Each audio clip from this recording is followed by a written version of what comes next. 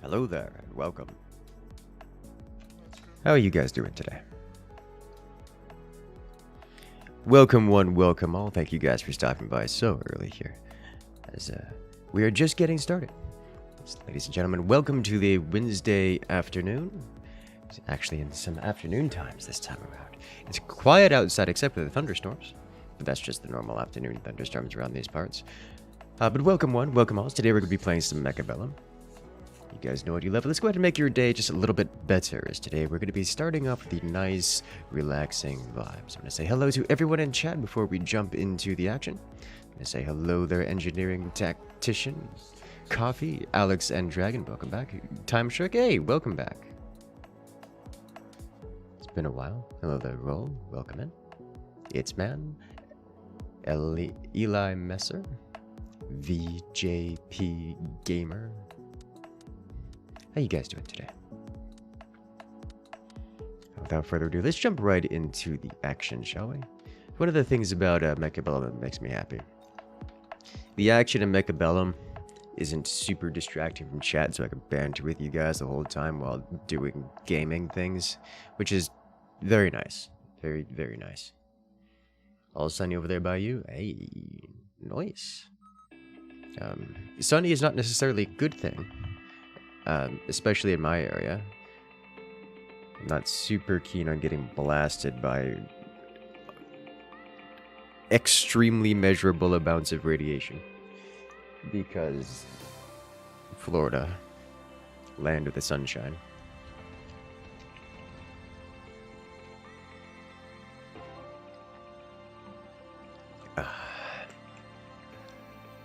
Alright, opponent's got storm collars and fangs. I've got storm collars and tank. I'm all about it. I imagine... Sorry, tank and... I've got tank and fangs. I imagine I'm going to be defeated this round. At least round one. Owing to the...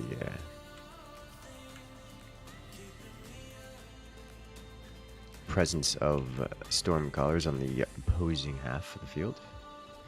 Man, did round one boat with aerial spec. Okay. Well, that's going to be difficult to deal with. Ooh, playing for the new update? Yes, yes I am. Is a good time. Finally able to catch a live stream. Welcome in there, Peter. How you doing today? Hello, Austin.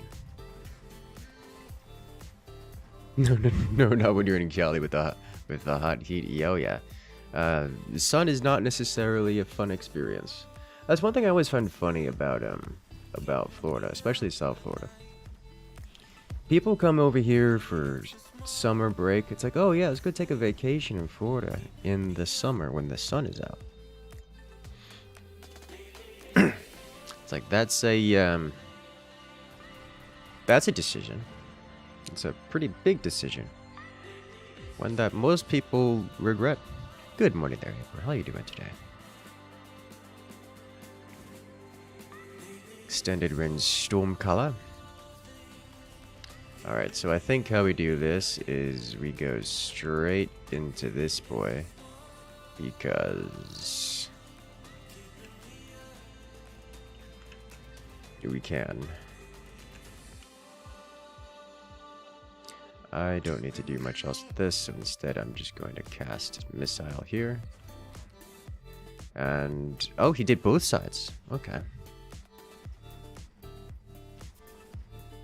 I was kind of expecting him to do some backdoor stuff. I didn't expect him to do both sides. I was thinking maybe one side, because doing both sides of the backdoor is, usually just a lot of information, a lot of resources put into a flank that just gets cleaned up. But you know, teach their own.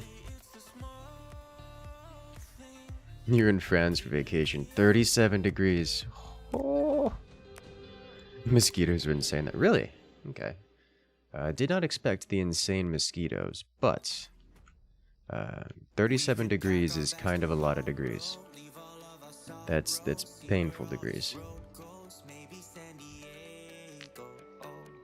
I'm singularly responsible for getting you into this time sink of a game. Good. I'm okay with this. I understand what I have done, and I take responsibility. Alright, I'm just gonna have to do another round here. We have our rear defenses.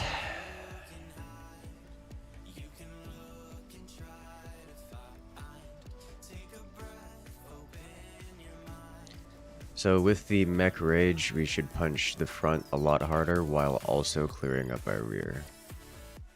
Which is good. Exactly what we were looking for.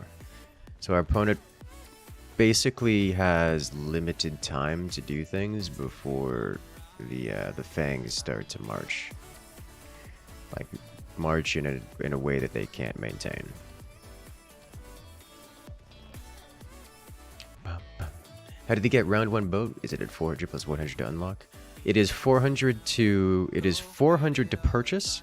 However, the unlock cost can be modified, both by giant specialist and aerial specialist. And the additional 200 monies can be obtained by taking a loan in round 1. Our opponent has not opted to speed up the game.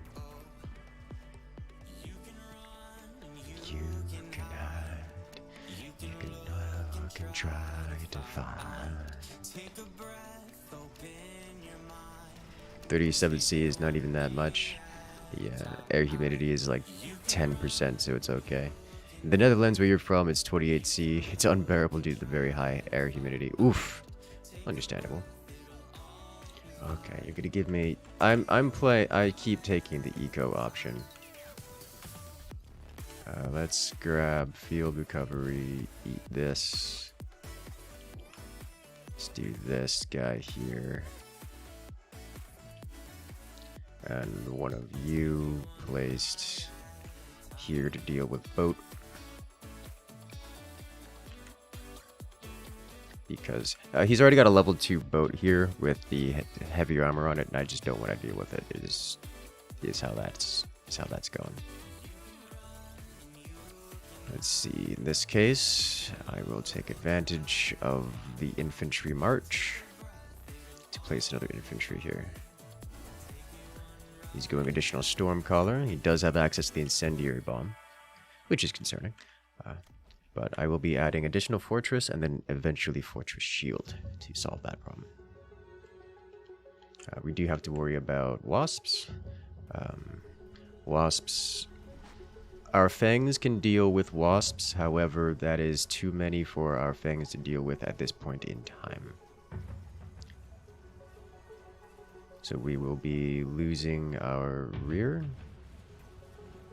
However, we break the right side, and we lose left.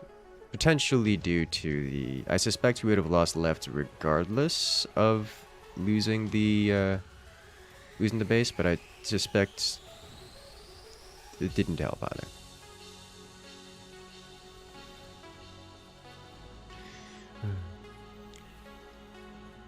Oh no. He's gonna kill my big boy. Not into it. Ouch. Pain. Because we both have Giant Hunter, every time a giant unit falls, we gain money out of it. So I'm not super keen on building a lot of giant units, but I kind of sort of have to. So that's what we're dealing with here.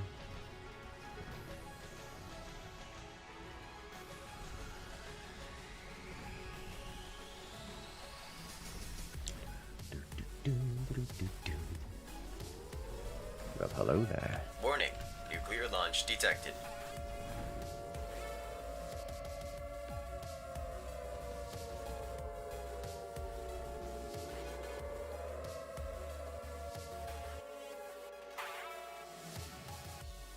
Oh my. It is now pronounced snooper. Well, well, well. If it isn't Crazy Moose coming in and dropping the nuke. How you doing today? Welcome in, Crazy Moose. Pronounced Snooper. I saw that. Oh boy. Okay, so problem.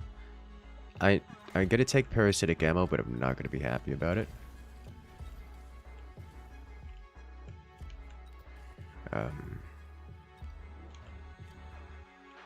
Because I feel like I'd need parasitic ammo in order to get the damage boost to keep up with things, but we definitely suffering a bit of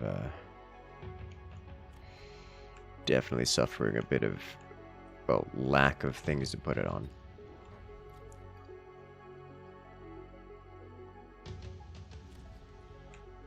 Let's see, I guess I can put it on a fortress.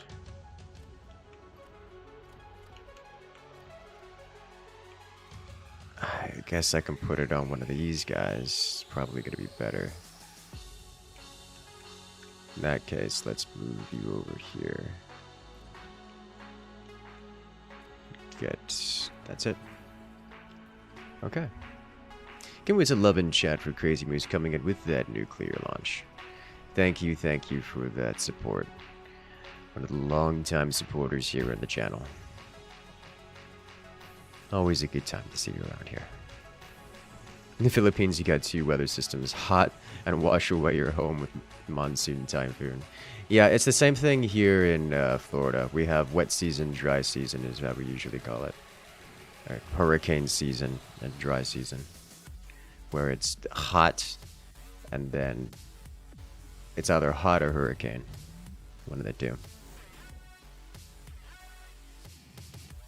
Alright, photon emission or smoke bomb. Let's go with photon emission just because it's a good unit.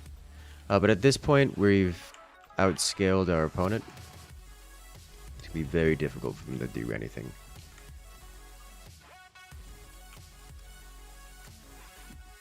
Let's punch through here. Got nothing else I'm keen to sell. I'll just grab some extra HP and move on. The boat, I'm not actually afraid of the boat, like at all. Fangs can deal with it well enough. We have multiple groups of Fangs here, and they're partially leveled. The thing about the boat that concerns me is specifically this one, because it's level 2 and has this heavy armor, so I need more than just Fangs to deal with it. Thus, the melting point.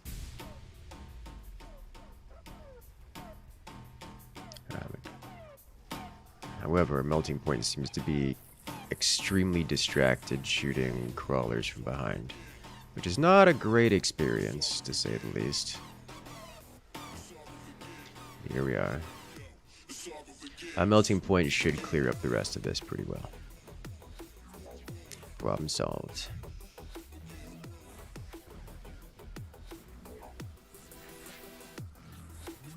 In the Netherlands, you have the simple brown mosquito that gives a little sting that itches a little. In France, they have them zebra-looking mosquitoes that give a big swelling where they sting.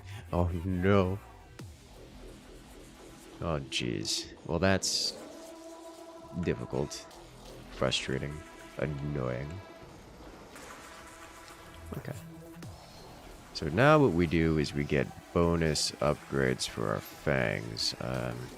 Let's thank shield over range in this case, just because a majority of the fangs are going to be wiping things out.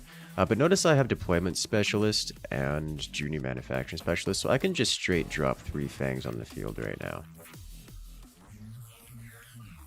Because I can, and for no other reason. So, good luck. You're gonna need it. Hey, he's got some balls. Impressive. That smoke bomb will do nothing.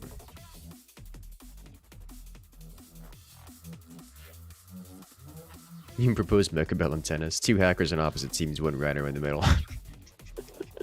You know, it is rare when we see that kind of thing, and it makes me laugh every time.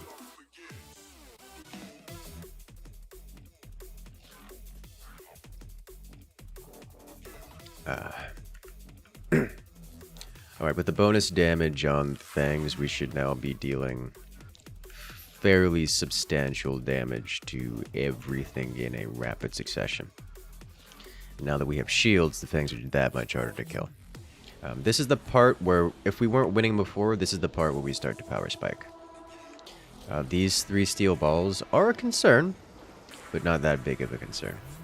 We'll drop the shields relatively quickly, but they themselves will get dropped relatively quickly. God, those crawlers barely even... Despite spawning in close range to us, those crawlers hardly make it to our front line. That's how much damage we're dealing with these fangs at this point. Just raw upgrades and damage output. Oh no! Well, that's actually kind of bad.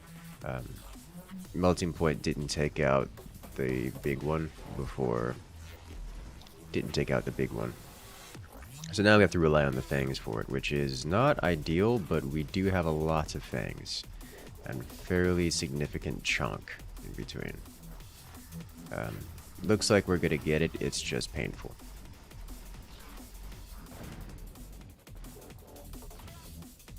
Nice. Well done. Fang together strong.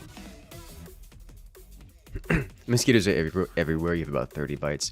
It sounds like you have that blood type that mosquitoes are particularly attracted to. I learned that was a thing because I have that blood type, and is a strong motivating factor to why I wear long sleeve shirts everywhere. In the Netherlands, you also have horseflies. You barely see them here. I think I have seen horseflies before. They're scary, but I don't really see them around here.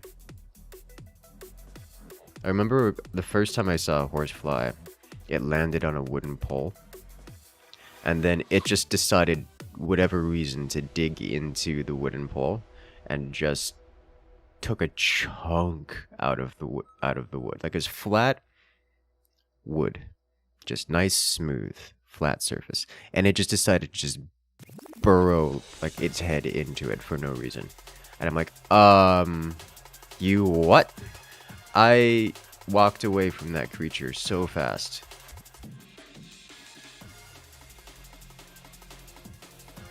Let's see, we can do Fang Stormcaller. Don't mind if I do. Our opponent did Fang Stormcaller last time. I'm keen to do Fang Stormcaller this time.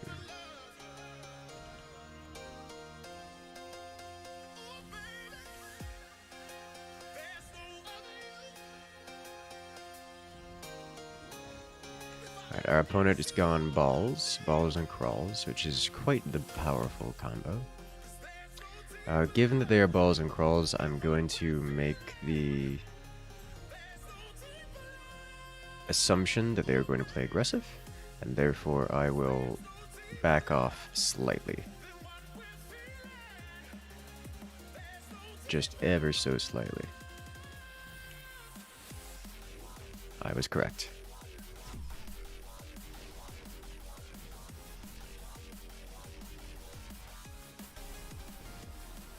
Okay. Honestly, you'd rather have wasps buzzing around than horseflies. I don't know how to handle horseflies. Like, to my knowledge, they aren't some aggressive creature. Like, wasps are just evil, violent, aggressive creatures. Horseflies, to my knowledge, aren't aggressive like wasps are. They're just terrifying.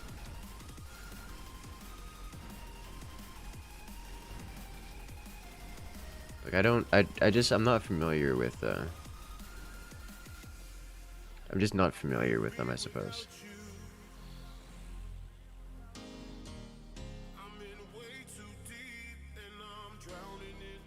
You see them in your vacation house too. Quite the dumb insects bonky in every window possible. Good lord. That does sound kind of funny when you put it that way. You have 4 big tokay geckos in your house. They eat mosquitoes, roaches, everything else that flies. Yeah, tokay geckos. We have tokay geckos in my area as well. They wow themselves all the time.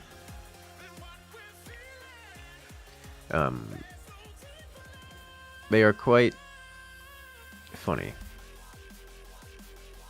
I'm going to say notably unintelligent creatures.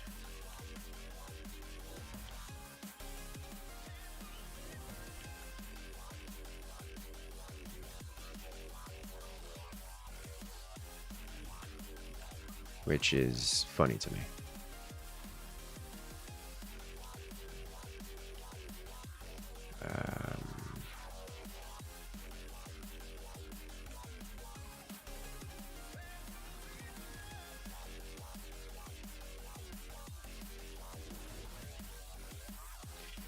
I want shields, but the steel balls are going to wipe the shields out real quick.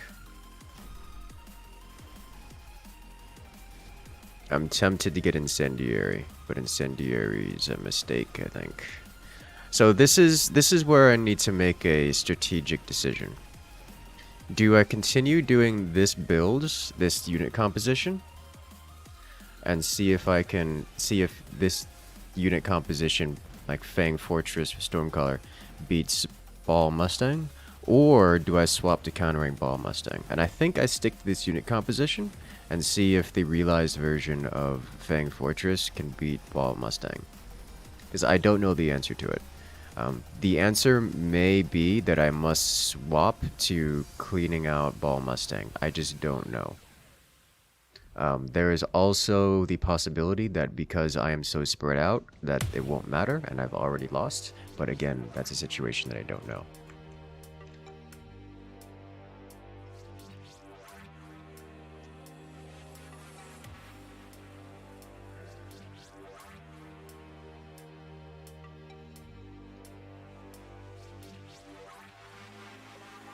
As it stands, I'm not clearing out the crawlers fast enough, so I need to do that first. And to that end, we use fangs. So I need to invest into fangs a little more.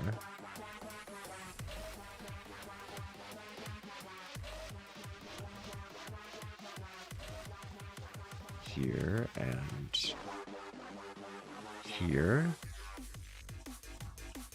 Let's just take this out. And then I do need to get fortresses as well. Probably more Stormcallers too.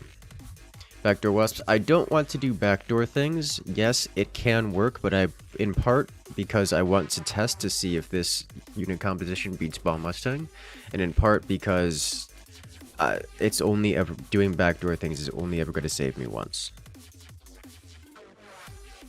Like, it's not a solution to the problem.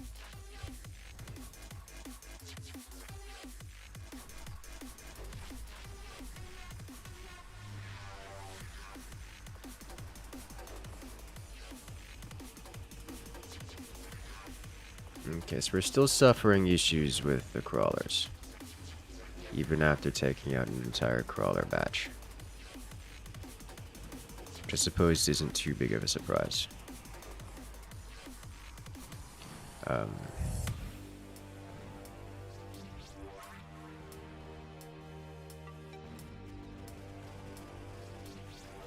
Yeah, these crawlers are ruining me.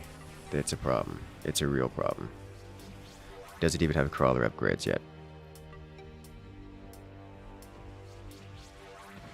You haven't checked out the new stuff yet? Any cool additions? They've redone some of the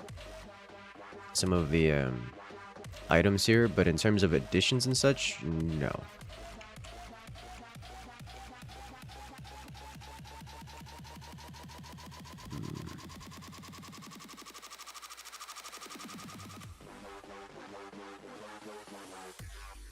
Let's see, 261.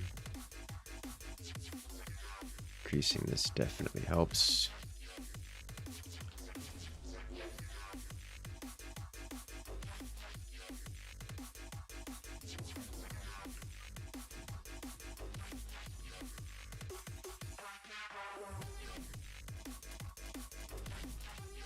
Okay.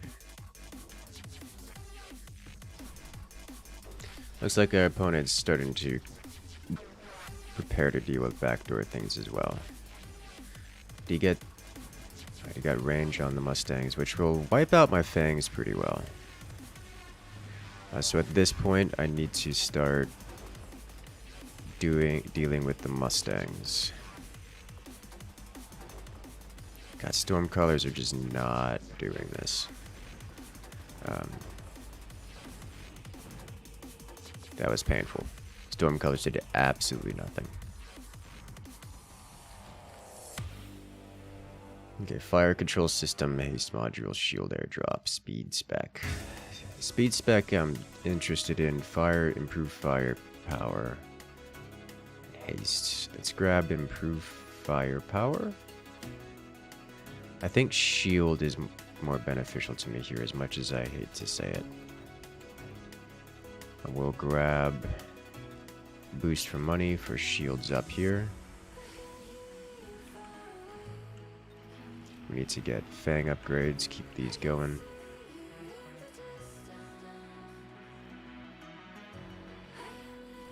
Here we go.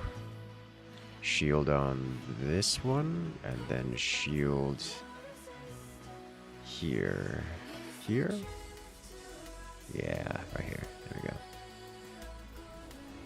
What did he grab? Speed spec. Speed spec does not surprise me at all. Okay. Is Fang spam build viable? Not really. With Fangs and only Fangs, you don't only build Fangs. You just swap into Fangs after doing something else. This is kind of sort of where I'm getting in trouble with that, because it's round 5 and I'm still on Fangs. The reason I'm staying on Fangs is because I don't want to swap off Fangs. Looks like we are getting backdoored, so I have to deal with that.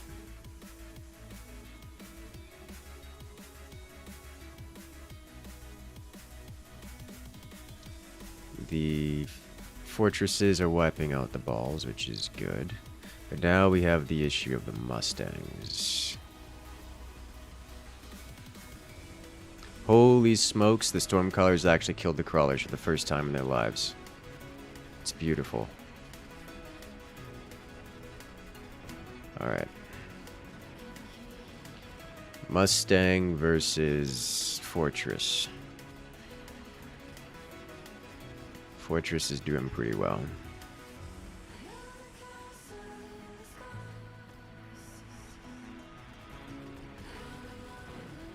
God damn it. The building debuff hurts so much.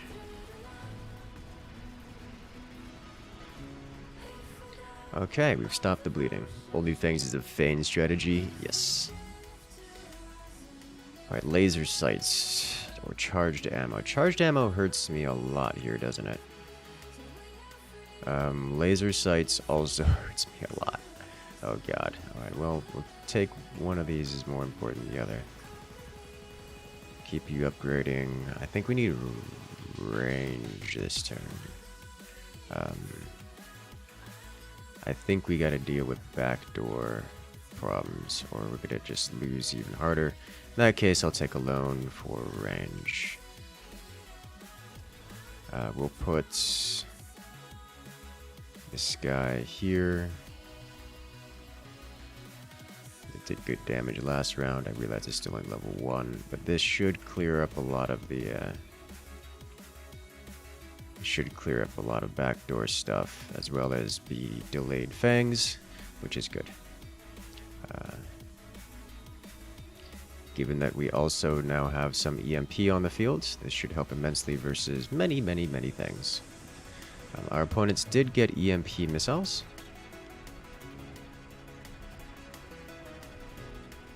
Let's see.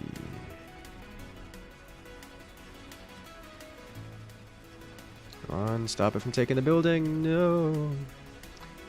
Not unexpected, I suppose.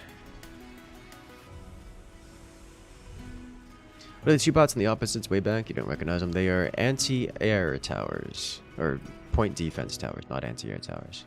They do point defense things.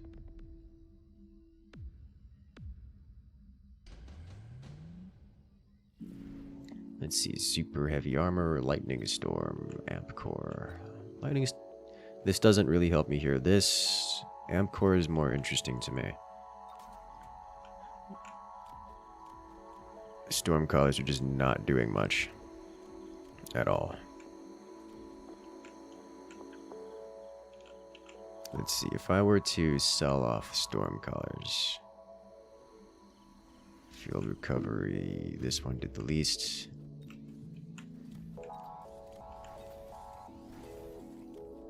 If I take out another loan, because I'm pretty much dead if I don't, I can get shields on here, which should help greatly versus things. Okay, amp core fortress. What range are these at? 135 versus 120. I can get an additional 15 to match, and then just generally get rid of this creature. Okay, he's getting bonus damage on the Mustangs, which helps versus the Fangs, but not quite as much as the explosive shot.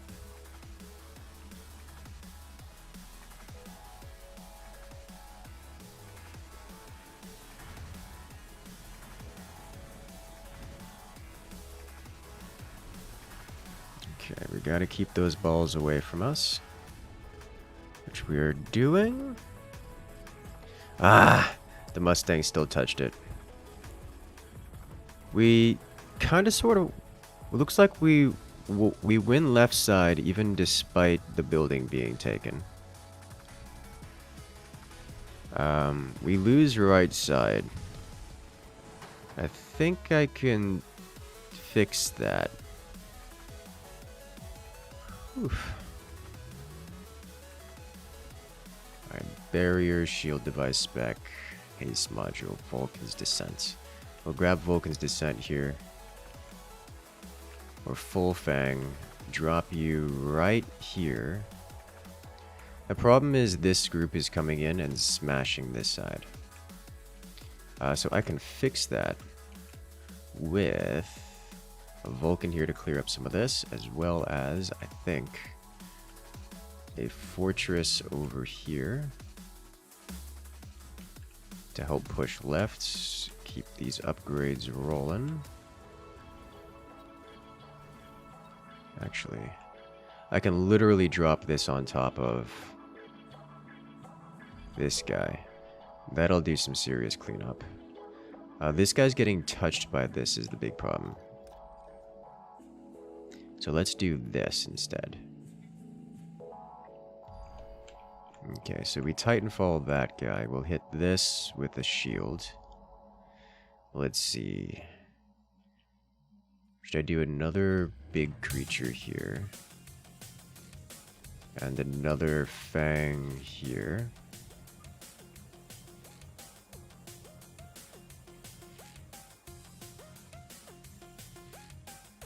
Yeah, we'll just do another fang here and then bonus range. Unless we have some cheeky madness happening? No. Alright, so we... Wow. Vulcan Titanfalled that,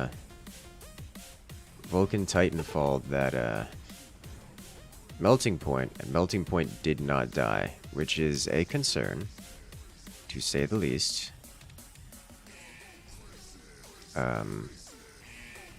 Okay. Well, he wins it. Okay, so lesson learned. This is... I don't think this was a... I don't think this was a particular mistake in unit lineup so much as unit composition, which is something I was not familiar with, so now we learn. Hello there, Dynasty. Welcome in. How am I doing today? I'm doing very well. Rocket punch your problems away. Tempting, tempting. Hacker, yes. Well, probably would have been Vulcan or Mustangs of my own. As he went basically mass crawler. He went ball crawler is what he did, and I need more dedicated chaff clear in order to deal with the crawlers, is what it was. More excited than a middle-aged housewife. Oh no. That has its own flavor of excitable.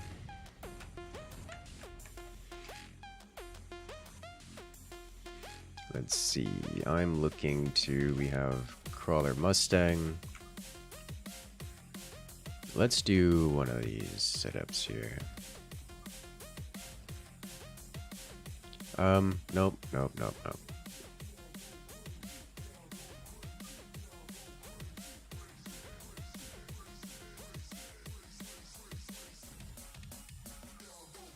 Back.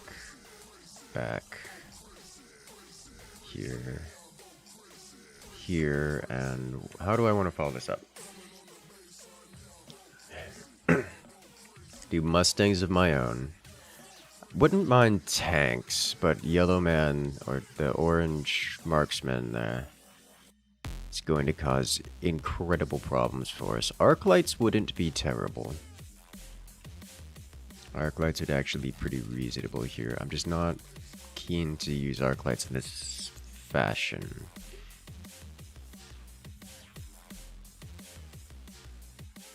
Steel Balls. Let's get 2 more Fangs. And then wait to see what our opponent does. Looks like they're sitting back defensively with heavy sniper investment. Okay. When you do so, may choose stew. I wouldn't... I'm a big fan of trying everything once. That sounds absolutely repulsive on several levels. But, if it's not poisonous...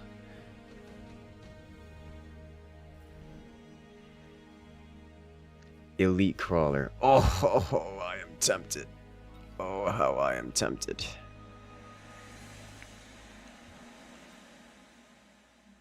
Oh boy. Alright, so...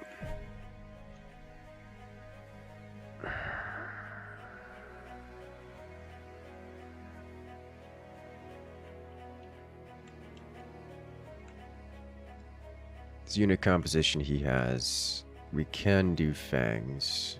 We can also do Fortresses. Don't really want Elite Crawlers here. I think we'll skip with this and go straight into Fortresses. Which I realize we're not in a good position to do Fang Fortress.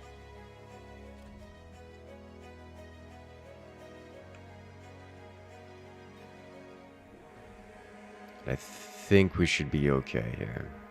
Stormcaller. I'm not super keen on Stormcaller here for 2 reasons. One, our opponent is far back, which means our Stormcallers have to push forward into it. And 2, our opponent's playing a more defensive playstyle, meaning they can sit back and rely on their point defense more consistently.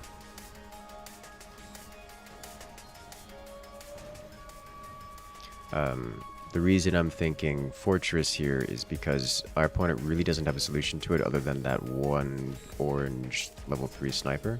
and it's going to become a problem for him to deal with. So he kind of needs to invest into more anti-big things, making him somewhat predictable that I can take advantage of by getting things like a Vulcan.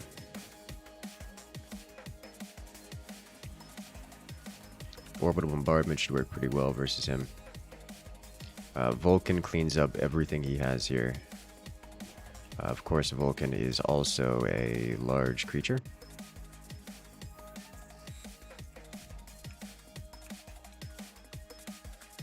And is vulnerable to being sniped.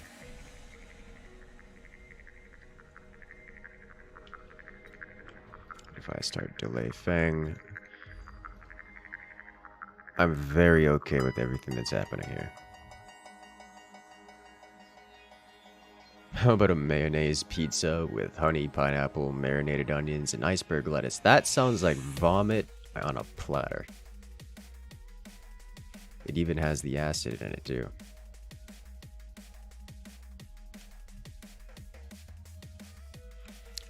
Of all the places he could have put the smoke bomb, I'm confused as to why they put it there. Also, I really should have put the explosive, the orbital bombardment, closer to the center line. It's fine. Hello there, Hawklight. Welcome in. More Fang instead of Vulcan. Yeah, that was the other option. I just need something other than Fangs right now. And the reason for that is because the Fangs don't deal with Crawler Mustang, and they die pretty hard to Stormcallers. So I need something that isn't Fangs. That said, I don't mind adding a little bit more Fang because, well, Fang is a terrifying option that our opponent's going to have to deal with eventually. Also, this orbital bombardment, incredibly effective. That was some serious effect for that fire.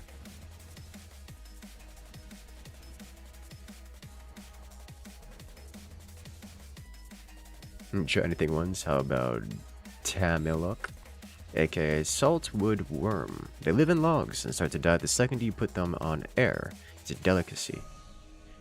I mean, I maintain I'll try everything once. I just don't know that I described that as a delicacy.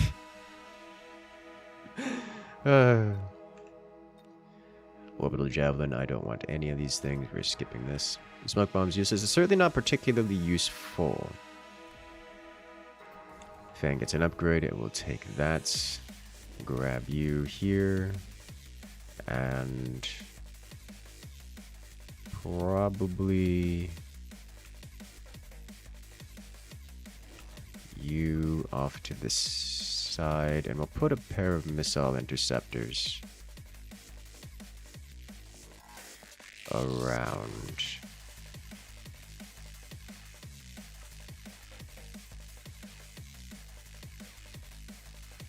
This should help us immensely.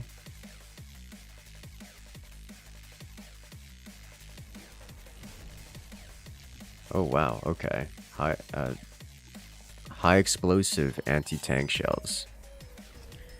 Double damage rockets. But they fire slower, which is perfect timing for me to get the point defense online.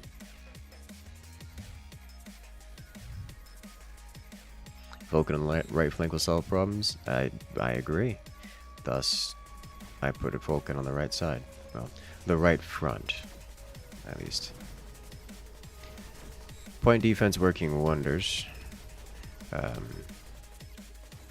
think next on the docket is energy shields and then Fang upgrades. Or energy shield, fortress, and then Fang upgrades. So I would need Fang upgrades and an additional fortress on the left side, which I can't do all in one round. Probably the Fang upgrades take priority over the fortress shield.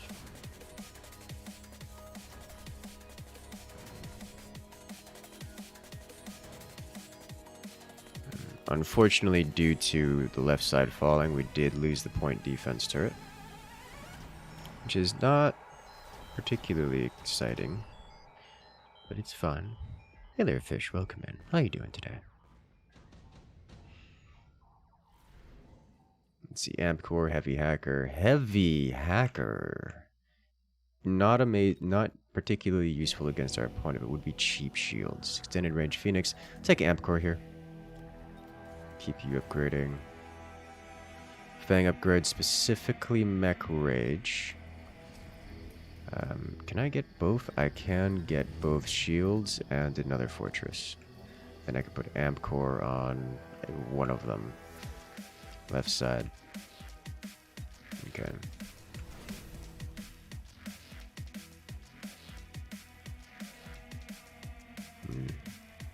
Extra damage and quick reload on these.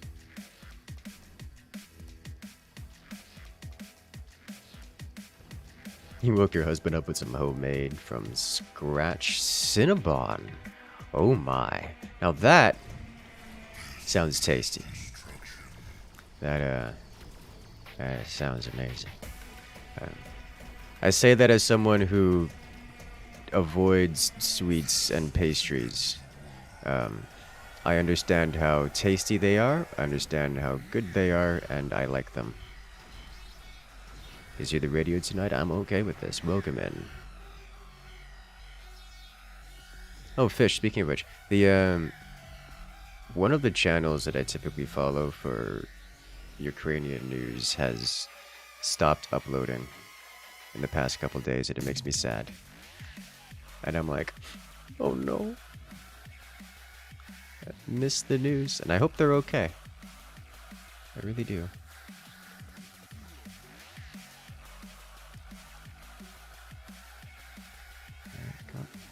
There we go. Alright, better. Let's see, we'll get you going. PD online. Probably range.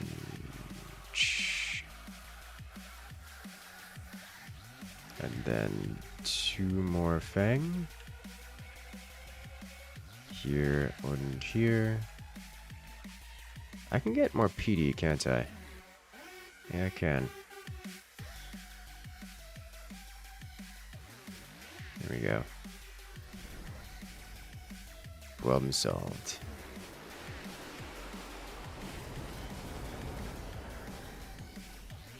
That was a beautiful incendiary. Completely wiping out his entire center line of defensive formation. Come visit Philippines to find a good lady. Watch your other stream, we briefly talked about the sad reality of Western dating apps. Yeah.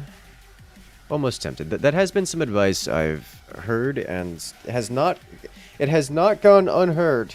Of literally going other places, like leave the United States especially. Like, especially over at Europe, it's a lot better. Like Netherlands, I've heard great things about. One of my friends, his wife is Croatian, and they are very happy together. So like, extremely tempting, like actually tempting.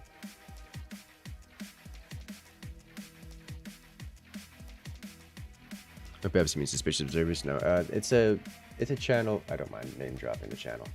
It's a channel called Reporting from Ukraine. They do these like 4-minute videos. They drop every day. Other than they stopped dropping videos. They dropped their daily routine 4 days ago.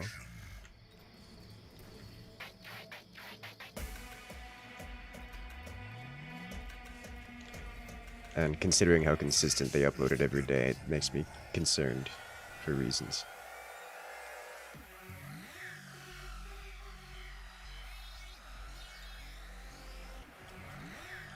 But it's probably nothing exceptional.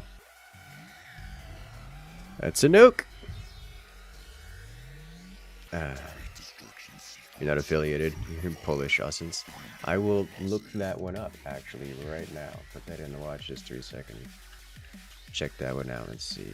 Polish Ossens.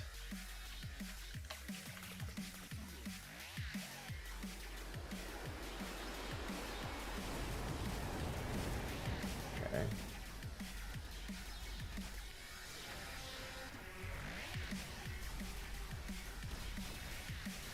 Okay. The guy got COVID. You remember? You do watch him also. Yeah, that's what I assume. It's just nothing exceptional. just typical mundane stuff. Just makes me say it. I understand how painful it can be to do proper videos while under the weather. But it's simply with American women chit-chat, they talk about gaining things. In Philippines, we go groups only talk about making boyfriend, husband happy. You know? That's, I could stand for that. That could be exciting to me and my interests. But, it's less about the gaining thing. I can live with someone just gaining if he's into gaining things. It's not that bit that gets me. I don't want to come off as saying, oh, someone needs to be all about taking care of me or something of the sort. That's not the case. Usually find people like that tend to be a bit grating, boring eventually. It's more of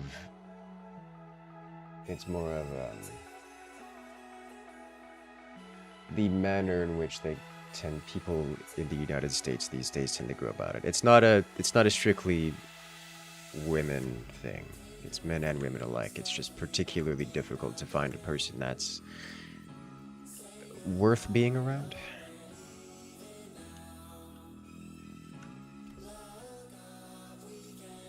I think is a good way to describe it.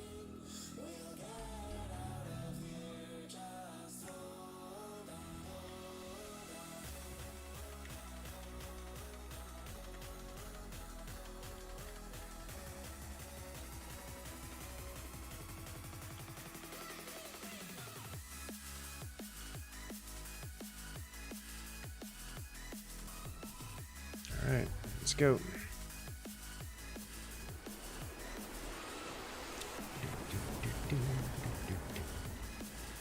Hey, they finally got the incendiary online. Good to see.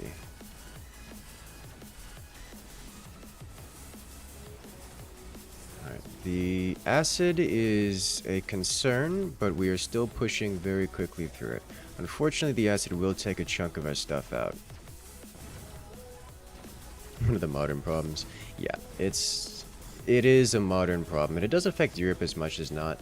It's just Americans tend to suffer from that issue a bit more.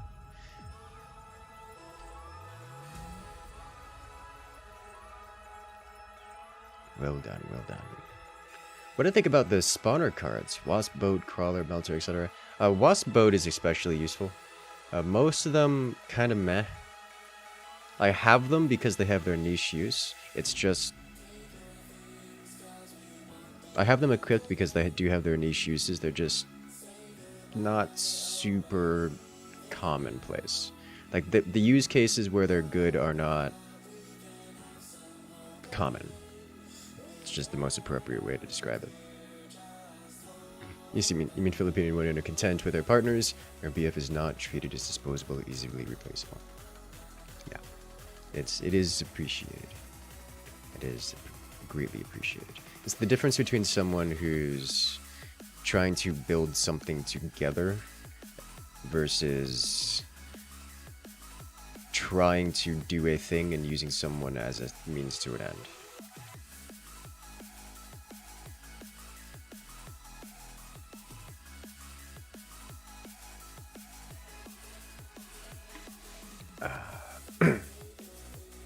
Let's see.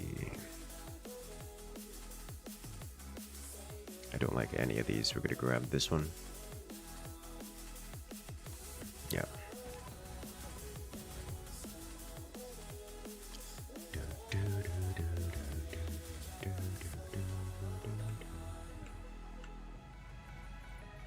Let's get out of USA, probably even is better. I'm tempted. I am tempted.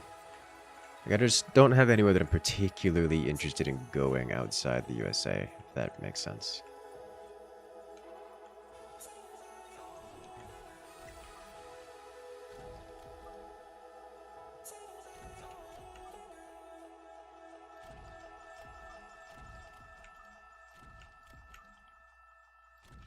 Like, Netherlands is interesting to me, Germany is interesting to me.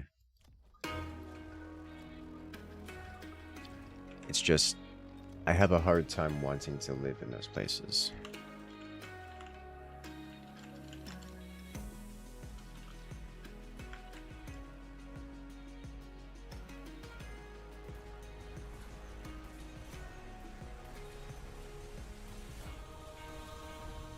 But it is something I'm considering.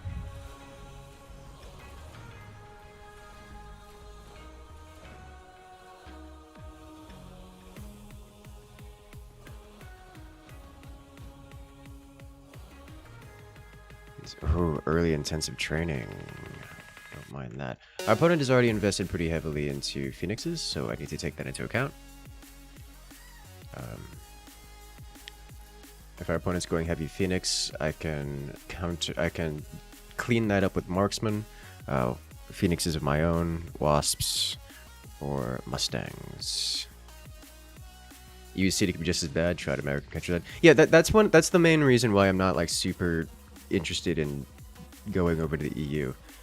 The crime rates in America are very centralized, very close-knit to specific areas. It's not like, oh, you have this big issue with crime in the United States. It's really not true. You have big issues with crime in specific cities, in specific sub-regions of cities. Like in some places, not even the entire city, it's just regions of the city. So once you get out of those areas, it's perfectly normal. It's completely comparable to EU crime rates. And so I'm not like, it's like, why spend the time to go over to EU when it's the same thing in the United States? It's just whether or not you're living in a bad environment, a bad area. You know what? We haven't gotten snipes in a while. Let's do snipes.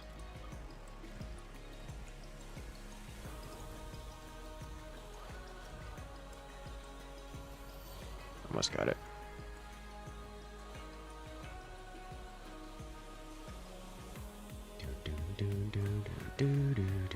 Benefits of multiculturalism in America for better and worse, yes. Do I have a favorite unit composition? I'm a big fan of Fangs. Fangs and only Fangs. You're from Slovakia. It's a very relaxed country. The women are very grateful. I don't. Again, it's not about... I don't like the idea of targeting women in this discussion because it's not about women. It's about people. It's more of a, are the people entitled? Are the people self-righteous? Are the people... Do the people value their ability to do things over their ability to work with the society to do things?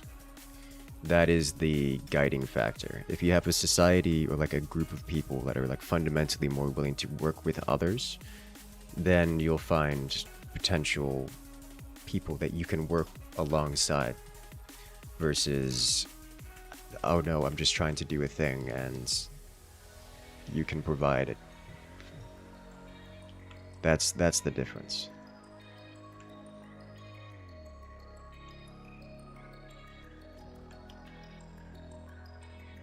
Do I need range here? I don't think I need range here. I would like 2 more snipes. We can get a tech. I think I will get a tech.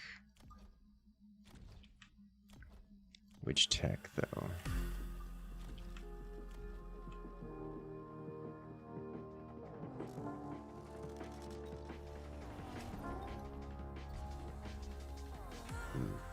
Top right side of Netherlands is way cheaper for housing.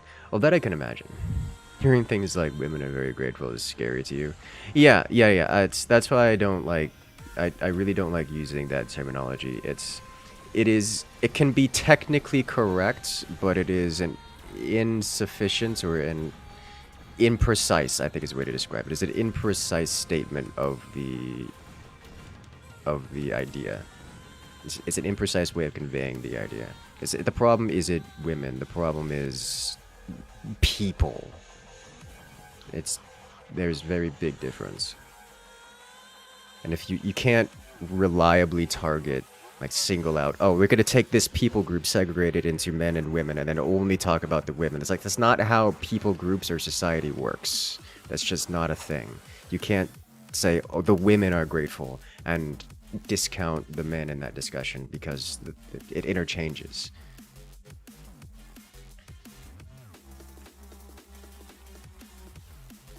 Attack, we'll take attack here.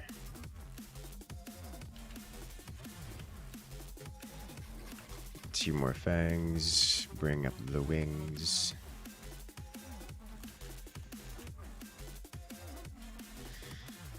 Let's see. I could do late fangs instead. Let's do that. How does 400 USD a month sound for a 2-bedroom, fully furnished house, 300 meters from the beach sound? It's going price in your area. You know, that does sound pretty good. I'm not particularly keen on water, which I know is a little bit backwards for someone in my position living in Florida. There's also the biggest factor for whether I can go somewhere or not is access to internet and the fidelity of the internet, which I'm largely unfamiliar with the internet capabilities of the Philippines. I imagine because of the oceanic region, it's not going to be amazing. Like comparing it to Australia, for example, which is a place notorious for having less than ideal internet.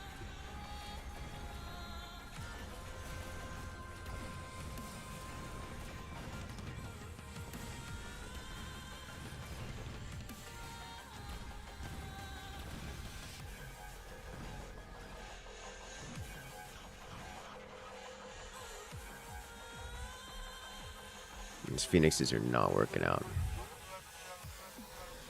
However, I am keen to grab a Mustang, slap it back here to help clean up those wasps.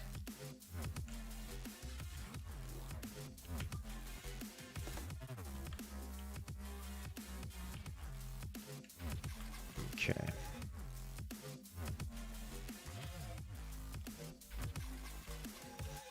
Tanks are taking hits as we want them to.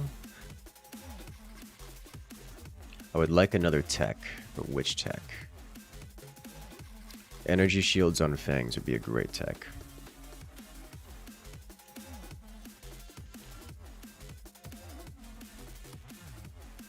I think I'll sell off. No, we'll keep things as is because we don't need to do anything rash. But I would like to get energy shields on, or shields on fangs. We'll save this round, see what happens.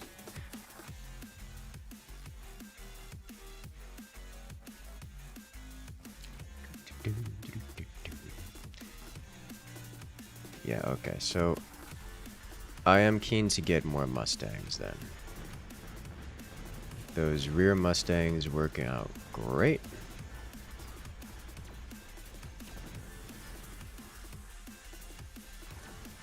I could invest into carry arcs. Maybe a little late for that. Because we're suffering... The reason I was thinking Mustangs is because we're suffering generic splash damage. Alternatively, we can go into only fangs and ruin some days.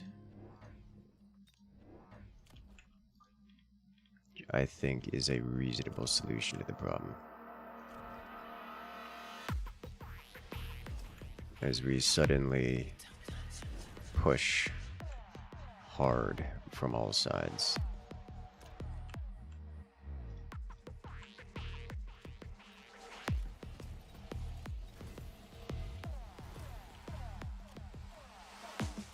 These fangs have done literally nothing the entire game, which is not a surprise in this context.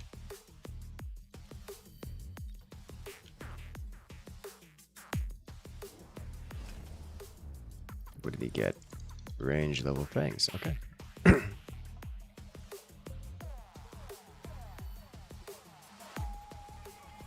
That's why your husband got Starlink. Yeah, that's understandable. Starlink is quite good. I don't know if I would be willing to trust that.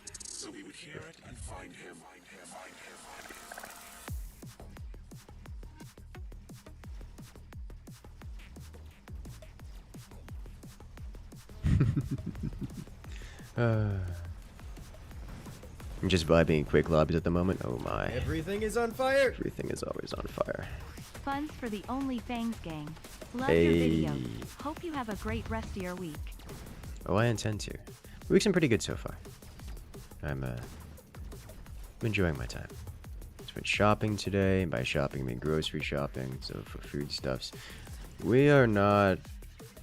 These Mustangs are ruining the fangs real hard, and we're not able to get through their front line.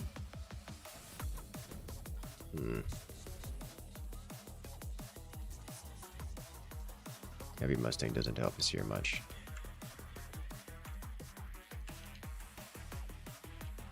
Alright, so if I get range here, we should be doing some more damage.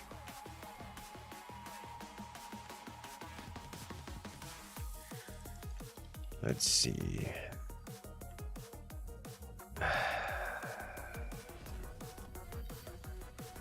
Hang this back so it stays out of reach of the Vulcan for a substantial period of time. Actually does some damage to the Mustangs, potentially. I think what I needed was actually more Mustangs. Like, there's not much else for it at this point, but more Mustangs.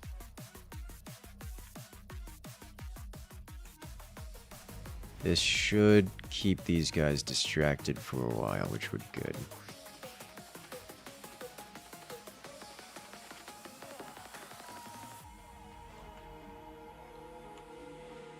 Comment on the thesis, some people are so independent to society adversive that it even impedes their blending into society, which they deem dystopian. Example you. It is a problem.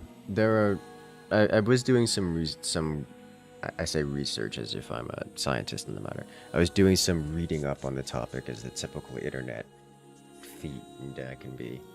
And it is a lot deeper and a lot more complex than I can realistically talk about, just because I'm not particularly well informed on the topic. But yes, there is some element of that.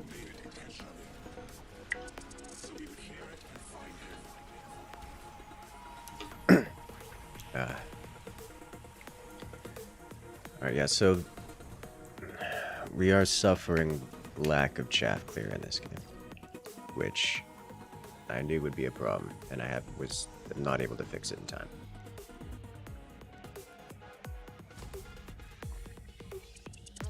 Well done.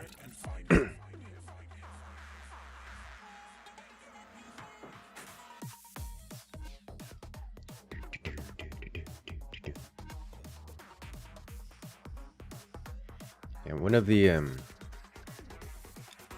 it's difficult. The thing I dislike about this particular topic is it's very difficult to speak about it without getting deep into politics, because politics is related there. It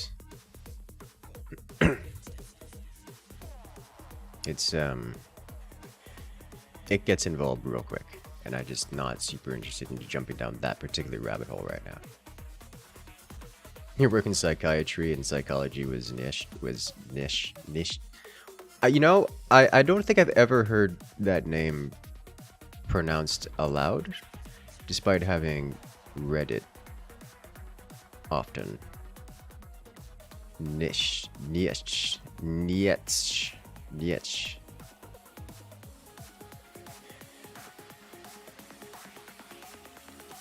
I don't know how to pronounce that name. Politics and religion is a quick way to get into arguments. Oh my gosh. Last night, my brother came over just because he wanted to. Because why not? Nietzsche. Okay. Nietzsche. Thank you. Last night my brother came over because he wanted to. So of course, politics and religion was the topic of the night pretty much all night long. I genuinely love it when my brother comes over.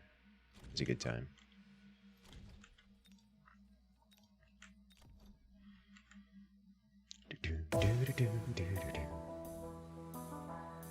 It's interesting because my brother, I'm going to describe it as very agnostic. But he has a deep respect for religion. I think something that could be described as a deep respect for religion.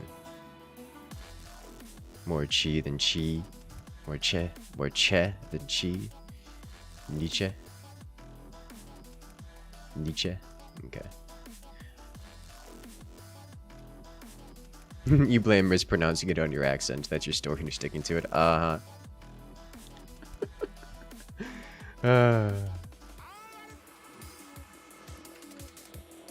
opponent hasn't done anything yet. They might be AFK. Yeah, I do enjoy arguments and such around like politics and religion and such. It's just, this is not an appropriate forum for it. There are many times and many places to have such commentary. This is not one of them. And it always makes me just a little bit sad on the inside because I enjoy it a lot. But it would be irresponsible of me to delve into it around here. Got something for you to pronounce? Gretchen? Is that right?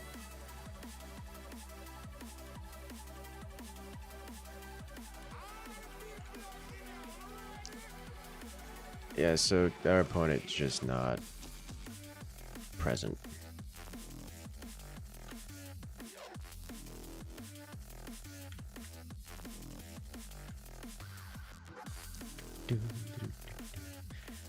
Well, I don't know what to do other than make things. So let's make things.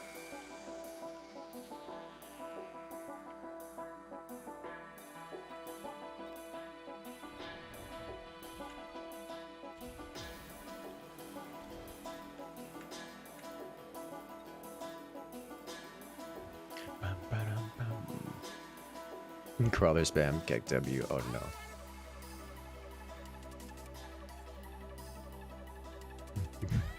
How did that get censored? You just said bloody. It wasn't bloody that got you censored. The censored word was German, by the way.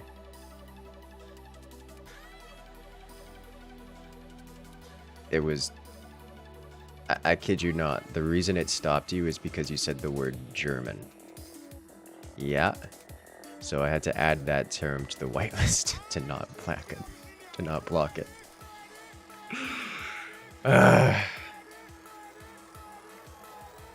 That was funny to me.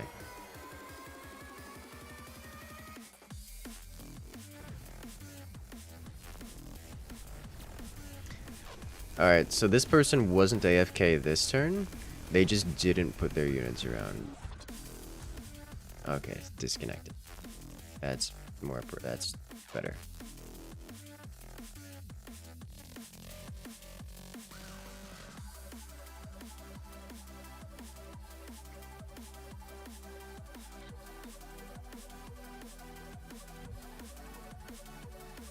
What's wrong with being a jerk? I have the foggiest idea. I don't know why it would censor the word. Lord knows we've had... This channel's been infested with Germans for a long time. I did not expect that at all. Ah yes, when overreaction to any historical context results in blanket word censorships. Hilarious. You know, it would be hilarious if it wasn't so sad. Like, what on earth caused that to happen?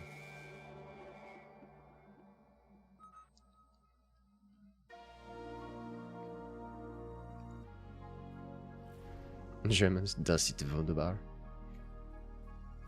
Ja. He liked to ban the word the.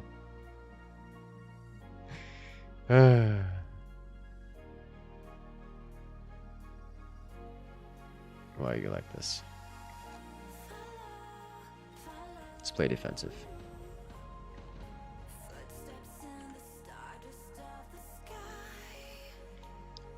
Alright, so Phoenixes wreck everything I have real quick, and our opponent already has Phoenixes on the field, which is immensely concerning, but play with it nonetheless.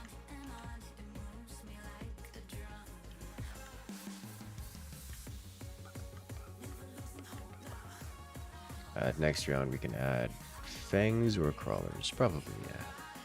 Probably fangs. Thought to yourself a few years ago, the forts would be very popular in Germany. There's a new game soon to be released that I mentioned it. I think I mentioned it. I don't know if I mentioned it on stream, but it's got a release date coming up soon.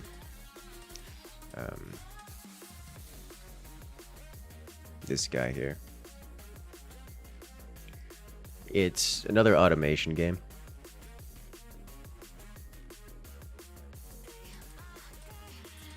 And it's interesting. Very interesting. There's 2 pro-German fort teams. I think there's more than 2. I can't remember. There's a lot of German teams, and I don't remember how many of them were in the Forts Pro League. Tried playing forts in Asia. Your ping is 900. 900? That's like more than all the way around the world. Like even like even the Chinese only get something like 350.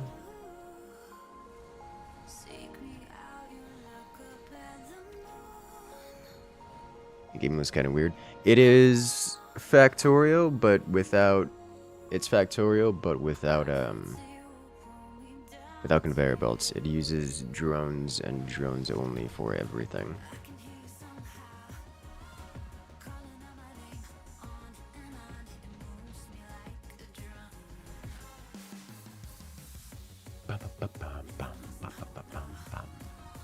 Let's remove this. We need these guys just kind of everywhere, I suppose. We need one forward so I can get technology involved. Add an extra unit on the fields.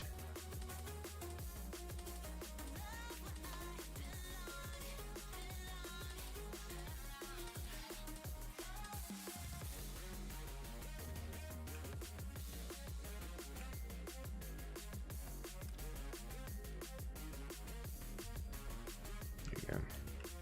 Okay. Drones give me straight to logistic bots. That's illegal. It is definitely different. It focuses on drones and logic. Like it has an actual. It has a very large and extensive programming system, a flowchart style programming system.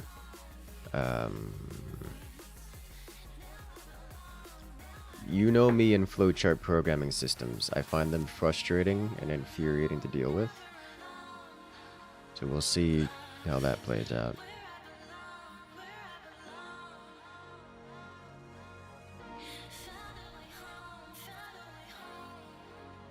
Because, here's the thing. Phoenix is just better sniper units? No. Phoenix, they're different. That's the best way to describe them. Different sniper units. Is it like Ministry logic? Yeah. Yeah, it is a lot more like Ministry logic than most other things. You can do a lot. Like, one of the things I haven't actually tried doing this specific thing, but it is one of the things that I want to try to do. Have basically a system of bots where one bot goes out and finds minerals, like ore deposits in the world. Then once it finds an ore deposit, it will beckon other robots, other dedicated robots to that position, which those dedicated robots will then will start harvesting all of the whatever ore it's found. And then have another bot dedicated to just transporting all the ore that is harvested from the mining bots back to base, and yet another bot dedicated to fueling and maintaining the mining bots.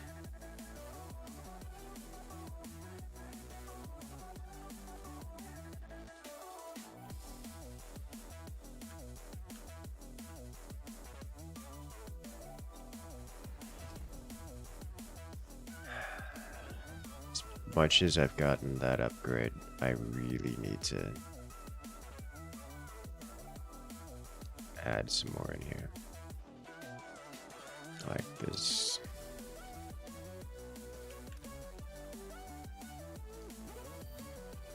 Okay.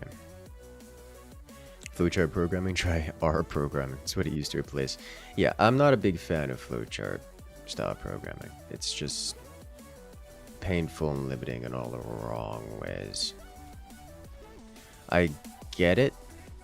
I get why it exists. I get why it's used, especially in the context of a video game where people aren't trying to, you know, spend time learning language. I don't like it, because I've spent the time learning language, and trying to work through flowchart is just an unnecessary pain.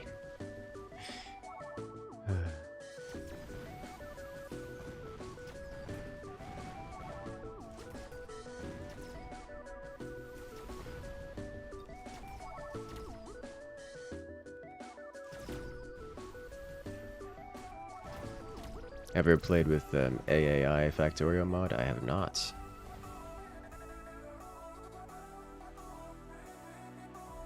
You come from nautical families. He always found flowchart programming very easy to navigate.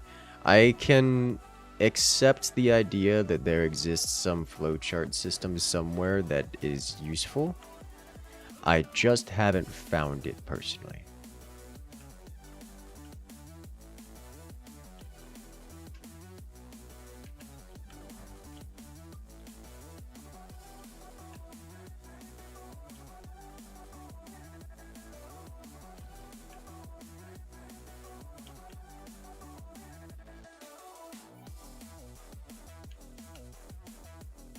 Yeah, that one's 1-4.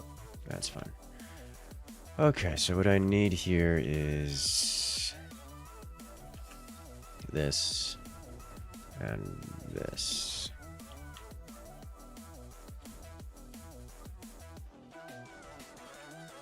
Okay, I should be getting range here eventually. Let's grab this guy to punch a little harder. Go. He's getting the fist going.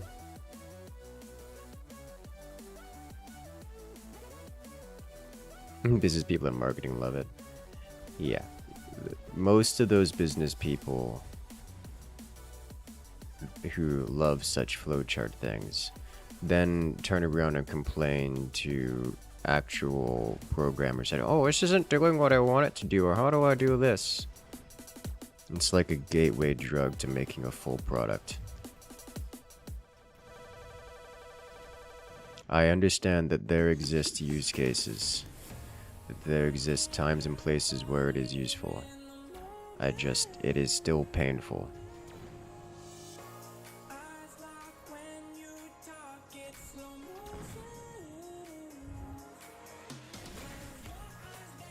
Very painful. Oof. I'm curious, from a nautical family, flowchart programming. How does flowchart programming work well in the nautical side of things?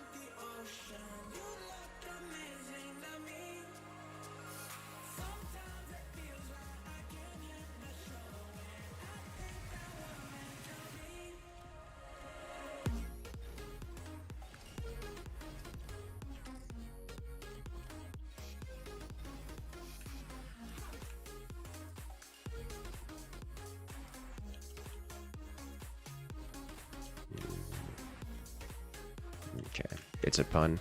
Oh. Okay. Makes sense.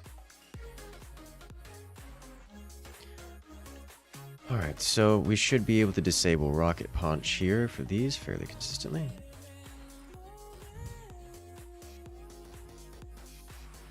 Hello there, Andreas. Welcome in.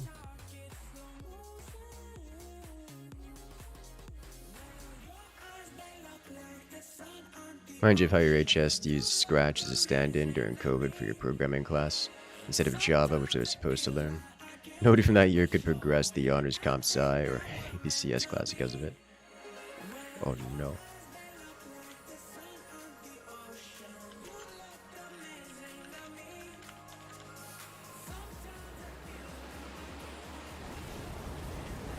I'm entirely unfamiliar with Scratch.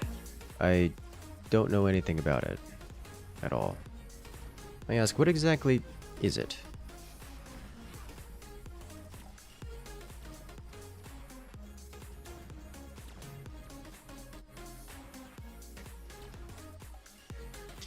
Okay, so it looks like we need more shield pen for those fortresses. Scratch is block pro. Oh, okay. Oh, we're dead. Okay. I didn't deal with the shields well enough. I was thinking the snipers might be able to deal with that. I was wrong. Just outscaled. And block programming, flowchart programming, I can't. It's so bad. It's so unintuitive and hard to actually... The thing about flowchart programming, block programming for the similar reasons, it is incredibly unintuitive and difficult to learn. Because the way in which things flow together are arbitrary to the person that has created the system. And so for someone who doesn't have any preconceived notion of how the system works, they have to, instead of figuring out how to use a system, they now have to figure out how to use a person's specific warp or like perverse nature of an already complex system. It's like saying, hey, open this box. No, you're doing it wrong. You're supposed to use this one specific object called a box cutter. You're not allowed to use scissors, you're not allowed to use your car keys, not allowed to use your fingernails. You have to use a box cutter specifically to slide open in this one. Instead of just opening the box, you have to do it via this one specific and strange way that whatever person decided to design it. And it makes learning and using those systems so extraordinarily more difficult that it's... I find it incredibly hard to justify using it in most circumstances. The exception being in circumstances where the person is actively not attempting to learn how to open the box and instead just needs it open without ever having to consider it again.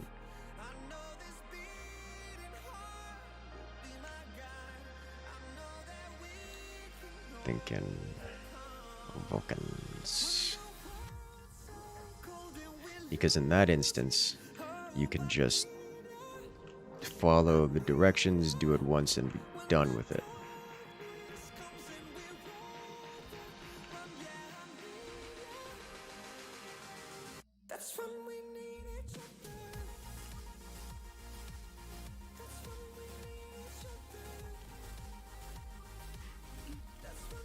But for teaching people, that seems like a mistake. Like it just feels like a mistake.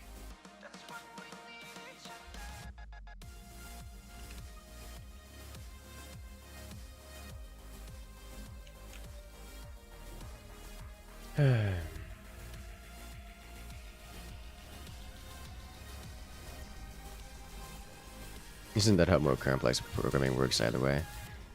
Kinda, sorta. Programming languages, I mean, there's a reason they're called languages. They're languages. They're not like a pre-made set of actions. We do, for the purposes of teaching, generally give people libraries, which are a lot more like block programming. But the difference is that a library doesn't prevent you from using the full language. It just gives you the options to use a block if you want to.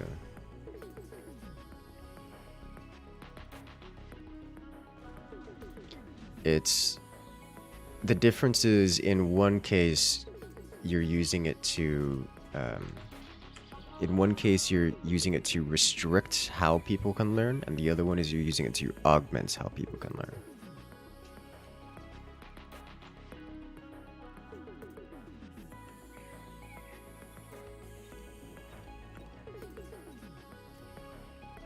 Like, for example, when I was doing my first programming course,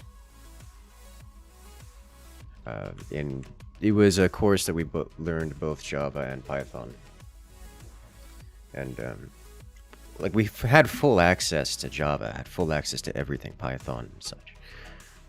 But for all of the actual homework assignments, we would be using libraries. My response to a problem presented by one of the homework questions was to just stop using the library entirely and just do it via full, like, regular Java interactions, like baseline Java interactions, because I just didn't want to. I was tired of the restrictions imposed by the library, and that was available to me because we were just learning off of pure Java.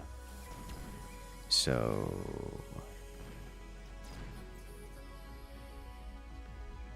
the ability to utilize more than just the tools given to you is a big factor.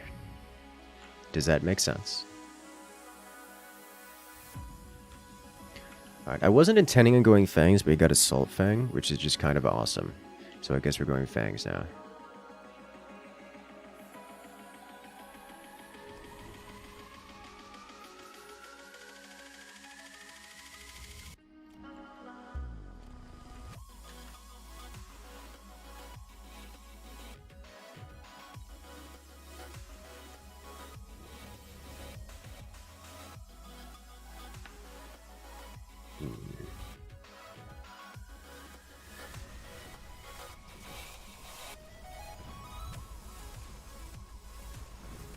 Yeah, those tanks are going to wreck my ground.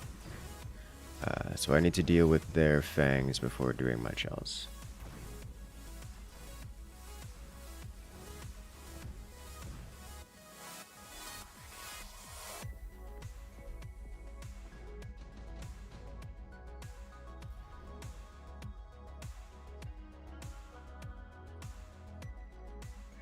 Electroblasts, redeployments. I don't really want any of these. I'll pick this one up because it's just good. I will grab shield here. I'm investing too much into fangs this early. I don't know what I'm supposed to say, baby, before you walk away. No, I'm in the wood, I'm in the race, chasing the time. I've been meaning to I'd like this shield to go away, please. Problem. Okay. And I don't mean to be the guy that wanna push it to the side. Another line, another lie, you know. So when I leave you, You'll never go hungry if you can do flowchart programming, though. Because at the end of the day, you'll always have spaghetti to eat. Oh. Oh, jeez. That's a good one. I like that one. Have I heard about Rust? You would like to learn it, but never any good reason to do so. I've heard of Rust. I haven't done anything real with Rust. I just haven't had a need for it. I mean, I'm sure it could be used for something, like something meaningful. I just don't have a particular, like, application or motivation to use it. now lately we popping on the edge, and I kinda regret some things I said.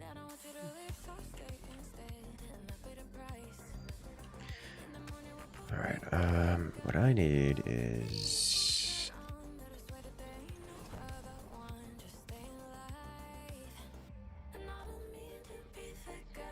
this with this with this and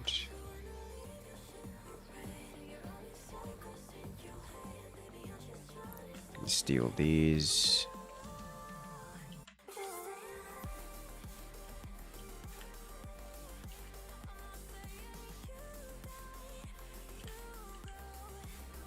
Okay. Let's go.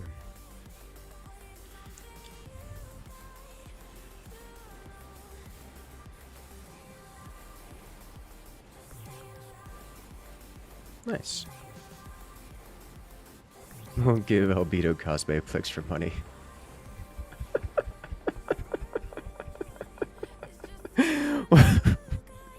I don't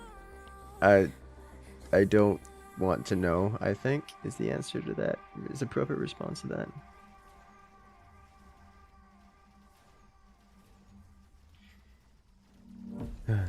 Alrighty, have a good night, fish. Good luck out there. I know it's the wrong way to teach programming, especially people who want to learn to program but don't have a knack for it yet. Block programming helps with the barrier to entry. Even library programming. I don't know, man. I've done tutorings, like I've taught, I'm not sure. My opinion on the matter is, why not both? Like, why do you have to restrict? Why is that something that is interesting? I see no motivation to restrict the option. Like, libraries, I think are great for teaching people. Because you can handle a lot of the mundane stuff behind the scenes.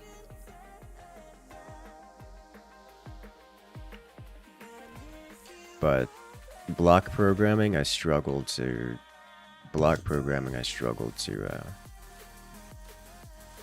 justify. It's just very restrictive. It removes learning opportunities from people, and I don't think that's a good thing. I think that's like actively a bad thing.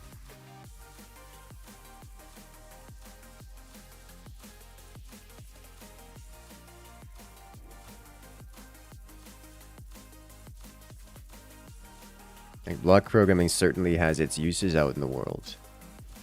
Like, and flowchart programming certainly has its uses out in the world. It's just not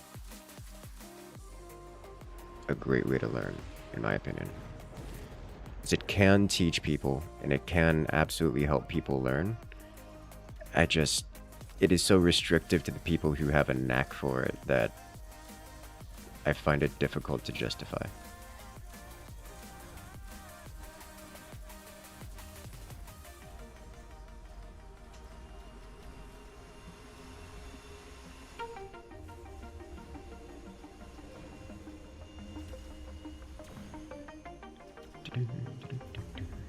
Alright, so our opponent's lacking shield pen a little bit, which is surprising given the amount of snipers they have.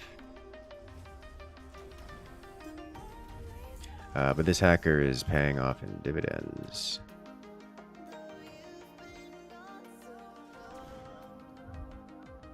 You can see that black programming is great for kids. One's very, very new to the concept of programming. Yeah, it can certainly work in those instances.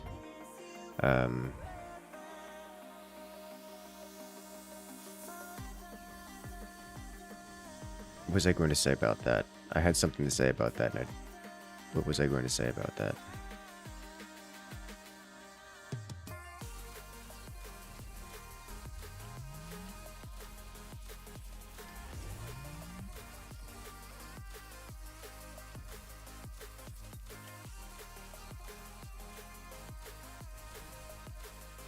Not a fan of LabVIEW. Not particular. Like, LabVIEW's fine. It gets the job done for what it's supposed to do.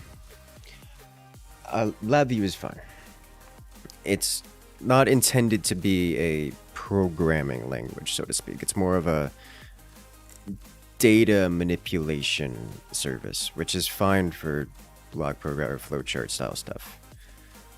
It's a bit different, or I guess it's block programming, more style stuff. But even the thing about teaching programming is it is less a technical challenge than it is a mindset. You have to, it's like teaching algebra in math. You have to teach the idea of moving things around. You have to teach the idea of manipulation.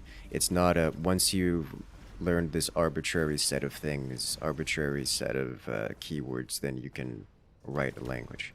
It is a mind state. And block programming, flowchart programming does not affect that. It doesn't teach the, it doesn't teach programming, really. It teaches how to get something done with a programming interface, which can be, to some people who are very unfamiliar with the idea of programming, it can be a good first step, a good hurdle to get something through the door. But it is not a good way to teach the language, because it just doesn't teach the language, really. It teaches how to get something done, which is a very, very different end goal. Similar situation when I experienced a class where it was a pre-calculus for business majors class, and they were getting to the idea of derivatives, and this particularly was one of the midterm tests, and the class actively refused to teach people what derivatives were or how they worked. They only taught explicitly how to use them. And when I say explicitly how to use them, I mean, they would say, calculate this derivative. These are the buttons you need to press on your specific calculator in order to do so. The test itself had pictures of the class mandated calculator, where you had to literally describe, like, tell which buttons you needed to press on the calculator in order to calculate derivatives. Now, for those who know what derivatives are, any kind of, I know we have a lot of engineers here. Derivatives are not that complicated of a subject. But I mean, hey, you know, maybe because I'm an engineer, I'm biased against it. Derivatives are also a particularly common word in business, and you kind of need to know how those work, or else, you know, you suffer some substantial inability to function, to properly analyze and estimate your business ventures. And here we have a university degree class who is actively refusing to teach their students what derivatives are in place of just telling people how to utilize those specific functions to get the job done. It is easily, like, I don't know how to better describe how appalled I was when I saw that.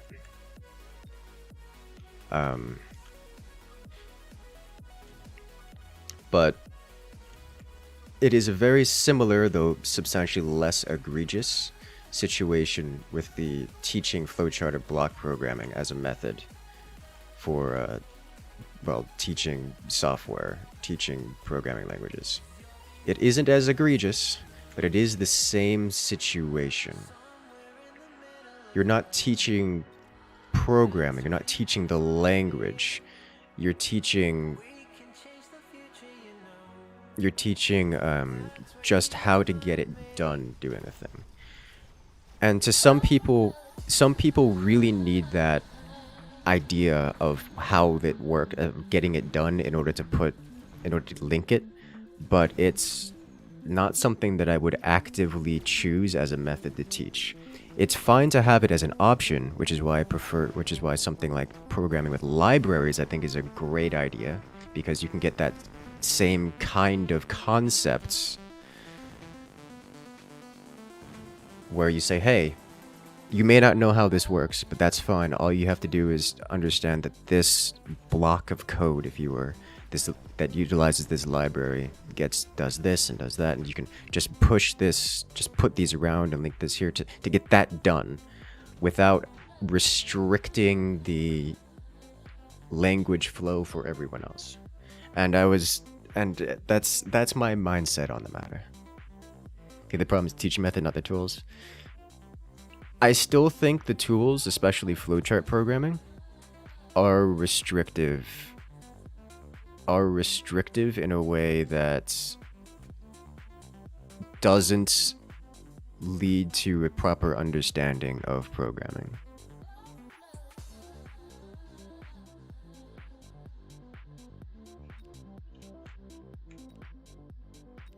Pure firepower control, Phoenix.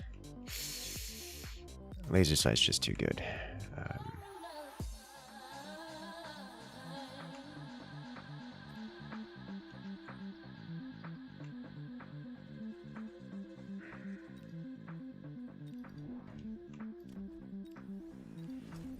Save the lecture money for next round.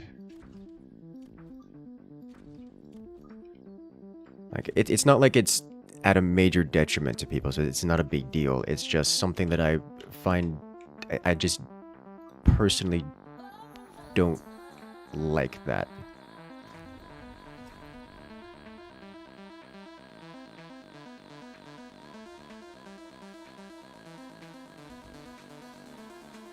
Like it's fine, it works. It's just, it's like starting off at the wrong foot. You can just put the right, you can always just bring the right foot forward. It's just not, it's an extra step you have to go around that's just unnecessary. For most people, it's unnecessary. And for some people, you kind of need the extra. You kind of need the extra mess to go around it.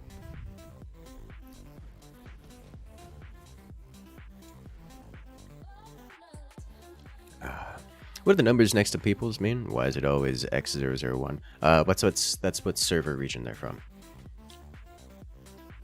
Basically, it's what language they speak in their primary language, which, in all honesty, doesn't mean too much, because we have active language translation. Anything I type appears in whatever language they want, which is nice.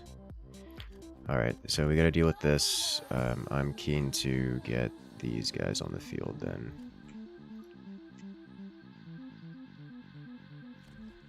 I'll probably give them range soon. Speaking of range.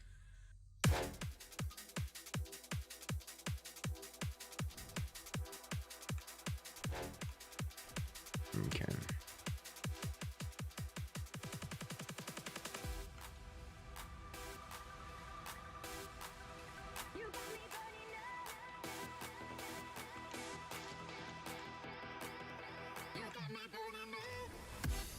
It's fair. You can just speak as a person who started out with code programming, and then libraries and actual code. No, it's your profession. Yeah, no, it's not like it's gonna. It is a legitimate. Everything I'm talking about here with this difference, it is a nitpick. It is not a substantial, like, major overarching problem. It's not going to stop someone from learning code or whatnot. It is something that has always frustrated me, because I'm the one who has had experience either being around people who didn't need the extra support, to the point where the restrictions around a lot of those code programming methods were actively annoying to have to work around. Like, I had to put extra time and effort to work around them. So, like, I just have the experience of being on the negative side of it, even as a student learning the systems. So I don't have a particularly fond memory of those style systems, and it's still true to this day. But it is a perfectly reasonable system to learn off of. Which is why when I explicitly mentioned it wasn't nearly as egregious as it's not nearly as egregious as the whole business majors math Class. You still remember coding microprocessors and assembly binary?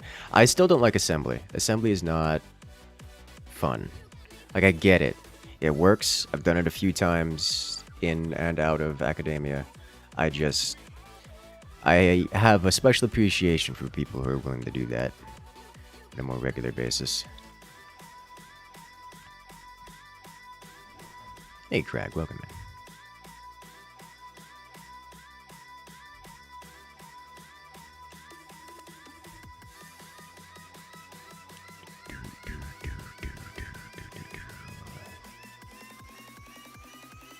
Busy tonight? Understandable. Alrighty, Crag. Good luck out there. Have a good one.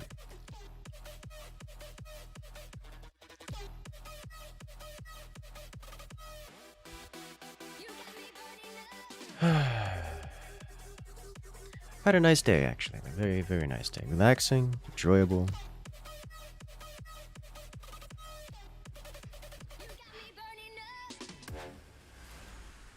I don't know if you guys saw, but Dark Tide got some new drops, new content.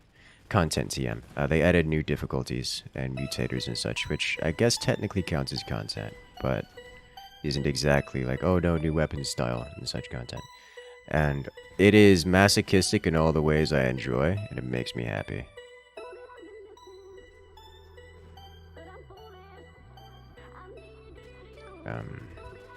On the topic of this game, we got the legendary advanced firepower Vulcan, which means our opponent's gonna have a bad time. Dark Tide got some crafting reworks and difficulties. Yes, yes they did.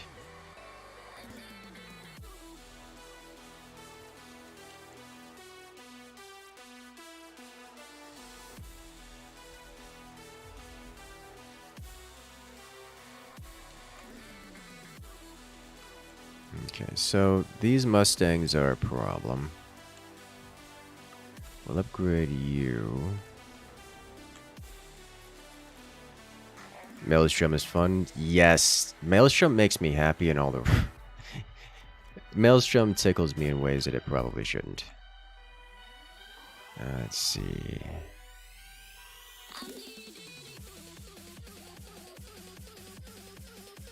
Honestly, I think Incendiaries here is just too good to pass up, as much as I don't like having Incendiary on this.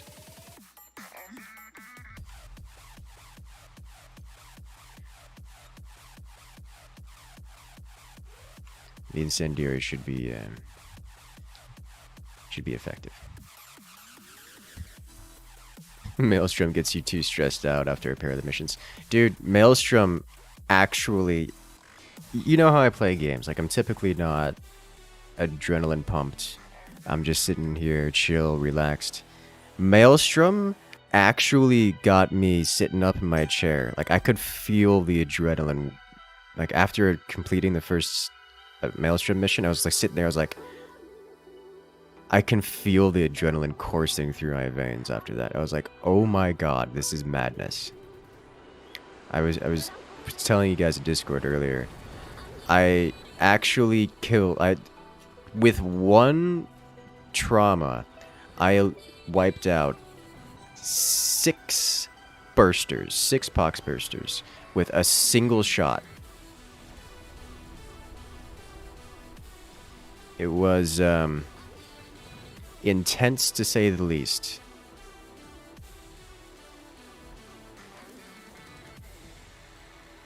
Like, it was crazy. And that's every Maelstrom. Every single one of them is like that. So I do not at all... Like, I can sympathize with that. Empathize with the need to not play after 2 missions. Right, so we need to break these a little bit more consistently. Some color anti-shield. I think what we're going to do is Fortress.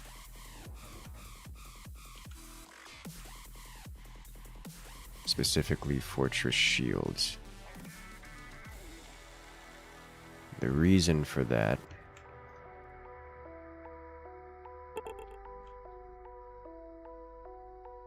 is Fortress Shield allows us to... I don't want to do any of this yet. Let's drop one of these guys behind just in case. Fortress Shield allows us to both have a shield and pen shield a bit more. Because like we are struggling a bit for shield pen, but not super hard. So just the fortress, I'm guessing, is going to be enough.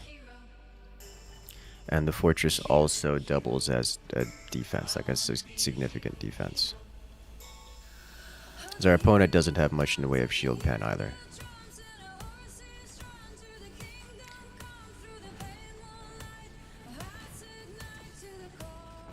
Member texts me. Yes, yes it is.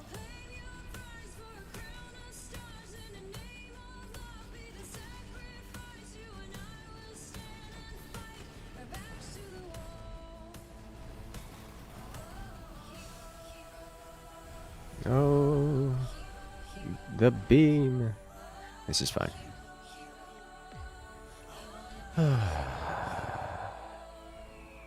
Extended range Phoenix skill cooldown.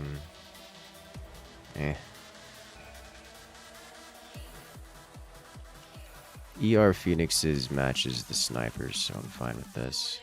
I think it'd be better off if we upgrade our fangs, make them punch. This guy will be a threat that I have to deal with, and I don't have a real answer to other than more fangs. But fangs die pretty hard to mustangs, so I need to deal with the mustangs first. I think I do actually want one of these here to help keep the fangs alive, so we can get some fang on fang violence.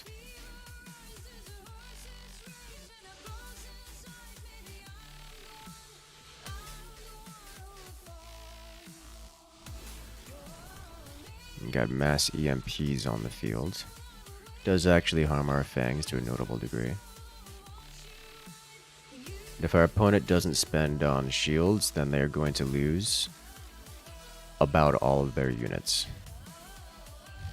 You've literally smeared half your body mosquito after bite lotion. You hate them zero mosquitoes. Dude, I do not envy you at all. Punch him so hard he explodes. It's not a bad idea. Alright, so they don't have shields up, so our incendiaries land. And while their mustangs aren't exactly flying around into the incendiaries, it did a lot of damage. We're just dead here. Okay.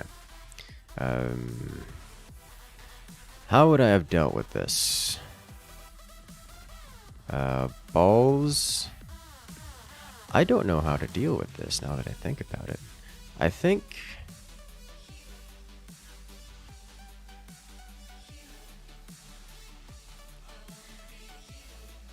sledges might work. I think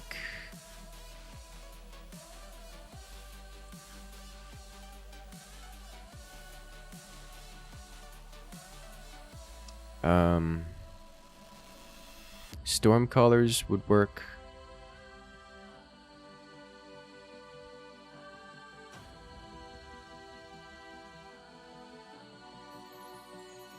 Maybe a heavier investment into Vulcans.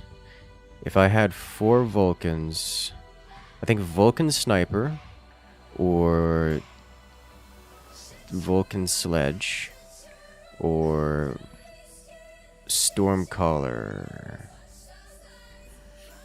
Stormcaller might have been better.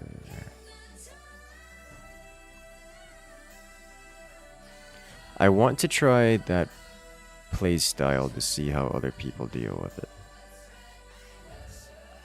But I think the answer would have been something along the lines of Sledge Vulcan or like heavier investment into Vulcan, or storm colors in place of the Vulcan. GG, GG. GG indeed.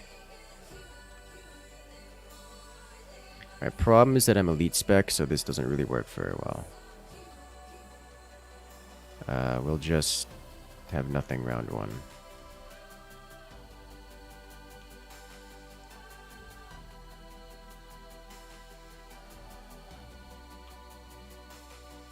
Put these back here and accept death round one.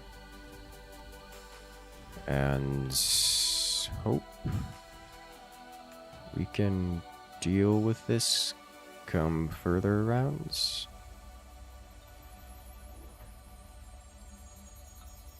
Hello from Sicily. Hello there. Welcome in, Manfred. And have a good night then, eh?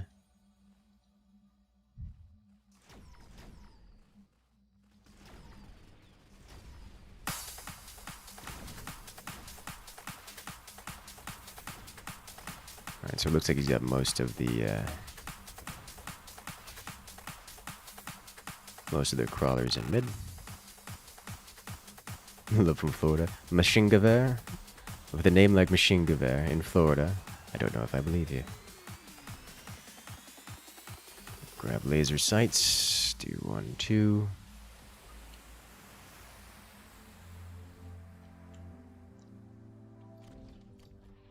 Put you guys back here. I'll give this one laser sights and live it.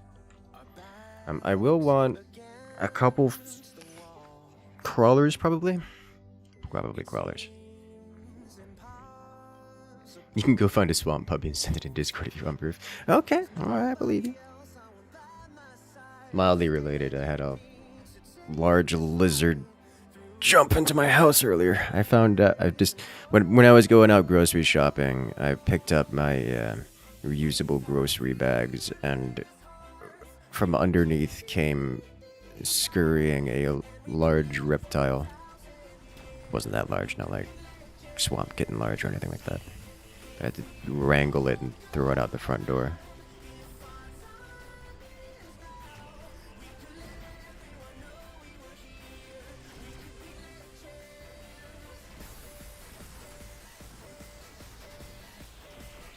Alright, what tech do they have? They do have repair, and okay, so they have carry sledges. Large is in big or large is in fat? Large is in long because lizard.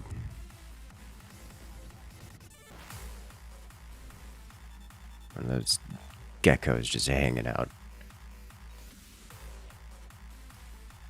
Alright, so I need to deal with sledges more consistently. We can do some crawler, some of these.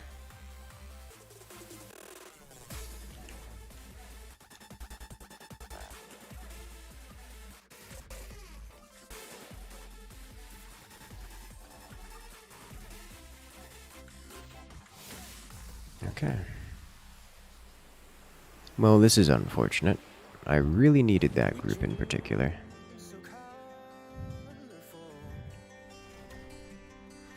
And now that these are level 2, we won't be able to take them out as quickly with our snipers. Hello there, Elias. Welcome back. Yeah, losing that one Mustang group on the side was incredibly painful. This is the situation where I desperately need chaff in front, and unfortunately we can't realistically get chaff because we are elite spec.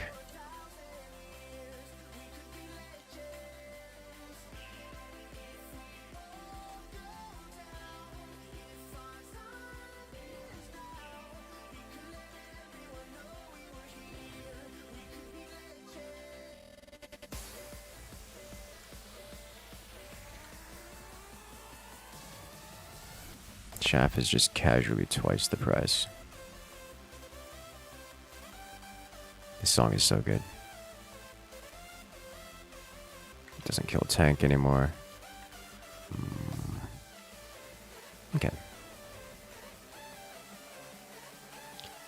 Alright, so if our opponent is going sledges, we can't go heavy Mustangs.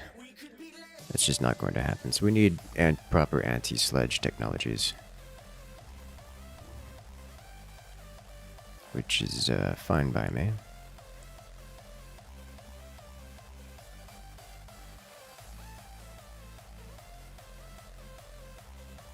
So I know how I want to handle that.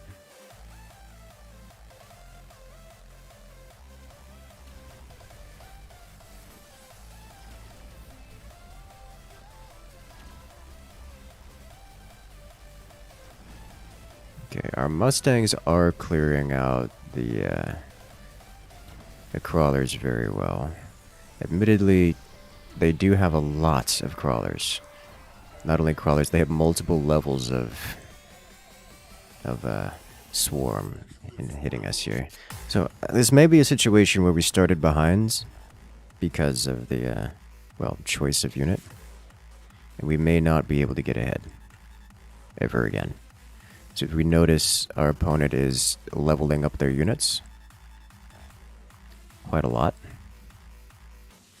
and they're already hitting level 3 sledges across the board, and we're not even close. So the snowball has started. I'm going to try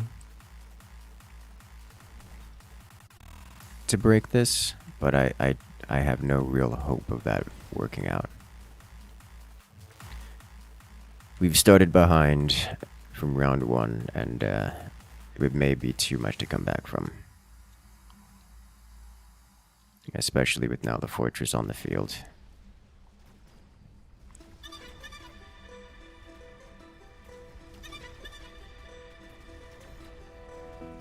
Everything's new to me. Sleepless in a distant dream. Slowing up the speed of time. Don't let Okay. me crash down tonight. I just wanna feel The hackers are doing very well. Is it well enough? I don't think so. Our hacker on the left side is getting hit. Ooh. Oh Lord, they trying. Oh, well, that's not the ideal target for that hacker. Oh boy. Good news is we're very, very likely to steal that fortress. Which means we get to deal extra damage. So the loan seems to have paid off for us, or at least worked out for us this time. Walala! Yes. I think we don't want extended range marksman here. I think we favor damage over range in this instance.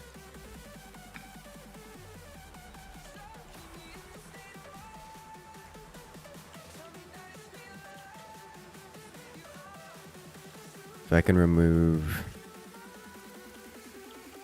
probably this group, I'll be happy.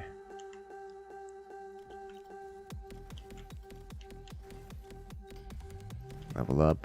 We need so many level ups and other things as well. I think I need to get damage here so I can clear through the chaff that much faster. This side needed the help, mostly because the fortress is here, but a second fortress on this side should ruin my day. Of course, this also ruins my day.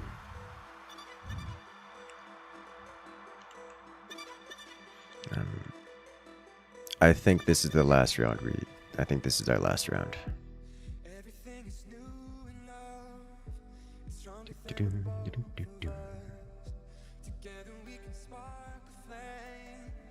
Freeze the And our opponent has loaned out as well. I just wanna feel what I feel, what I feel when it's just you and me. Rip my important Mustangs. You will be desperately missed. God, he has so many upgrades this turn. Hope it's not a grave delusion. Good news is right flank seems to be doing way better than I expected. Left flank is getting bullied. which I saw coming, owing mostly to the loss of that single Mustang. Oh, and they get onto the building from... it's so many levels of bad. Like, it's not even... We're not even mitigating the damage here much. We're just getting overrun. Okay, so we lived, kind of.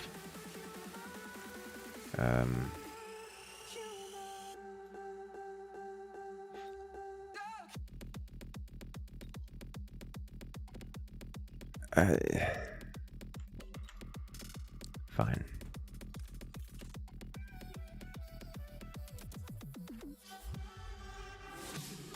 Okay.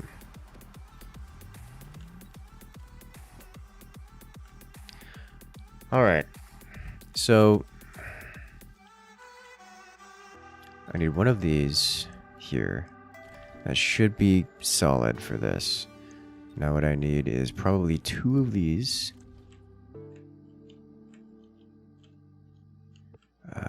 But where though?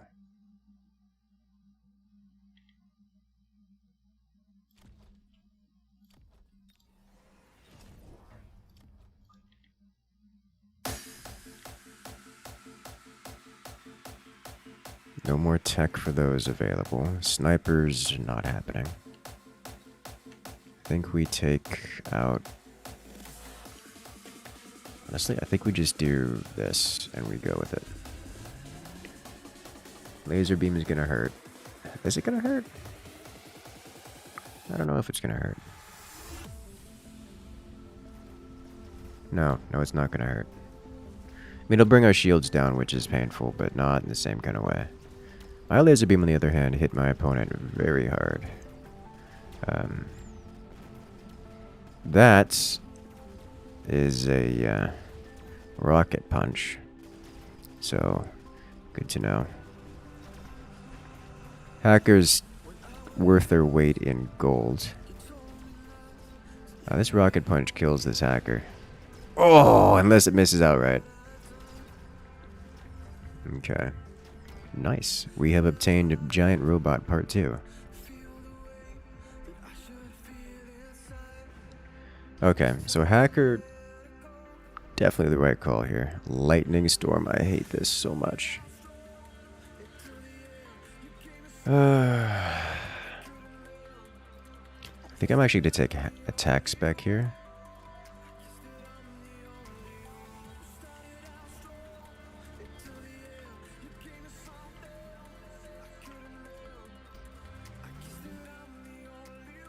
Hackers are doing well.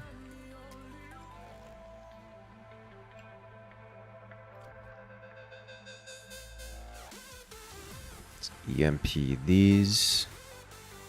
Range 2? I don't think range is worth the value here. When I can do 2 more or 2 more snipers. Like so. And then... range, HP, and I suppose remove those fangs in particular.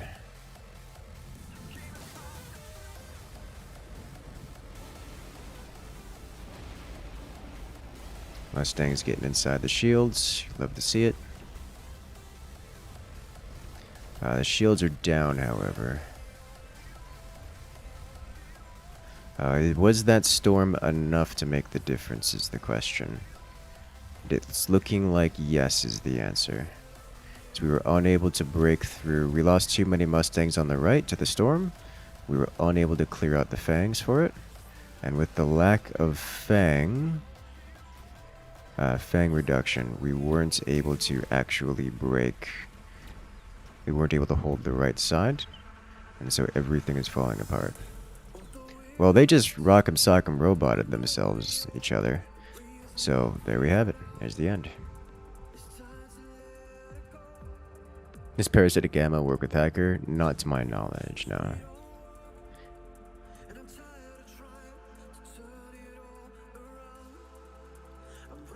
That was funny to watch, to see hackers punching each other.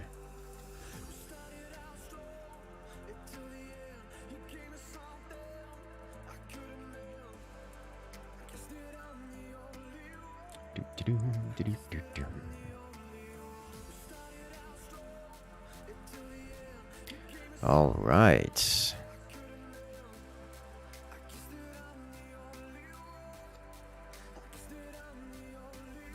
Let's see. Arc Sledge. Don't mind if I do. I don't really like Arc Sledge as a starter unit, but it's, I think, better than the other options we had available. These more interesting. For this, we want Fang over Crawler, I think. Whether we go Arc or regardless of which direction we move. Let's see, 7, alright. Oh boy.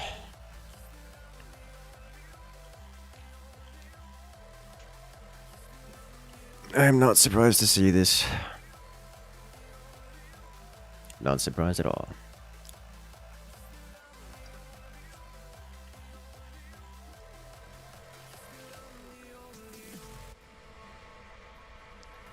Alright, so that's a lot of balls crashing into our side.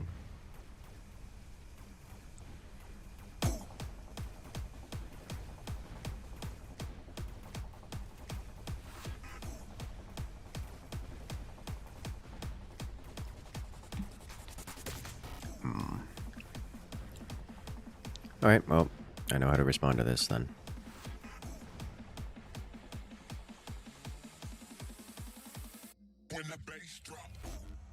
And here come them balls. Tank just turned around and wiped it out. It's funny to watch every time.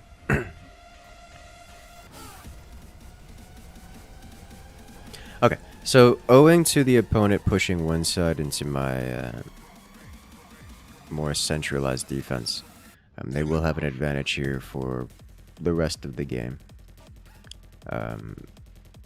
Similarly, because they have opened with balls to my sledges, they will have an advantage there as well. So I have to make a comeback to that. I think a good couple options that is Hacker, Sled, Stormcaller. I think we'll start Stormcaller and then we'll move into Hacker after. So we'll do 1 and 2. Let's spread this out a bit. Here. And I will need Hacker on top of this. This man's splitting up? Okay, I can live with that. Makes my life easy. What's the difference between MMR and combat power? Combat power is just general play experience. MMR is actual matchmaking rating. Like an actual... It is a matchmaking rating. Bad move stack opposite side. And how would that assist in this? How would that lead toward winning either side? So if I stack left side, I have to... The objective of stacking left side is to get to the building first, which is an issue if I'm using slower units. Remember, he's using balls and fast units. So I have to use similarly speedy units, like say Crawler run by, Rhino run by, or Wasp run by, in order to get through, in order to win the left side. Which, as you may notice, is an issue if I start doing cheesy run-by tactics and my opponent does any form of defensive formation here. Because then I just lose. At which point I'm losing left forever and now permanently behind on the right because I haven't been investing on the right. So going left, in my opinion, is a very, very bad move. Unless, of course, there's something that you know that I don't, which is, you know, always possible. Many people go, learning Alright, so now I'm looking to go hacker.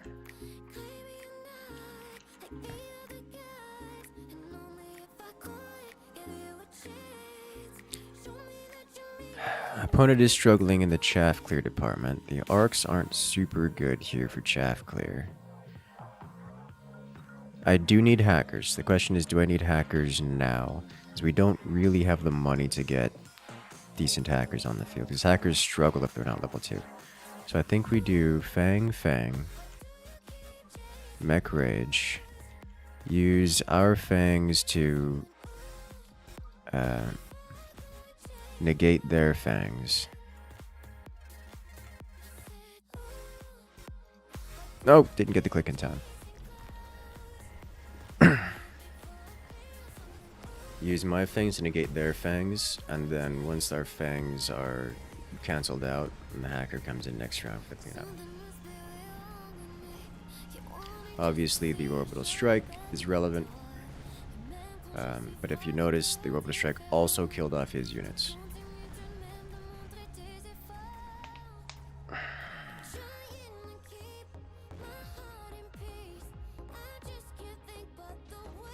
Okay. MMR is like ELO? MMR and ELO are the same thing, yes. 2 different words for the same thing. Okay, so, okay, I needed to not do that. The whole point of... Now I literally can't afford them. Well, that's the mistake. What have I done?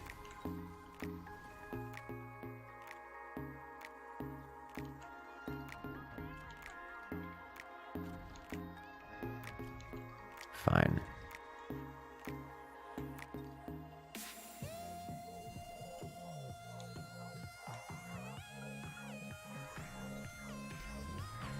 Oh, really? Interesting. I already have storm collars on the field.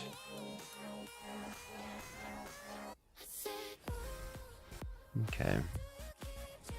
All these updates still no undo button. I know, right? Every time. Alright, so we bring the shield down relatively quickly, but I still don't have an answer to the balls. And they're now getting in my face and breaking all of my things. Yeah, the misclick hurts really hard. I don't know why I upgraded that sledge. That was a massive mistake. And it was this is one round when I absolutely needed to not have that happen. Now he's going to get XP and all of his things, and it's going to become a problem. Have this ball leveled up. Okay. Ooh, tempting.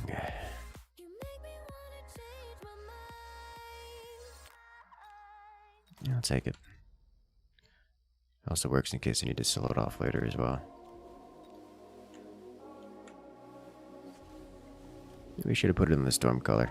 Oh well. Either way.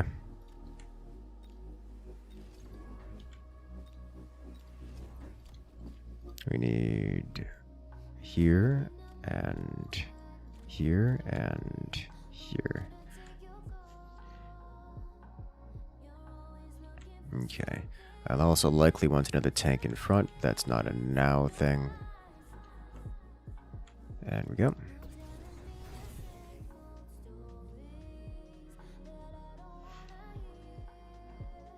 So, what is going to end up happening here is I'm going to get shield for the hackers, and then I'm going to get probably another set of tanks in front of the current hackers. The idea is hack the balls, use the fangs and the sledges to clear their chaff, and then, well, fangs and sledges are great generalist units, so they will eventually break everything else. You see the hackers are falling, not the hackers, but the balls are falling, and we're breaking through right side pretty well. Left side fell, but I do still need a hacker over there. What's the new consumable? The anti-missile system, yes. It is a turret that does anti-missile point defense. It's just the Sea-Wiz. God, hackers so good at doing hacker things. It's pain. Okay, so this is what should have happened last round, but here we are.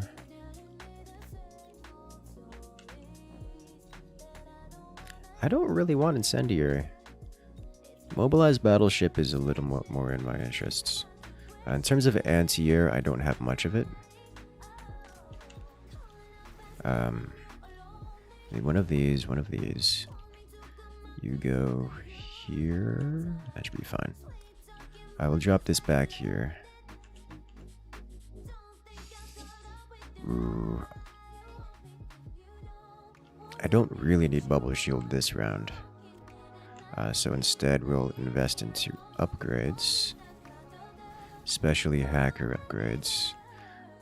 Level 3 tank is good. Alright. And then we'll remove, I guess, this one specifically. We'll remove this one specifically because they had issues last round. Alright, we got double boat. He got photon boats, which is actually a bit of an issue for me. Photon, quite the good unit.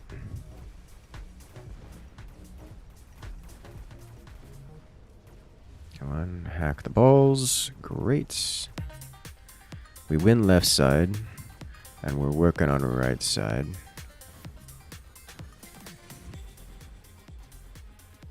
Oh, come on. Oh, yes. Oh, we got it.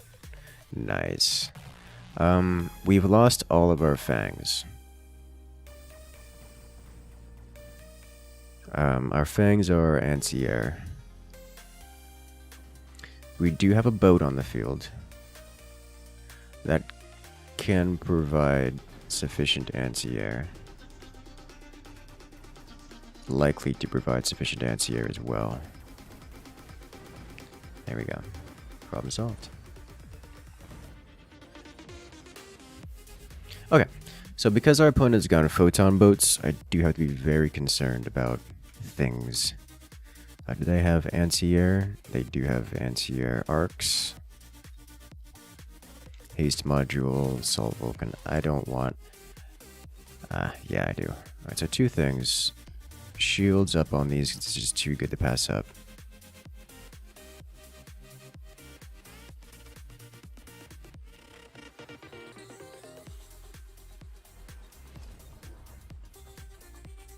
Let's see, 300. Yeah. Getting down to it, we're in buyout range. Air spec.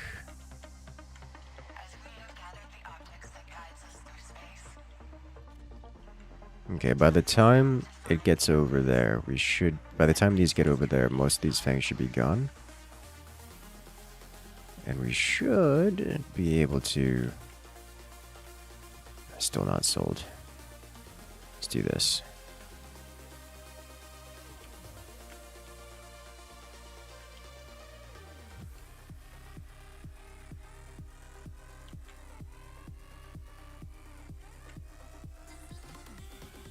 Okay.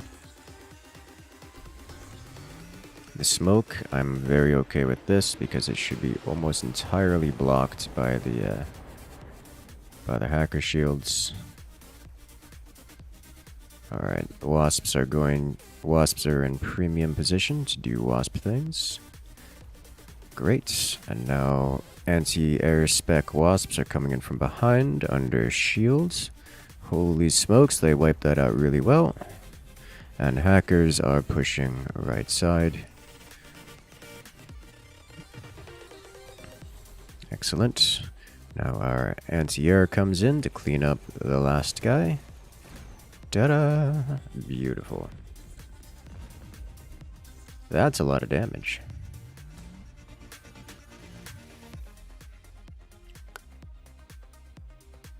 I'm okay with this. That's a good time all around.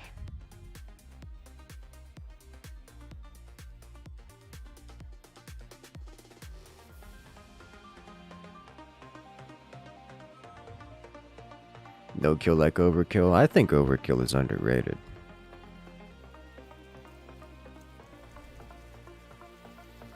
Right. So that was satisfying. I'm keen to do...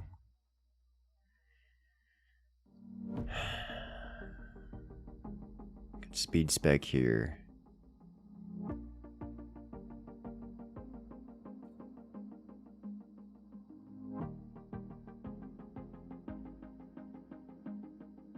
Let's try this again.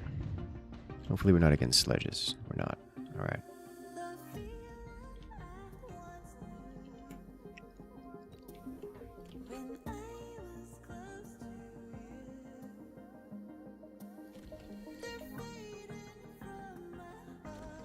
And here, play defensive with this. They don't have storm colors, and I guess they could have round 1 storm colors if they want to be super cheesy with it. Yeah, okay. Gonna do some Maelstrom tomorrow? Solid, maybe. Speed spec crawler rip apart storm colors. Yes, they do. I'm not too concerned about storm colors this round. Or this match in general.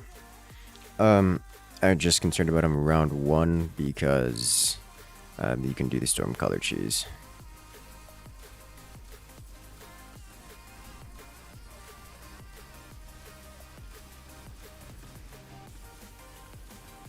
Locked onto the building, which is gonna hurt.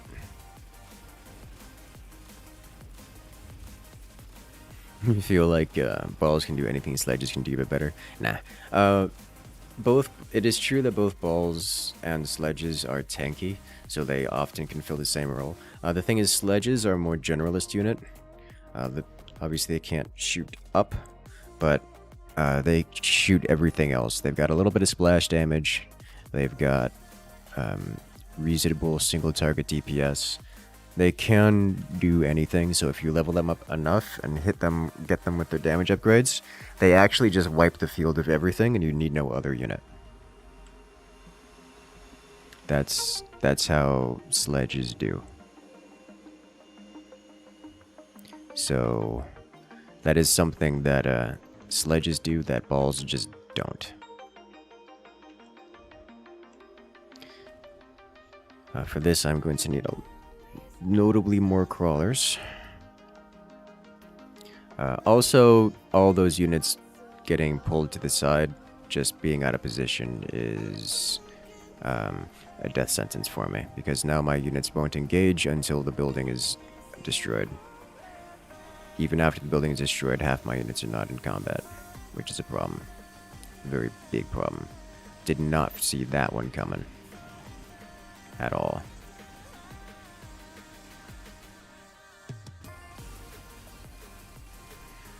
We do win left side, for whatever that's worth. But there's no real silver lining here. Hello there, Bogdan. Welcome in. Is it good morning or good night?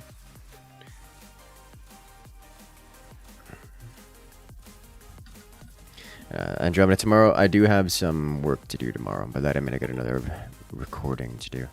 Extended range sledges. We are popping this off right here. I need to do something about this. 1 here, 2 here.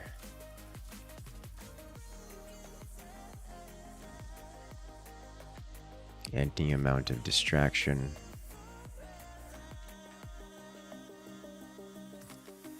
Unlock this guy.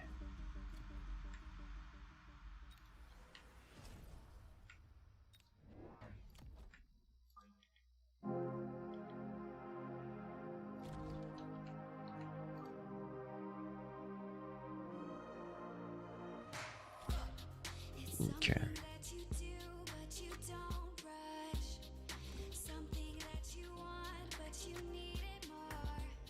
All right. That'll be... Wow, he didn't drop incendiary on me? I was expecting this to be mutually assured destruction. Okay.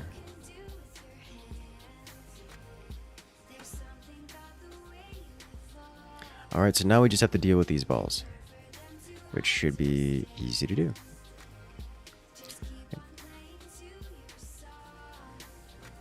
In your news in Philippines, you got news about Florida sharks that are after narcotics. First you thought it was a joke, but it's not. I'm not... I haven't heard anything about that. I mean, it wouldn't surprise me. I haven't heard anything about it, so I really can't say anything about it.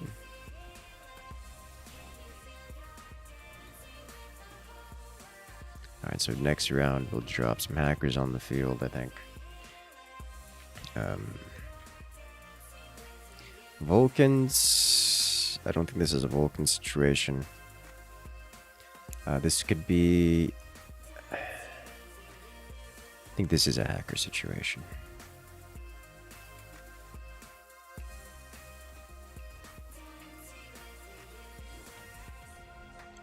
So let's get some more crawlies.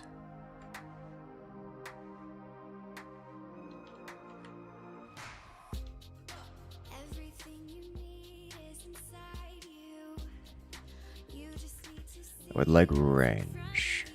That's not happening this round. We'll save our money for next round. High explosive. Okay. Well, I don't like this. He's taking advantage of my units being pulled out of position to do a base dive.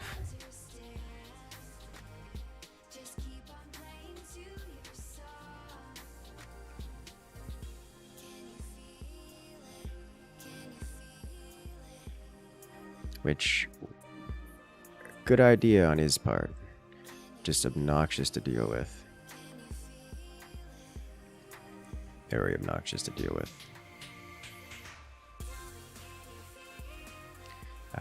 Extra range in my units will help negate some of that issue.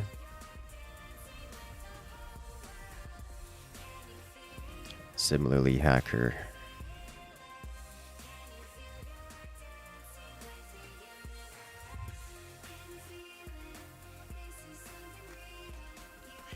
Alright. First off, hacker. 1, 2, 3. We want one here, one here, one extra here. 2, slow this all the way down. 3, upgrade you. I just need more. More money, more everything. Once I get range, we should be able to clear this out much faster.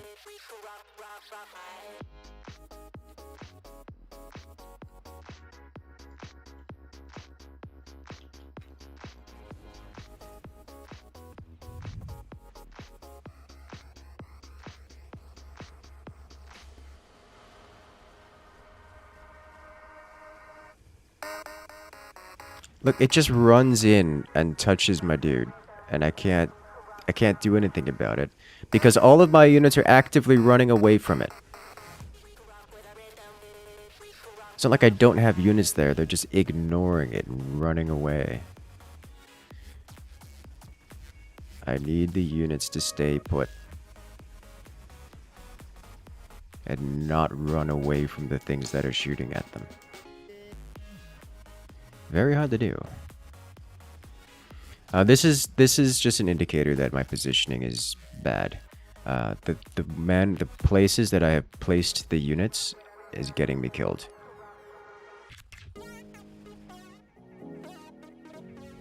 Which is the big deal. Looks like we win it anyways, but it's still painful.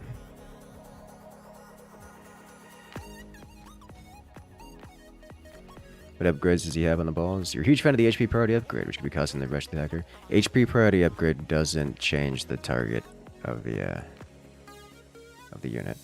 It only adjusts the unit within its range. He's got armor, HP link, energy absorption, and range enhancement. Alright, so plus range here should help clean this up way faster. Damage output here.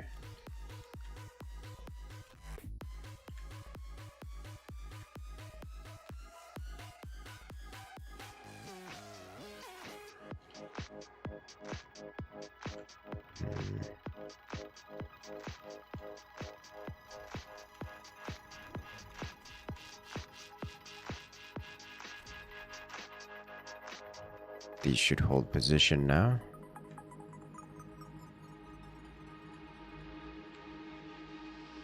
Let's get another set here. There we go.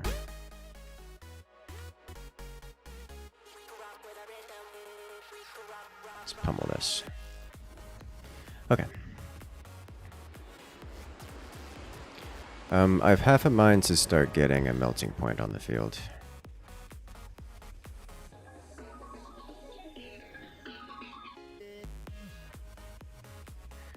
Alright, yeah, his Mustangs melted mine incredibly quickly.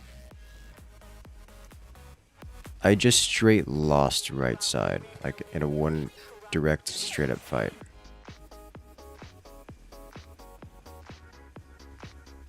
Concerning. He's heavy stacked right side, but I was not expecting to lose so hard. Unfortunately, we may be in a position where half our units run away again. It's just the worst case scenario. The unit positioning it's such a problem. It is such a big problem.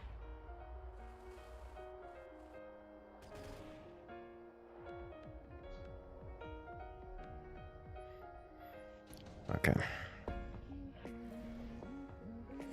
Parasitic ammo is actually great here for us, I think. Especially on, I was gonna say this one.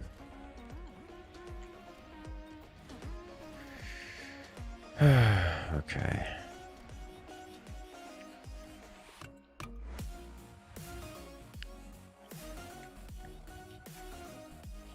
Alright, so I could use something with armor in front. Shields actually help us a lot here, as it keeps our Mustangs alive.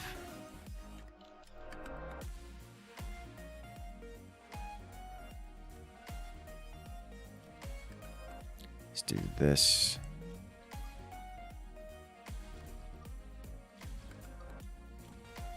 And then another one of these here.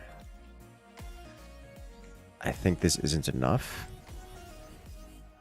but it would be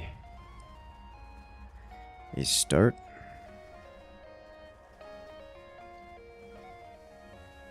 I forget, do I have armor boats?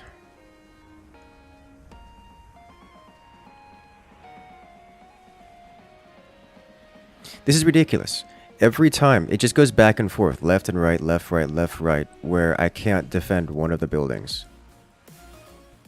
And this is the one situation where getting the building defense upgrade doesn't help, because he's using doing balls to do it. Like, I don't know what to do about this. Like, this isn't a... I don't know how to fix this. More accurately, I don't know how to fix this. I know how to beat this unit composition. I don't know how to fix it from this situation. The units are placed... My units are placed so poorly that I can't reposition 15 units to fix the problem. So that's just the end of that. No point in going on about it.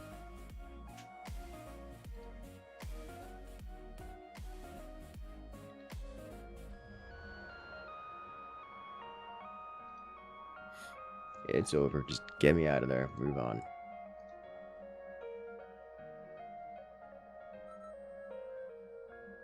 We out.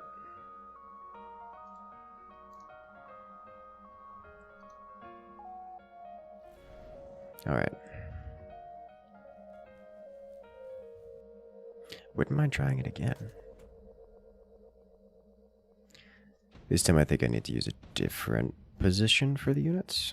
I like the idea of doing the rear based, but not that far back by a lot.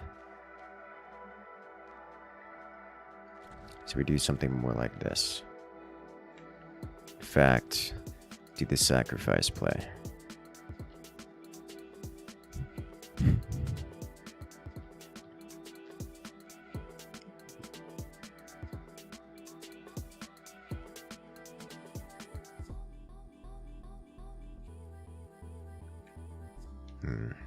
I do think we go with another one of these here.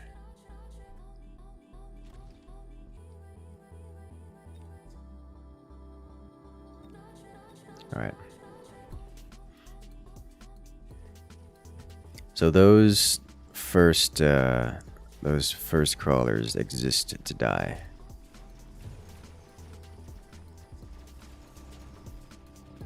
But in doing so, it baits all the enemies into the center, where we can collapse upon them.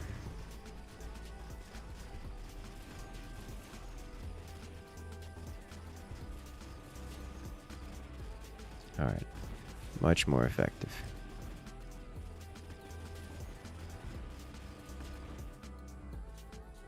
Probably wouldn't have been a good idea to do that with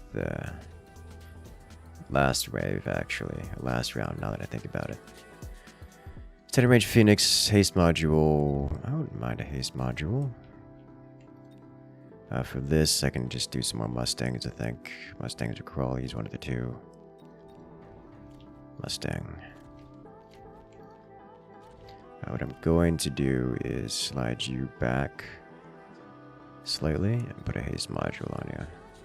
So now we have stupid fast Mustangs.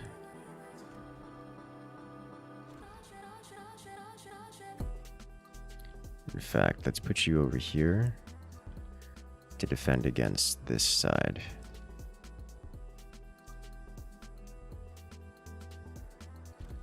Like so. As this one will still get to the front in time. Mind you, this is gonna hurt a lot. Really interesting call. Companion Cubia.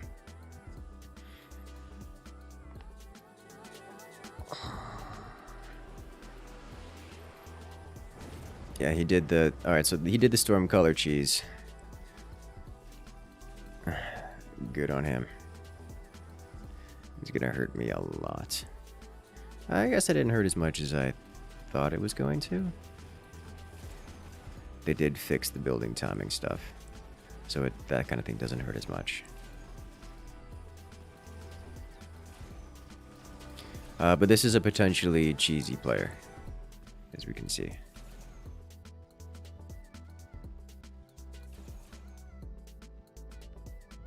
You have to look out for that. So that's the kind of play that the building upgrade is meant for. Let's see, firepower control.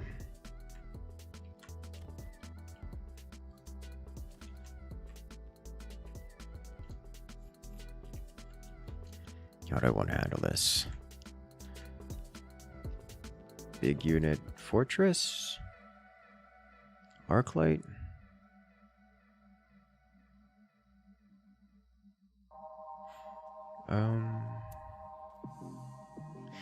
Our opponent really hasn't done anything that requires me to respond to it.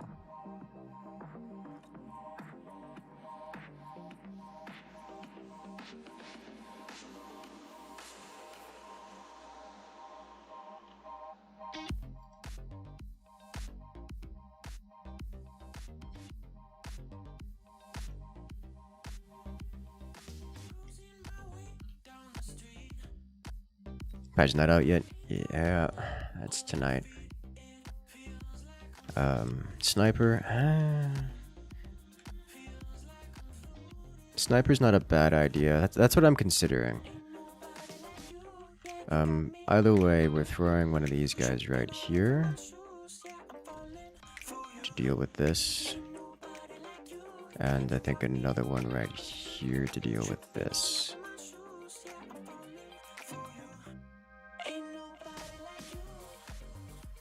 And then we're waiting. We'll just save our money for later.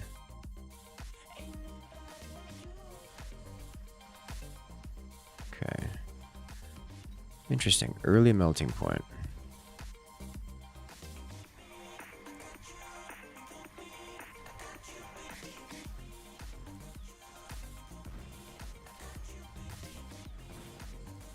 Okay, so without cheese coming through, we do actually break him pretty hard.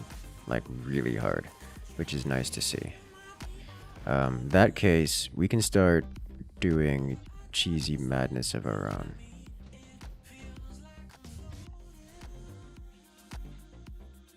Do shield airdrop. Drop you here, protect this. Get bonus damage on you. Vasp. We'll do cheesy madness start next turn, I think. We'll keep things samey this turn, unless it would have been better for me to do cheesy madness this turn. Probably would have been better for me to go cheese this turn. Blame you for getting you addicted to Tectonica. Isn't it a good game? It's fun and satisfying in all the appropriate ways. Alright, 300, 600. Yeah, I don't have the money for that.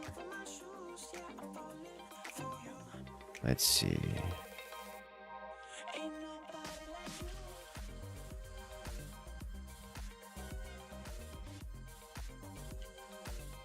In that case, we'll just buff up for next turn.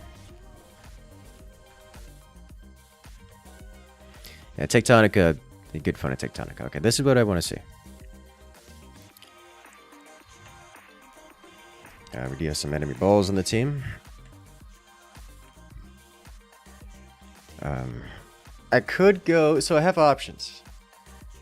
Wasp, Phoenix, Melting Point. I think those are the most appropriate options in that order.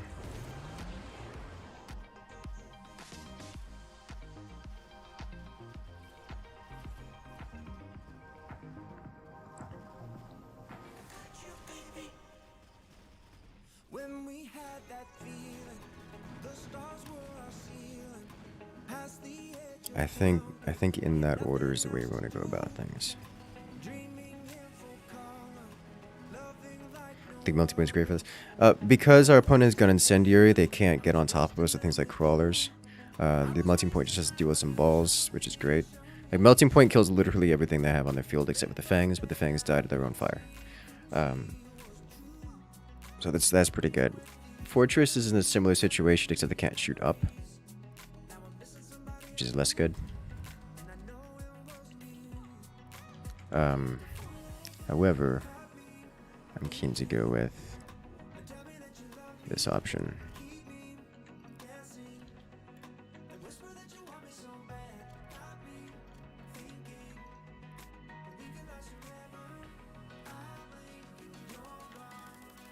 Okay, so that should be a problem for him.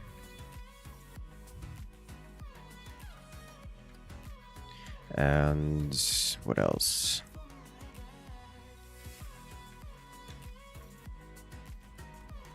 I would like range on these, but that's not a this turn thing. Is it a... No, no it isn't. Okay.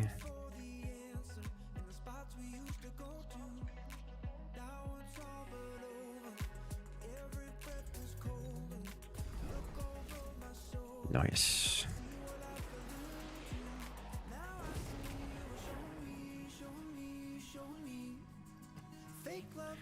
All right, the wasps are here to play. And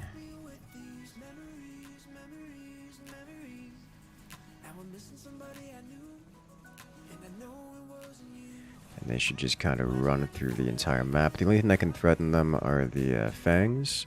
And the Fangs have been mostly obliterated, which is great.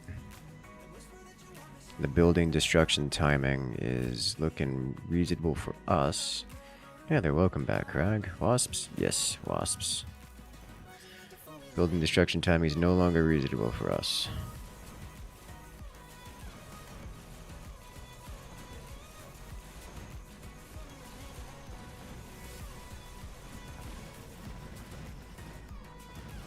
can do it. I think he wins this. Yeah, he does. Just too many Feng.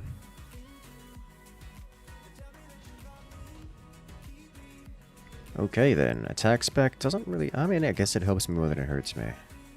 So I'll pick it up. Keep these upgrades on lock. Ground spec or jump drive. Ground spec. Upgrade you. Let's clear this out. And now we wait. Okay.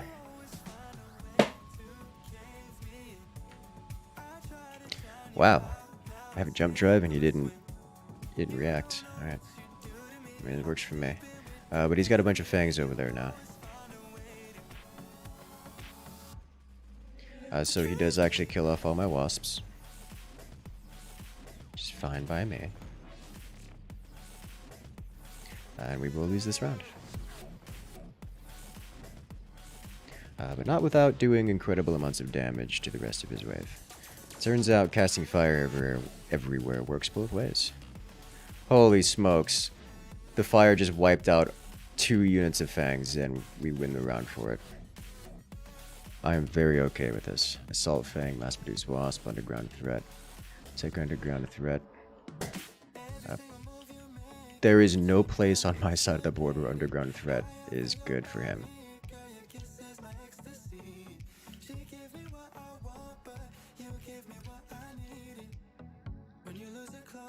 We'll cast this generally right here. We need the jump drive and shields.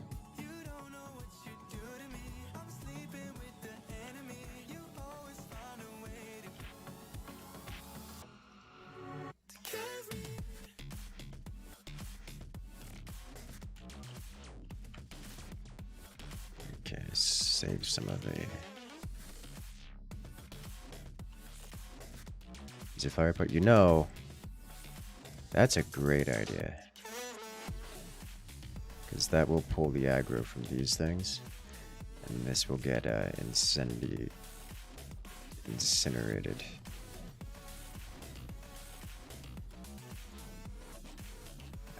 None of the rest of this stuff is particularly interesting to me. Just slap that group right there. Alright. Did he read the jump drive? He did not read the jump drive. So now we get to jump drive to the left and cause massive problems for him. And those crawlers cause some friendly fire to happen.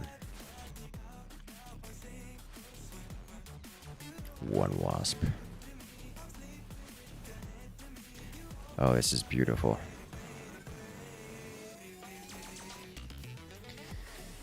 Yeah, this is where the cheesy madness comes in. Love to see it. Legit wanting to get back to a Vulcan could win. He's already got balls on that side. I don't want to drop a Vulcan down in front of balls. Incendiary. In fact, let's... He's been feeding these balls for some time. I still want to leave that rhino there. Because that rhino is attracting these guys. Which do tend to cause some problems.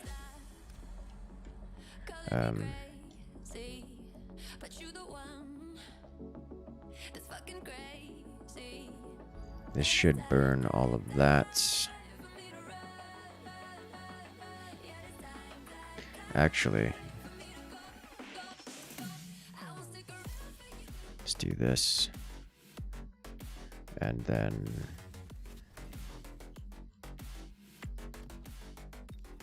Not the power armor one. The, what is it called?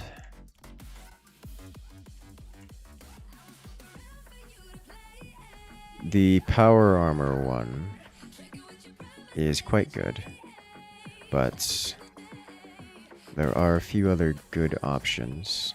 I've been into the Nature of Predators. It's not complete, but that one's quite enjoyable.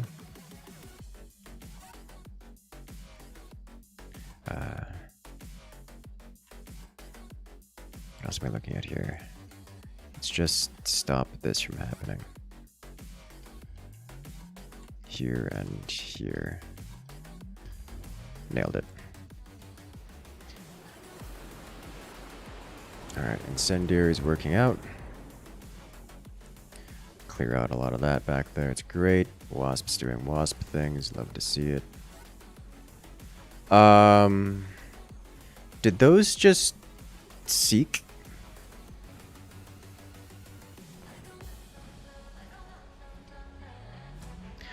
Those got an upgrade. I didn't realize.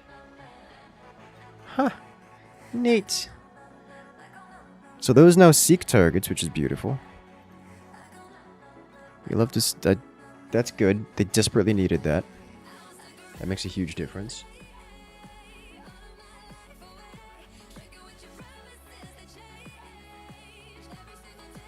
Cheese makes the best destruction. No one knows what happened until the debris clears. Hey. Nature Predator's been a great read as well. Yes. I like that one. It's different than most. And it's very... I'm going to describe it as emotional, which is not something I typically get into. But it is very well done. And I like it. I like it a lot. But that one is another sci-fi that's quite good.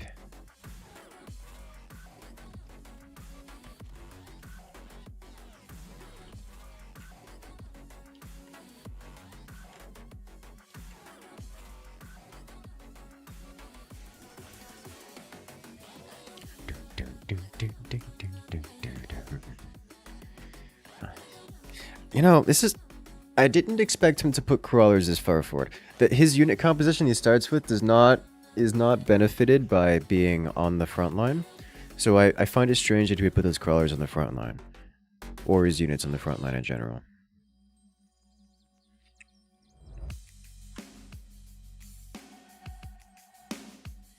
A lot of HFY stories have the humans being absurdly OP for no explainable reasons from the get-go, so the tonal difference of nature predators is nice. It deals a lot about the psychological effects of war and mental health, which is unexpected and cool. Yes, exactly. It's very gritty, but gritty in ways that is intriguing.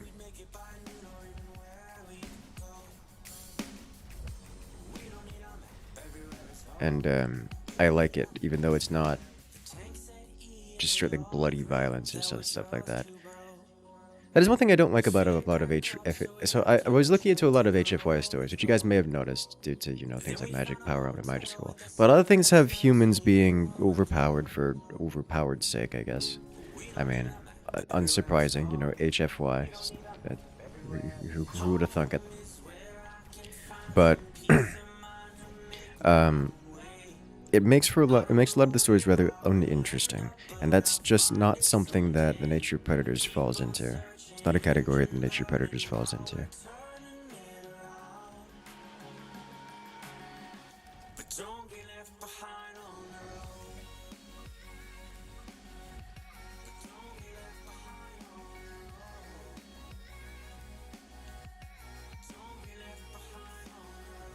think we'll save from Mech Rage.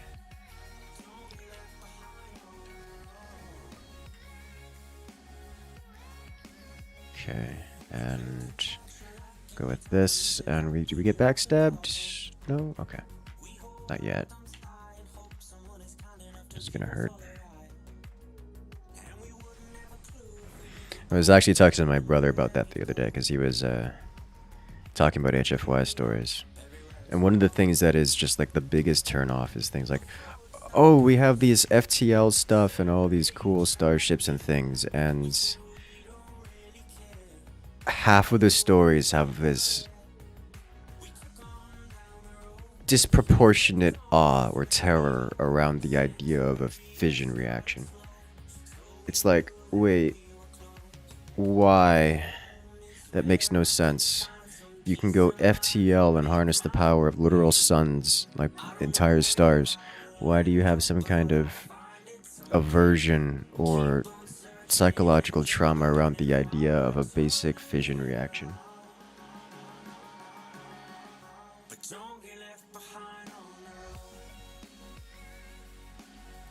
Maybe shield would have been a better instance here.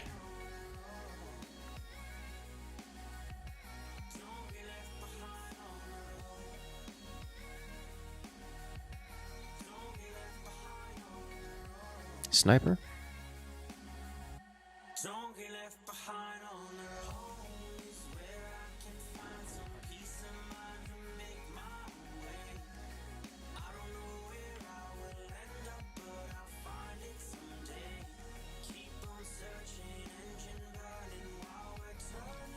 I want to stop losing HP, please. Stop losing HP, please. Okay.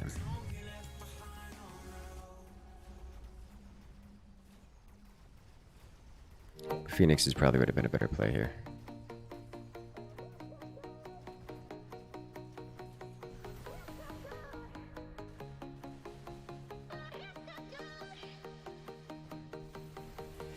People in general have a disproportionate reaction to nuclear stuff. Of course, it would be the source. Like, I understand this sentiment. It's just so irrational and outrageous that it's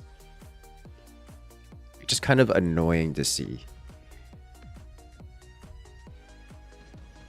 It's like, this just doesn't matter. Okay, ooh, pain. I want this, but I think I'm gonna take this because it's both a power spike and good. Okay, sniper. Let's again clear these out. So I want to not die.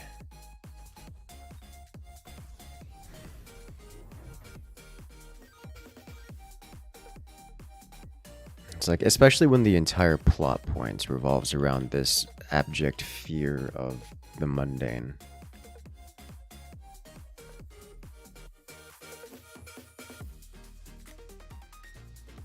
But I thought move speed. I did pick move speed. Holy smokes, that's a lot of storms. Dude's gonna need some serious front line to keep his storm colors alive at this point. Because we're doing the Imperial March here.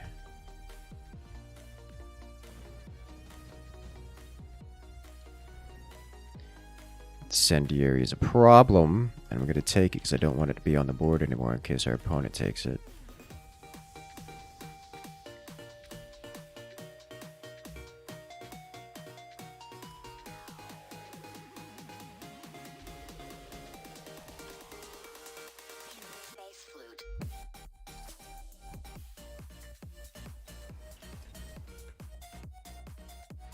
Should I preemptively...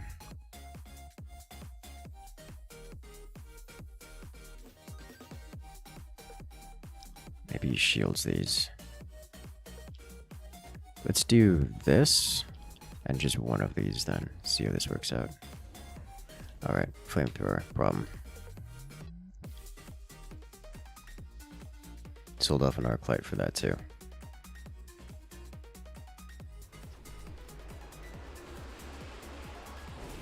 Surprised the opponent didn't get range Vulcans. Yeah, me too. But here we are. Dealing with range Vulcans. Alright, so now I need to get a fortress and drop it down in front. Only thanks to the wind. Well, we just took a lot of damage. That's a near lethal amount of damage. Alright, none of these are interesting to me. My opponent didn't take... almost wrong button. That would have been a catastrophe. We're elite spec. I'm so sad.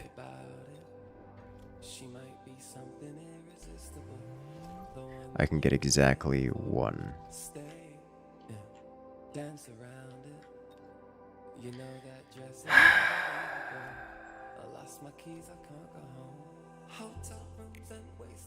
If I sell a sniper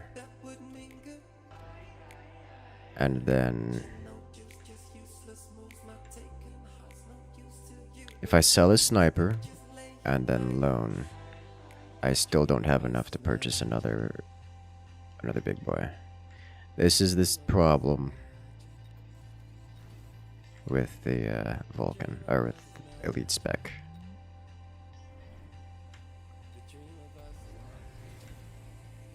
Here we go.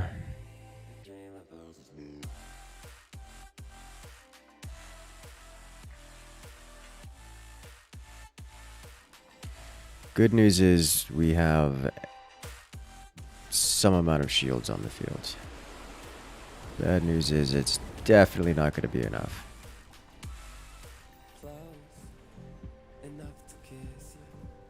Oh my god, it's so much range. Snipers pulling worth their weight in gold here. Imagine if I had gone Phoenix instead of this sniper, instead of this marksman. Would have been win by default. But I think that's I think this is it here, boys. Yeah, one sniper versus the world.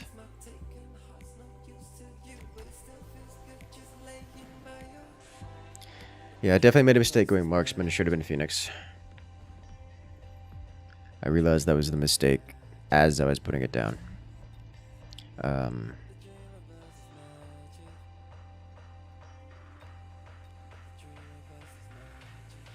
Elite Spec, again, another mistake. Picking Elite Spec is just always such a terrible idea.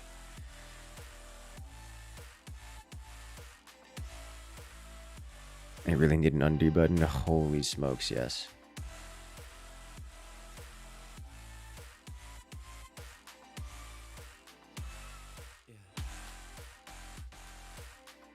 Like, please, for the love of everything. That is one of the bigger frustration points about the game. Not having an undo button. Like, legitimately, having an undo... I would play the game more consistently, like, more often if there was an undo button.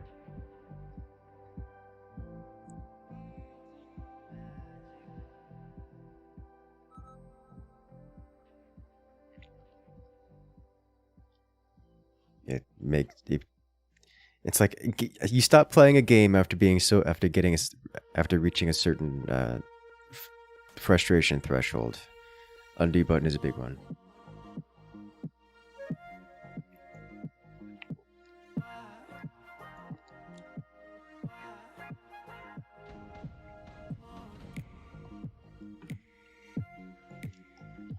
You took your hand off the chess piece. No, it's way worse than that. It's you touched a chess piece, so you can't. You have to move the chess piece now. Like, you haven't even placed the chess piece. You haven't moved the chess piece yet. But you touched it, so now you have to use it.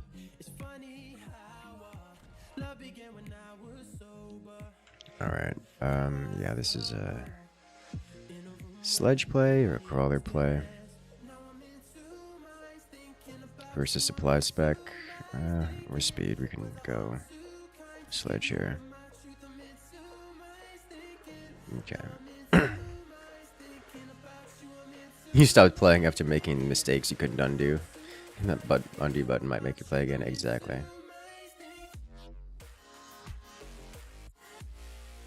Like, you'd make a difference. Man, what balls? Interesting. Okay. You looked at the chess piece. Can you imagine?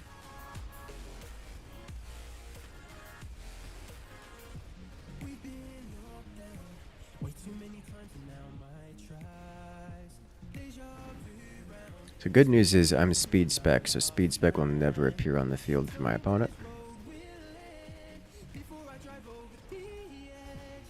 So they can never have fastballs.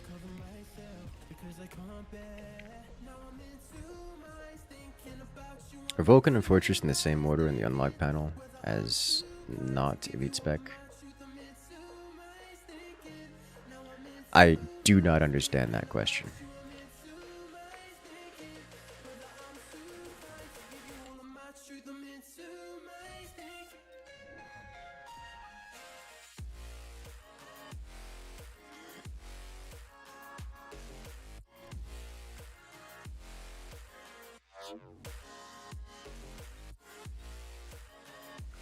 Vulcan and Fortress in the same order in the unlock panel as not elite spec?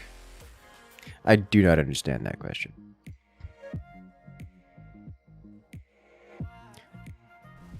Okay, so he took the upgrade ability, got 2 more balls and upgraded one of them.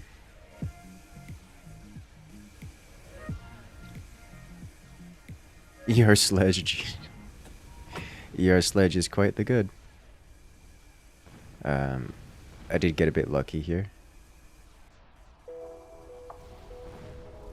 And that ER Sledge showed up after I had already made the decision to invest in the sledges. So we could do some goodness here. I don't want really any of these things. Let me check. 300, 300. So unless it's free, I can't pick it up. So I'm not going to pick it up.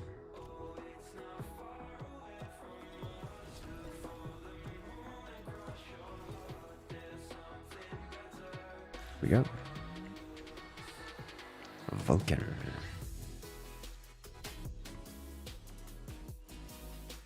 It's like when you open mass arcs and they get heavy arcs. Yep. He is good. Surprised you passed up intense training card. Well, my option was intense training or ER sledges, and given I already had 5 sledges on the field, one of these things is just more powerful than the other, and it's not close.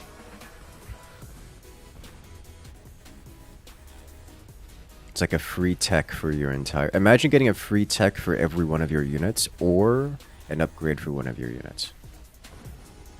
Like that's the caliber of difference here. Oh no, he went giant units. It'd be a shame if I had sledges. Notice that you frequently skip intensive training. Seems like a great ability to use, wondering why. Most of the... That one's hard, because that one's a very, very good ability. It's just that intensive training is... It's expensive. It's an upkeep.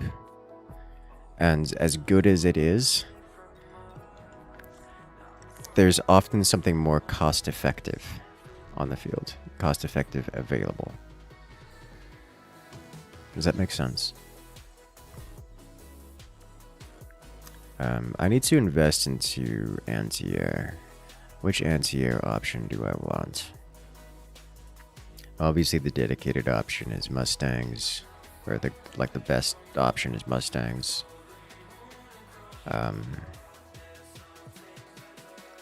Mustangs suffer a little bit against boat.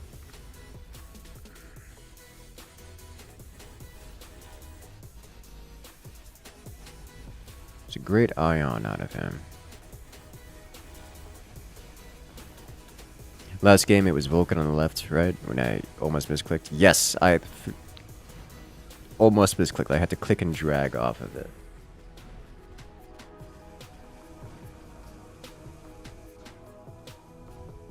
It was very close. Okay, so now he has ball HP.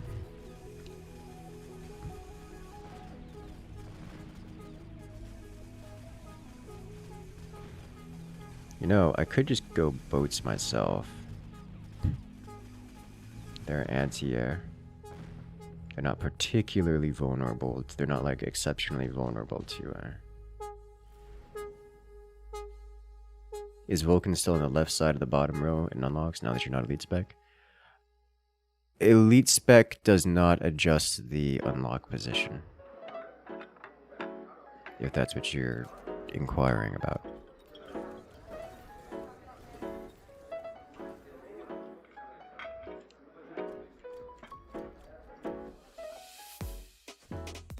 It is still here. Nothing, when you change, your spec doesn't adjust the position of things.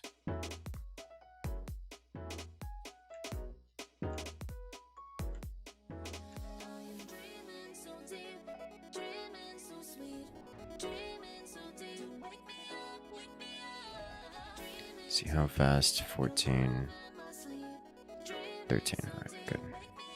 Slide you right on top.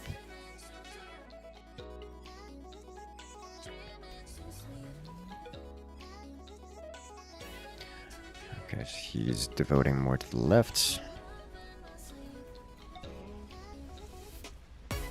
Your sledge strong.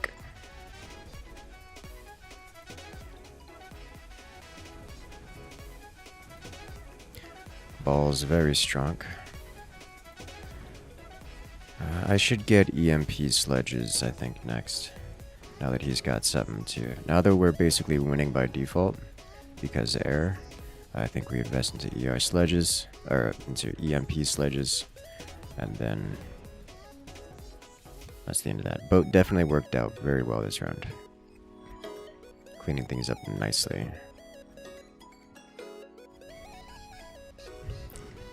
That poor flamethrower mech.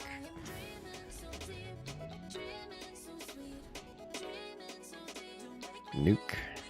Am I going to react to nuke? I don't even want to nuke. I'm just not going to deal with it. Alright, EMP on you. I should react to something. I should do some nuke reaction. Just so that we don't lose everything.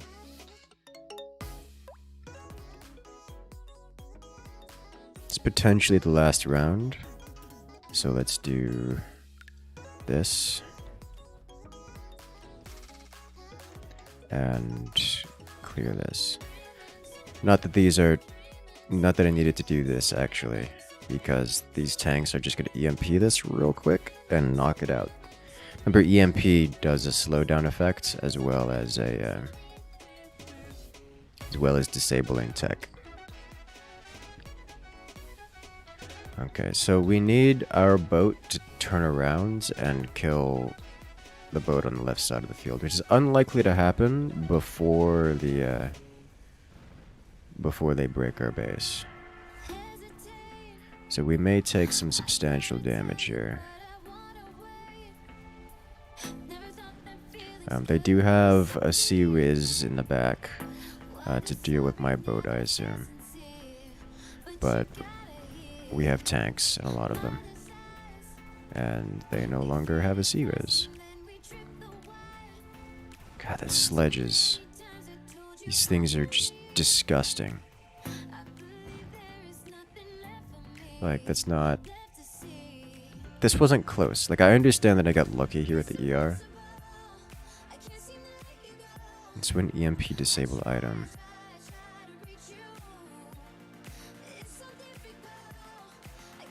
Did it? Because if it did, I need to see that. I think it didn't disable the item. I think it didn't disable the item, but I want to check out.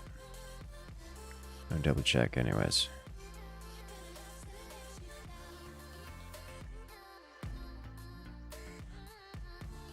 You know, you tested that a few weeks ago. I mean, they're constantly making changes to the game, like updates left and right. So we'll check that.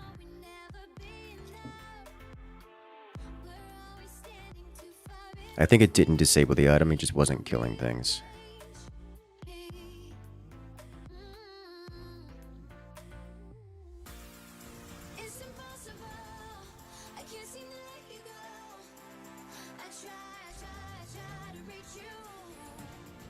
Round.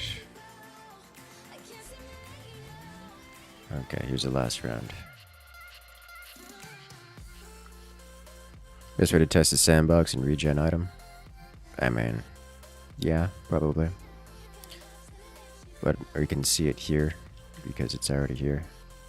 Watch the last round and all of its carnage. So the only item eligible to be disabled is this one. I'm fairly certain it won't be disabled. It just also won't kill things.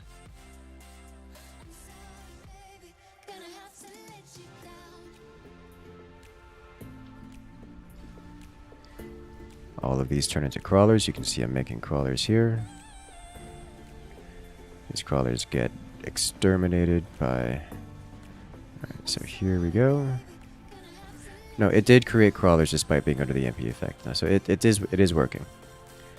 It is working as intended. It's just, it was, you can see the crawlers there as well. It just wasn't doing much because sledges.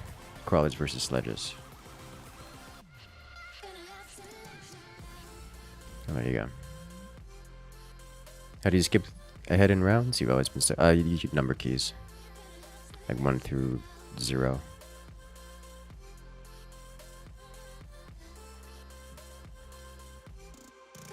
Brief mystery solved.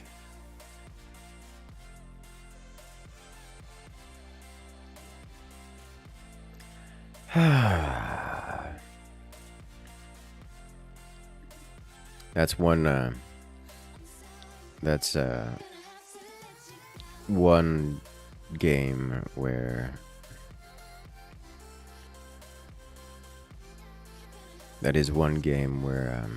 parasitic ammo is the word. Parasitic ammo wasn't the most powerful game-breaking thing. Oh gosh. Alright, Fang, Sledge, Rhino, Speed, Crawler Ball. Can't Speed, Crawler Ball.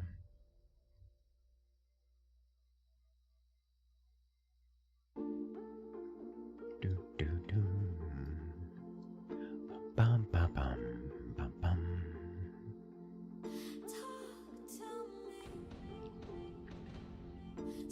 All right, let's do this.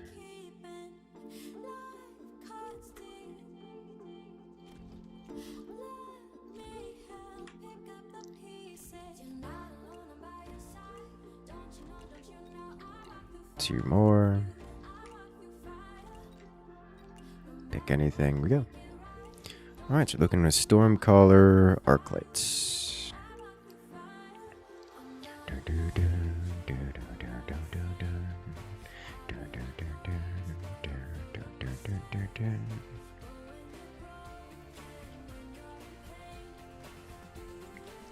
We are fast. We break through to the left side very quickly. And are almost immediately in combat with the right. I say as if we're not made out of melee.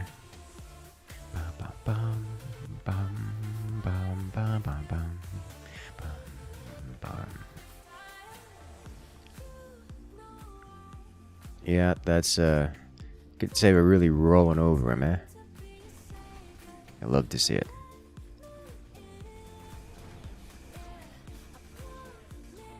Boom. Zada. Assault melting points is here. That would be fun. Haste module. Don't really want any of these. Vasp swarm would be cool.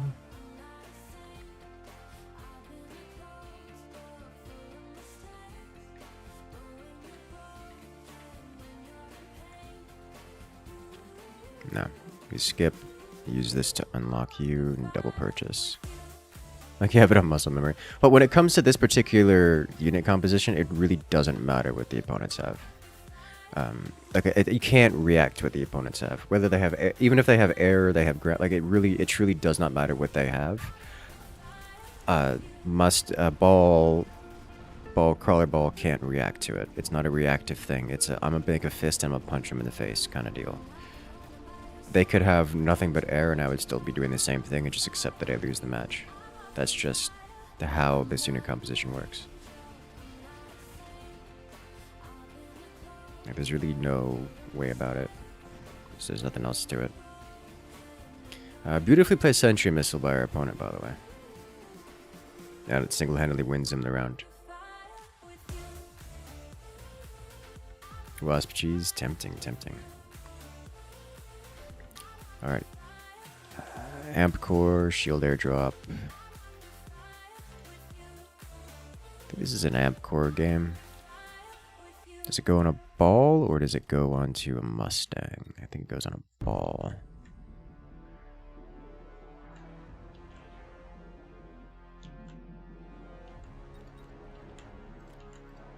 Put you here. You here.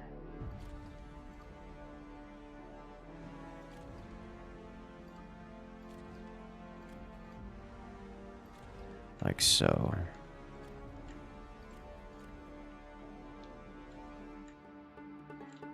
No. Back here.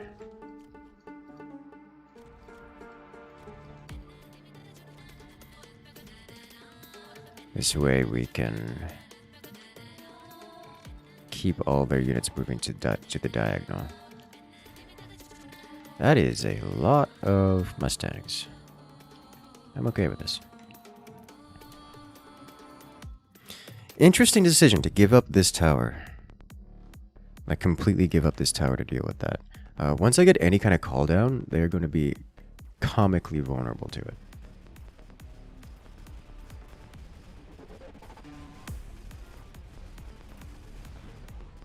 I think I actually do want to get Mustang upgrades more than most things here? Question mark? Intelligent Arclight could be a problem for me. Yeah, but I'm not too concerned about it. Like, carry arcs have issues on... So the problem... One of the weaknesses of carry arcs is they take longer than most things to scale up. Yeah, they're generalist units and they can shoot anything, but they need levels in order to do it. And because they're not so good at doing anything, it's really hard to bootstrap them. Like, what are they gonna do? Feed off crawlers?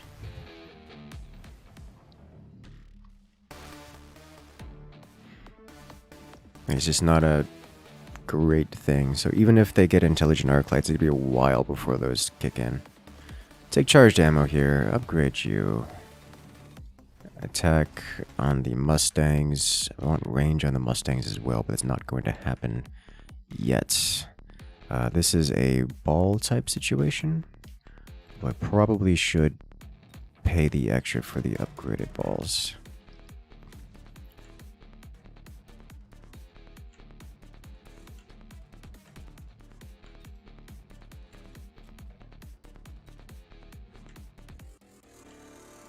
Let's pop this on here.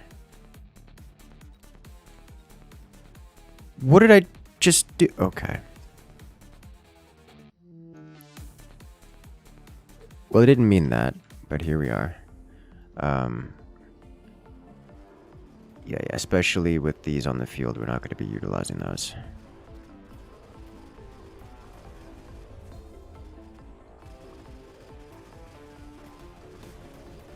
I wouldn't mind range on the Mustangs.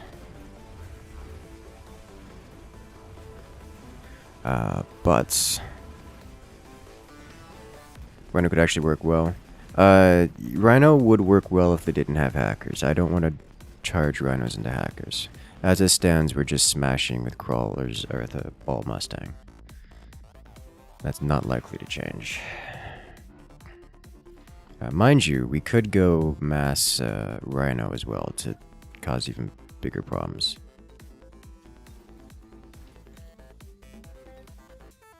This increases HP, which is amazing.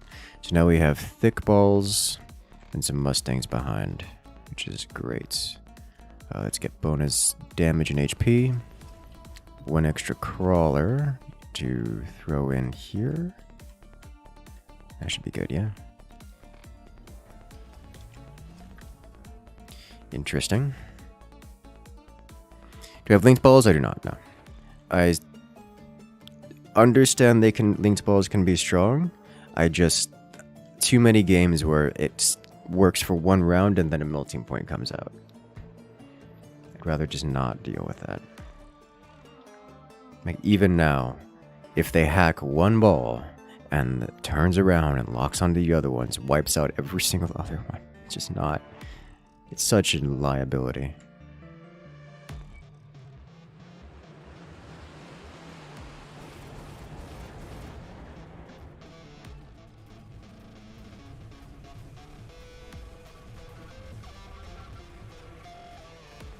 Shields down.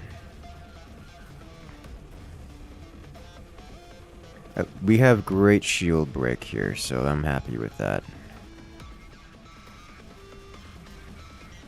In the form of the steel ball laser.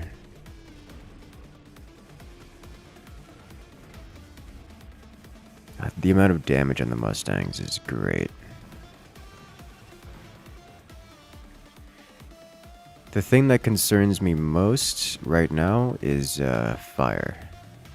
Napalm of the varying kinds would be incredible for my opponent. They do have it available to them. To that end, let's get range on Mustangs, which should help against such a thing.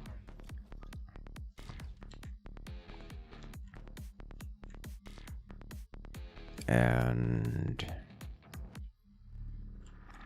I think beyond that, we start teching into...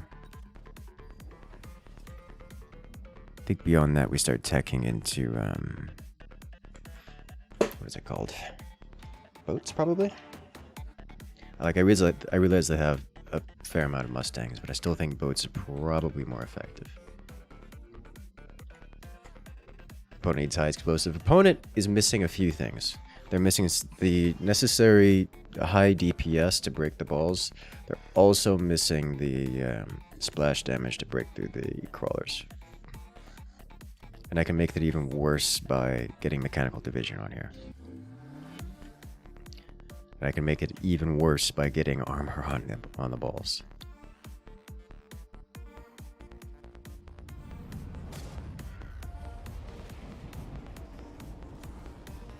Okay, there's several things I can do here to make my opponent's life even more difficult.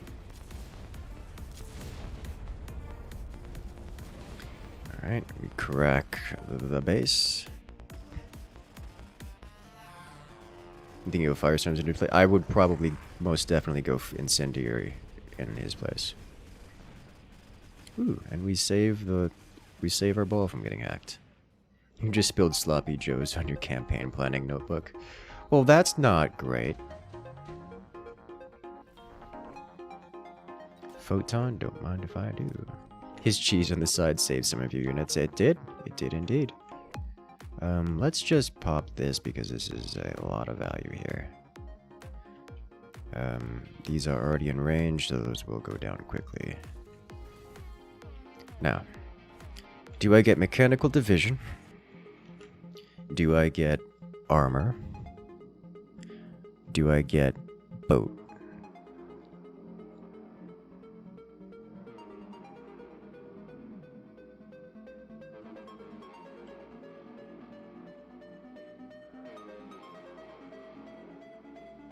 I think either way we add one of these here to prevent storm color cheese.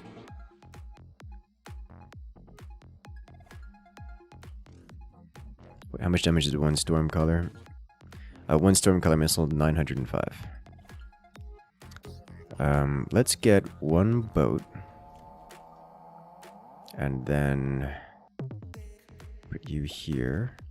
And we can get a loan for either mech div or armor.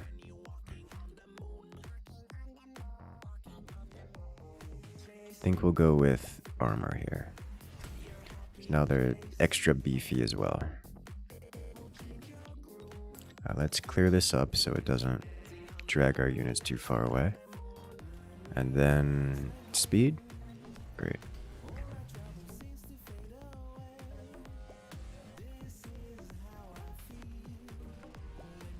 He did get splash damage, so that is great for him. We still get the base, which is not a surprise given his lineup is situated such that it is meant to give up the base entirely.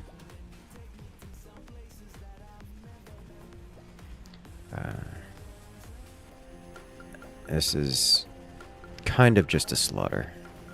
We're running through. We're running through everything. If we had to run through the fire and the flames, we might have taken more damage.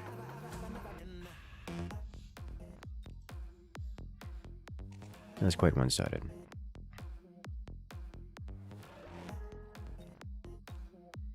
Let's go.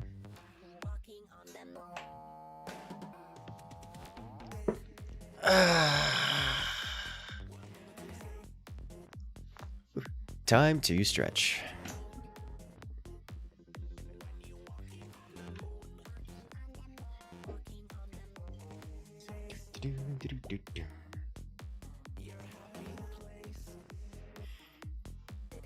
Oh, yeah, that feels good. So my brother came over yesterday, We went outside for a walk just to enjoy the environment. Got to go check out all of the living creatures nearby. Speaking of which, if you guys like this kind of content, make sure to hit that subscribe button, make sure to hit that follow button, and as always, check back on the Discord because that's where we do all of our announcements where you guys can come and join and enjoy all this good gameplay and all this good content. But yeah, we went out to explore the local area to check out all the critters. The local ducklings accepted my brother as a food source, so he got to feed the ducklings and listen to all their chirping, peeping sounds.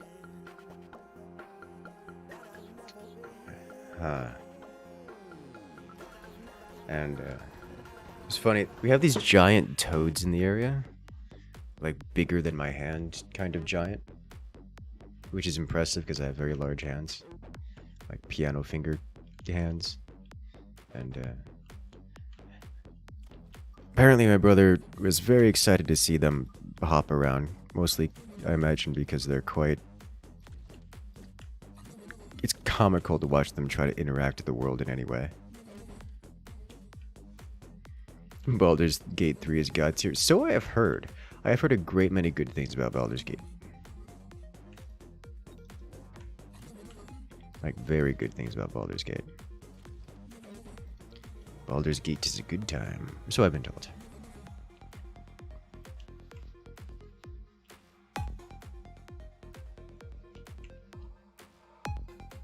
Maxing the Tonto is pain. Is it? Never had that issue with it. Then again, I played a lot of Light Assault with it.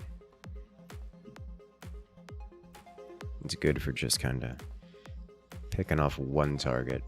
I guess it would be slow. It's not exactly a farming weapon. You've never played a CRPG like Baldur's Gate, and you've been loving every minute of it. It's an amazing game. I will probably get into it at some point. It definitely seems like the kind of game that's not so... that's more better enjoyed off-stream than on-stream.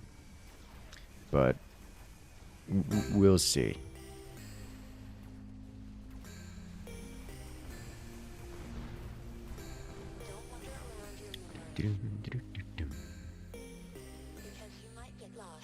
Yeah, they really, yeah, Nora. Have a good night. Sleep well. Get some rest, yeah?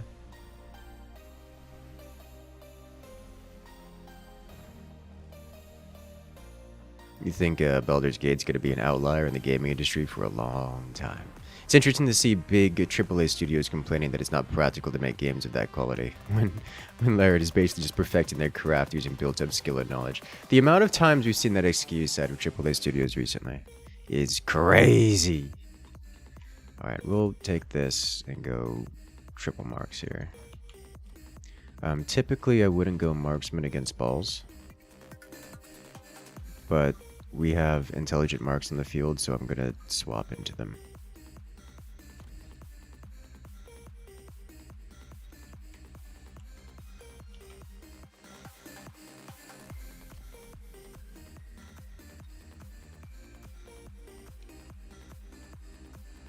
And we're going to try to slam these balls as they come in.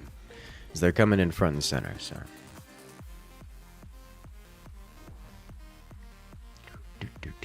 Yeah, everyone you've seen in streams is constantly backseated. Yeah, it's just not fun for anything involved. Your first strategy game was KKND, similar to Command & Conquer. Understandable. I don't think I've ever played... I don't think I've ever heard of that one, actually. Oh, don't hit the crawler. It's gonna hit the crawlers. I mean, it scratched some of the balls. But... almost. Every time you hear that excuse. See, AAA studios are the only ones using that excuse, and they're also the only ones not doing it. Speaking of which, is anyone excited for the yearly Toby Fox announcement? Or yearly Toby Fox news update?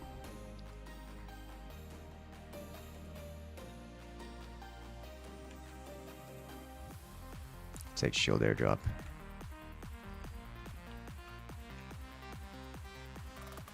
this on the side here. This should attract some of these. As well as this guy. Can sell it off next round.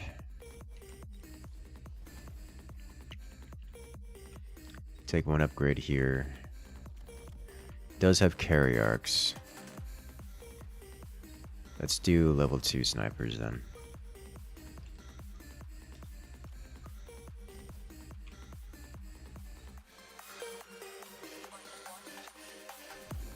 Let's go.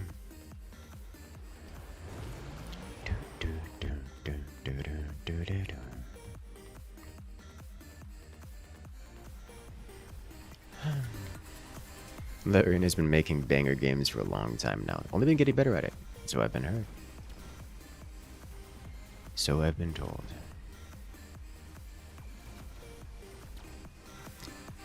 KKND. Crush, Krill, and Destroy. 2 factions, bugs versus advanced humans. Interesting. Alright, Rhino doing Rhino things. I'll leave it there one more round. See how our opponent reacts to it.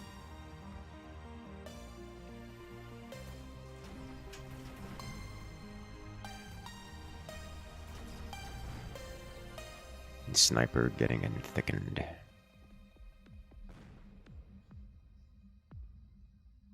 Baldur's Gate 3 has stream mode where the viewers get to make decisions for you. Well, that's interesting. I wasn't aware of anything like that. Incendiary pains everyone involved. I think we'll take Orbital Bombardment, though. Drop it front and center-ish. I think we want extra Sniper. I definitely want to keep the Sniper count above my opponent's. And we'll do this. Yeah, pain. Stream mode is sheer chaos. Oh, that I can imagine.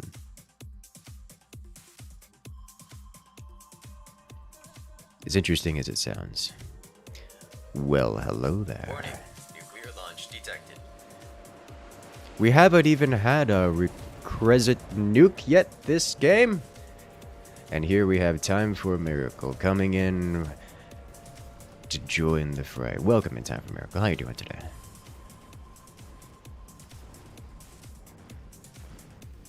Sentry Missile, you know, did pretty alright. Wait, it didn't. That was a bad Sentry Missile. Makes me sad. How you doing today, Time for a Miracle? Enjoying the ranked grind today. Not sticking around for the update drop tonight. Have a good stream? I am. Learning a lot, put it that way. Alright, improved firepower, haste module. Haste module, sniper? Do those arcs have AA? Yes, they do. So I could bait them into going anti-air, like doing wasps into, force them into do anti-air stuff with those, which wouldn't be a bad idea. I think we just, we'll just skip this one here. The question is, do we wasp or do we just sniper? I think we wasp. Because he has literally no anti-air. And then we sell this off. You're planning on it? It's going to be like 3 hours to play one game, so you're off to have dinner, be joining the patch tomorrow. Understandable. Completely understandable. Well, have a good night then, and enjoy the rest of your evening. Have the sacrificial wasp. These two here. Alright. Sniper should do sniper things. I definitely want shields on the fangs soon. But for now, let's get bonus damage and let's go. Okay. Should have built a boat with the deployment mod. Just keep floating it around. That was an option. That was certainly an option. Looks like our opponent recognized the weakness in their lineup with the lack of anti-air. And so they've gotten a handful of fangs around. Where's your shout out, Perms? It's exclamation point SO, which we can actually do. For those who haven't seen Time for a Miracle in the Mechabellum category. One of the more experienced players. He's doing carry arcs? He is doing carry arcs, yes, which is why I'm keen to do snipers. Unfortunately, I'm in a situation where the carry arcs aren't the biggest threat on the field right now. It's the balls, because I don't have anything to deal with the balls. So that's an issue. Hey there, Soup Pirate. Welcome back. How you doing? I know, big shock, right? Ooh, advanced firepower control. Does this do anything for me? No. No, it doesn't. Mass-produced wasps, for town emissions. Improved overlords, however. I'm into that. But not enough into it to make me want to purchase it.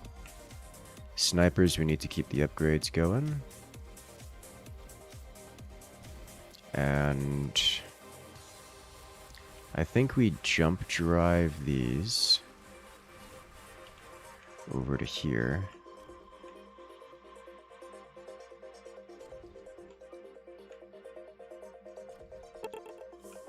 And how do I deal with the balls? Do we just get hackers? Because hackers with shields will solve several of our problems.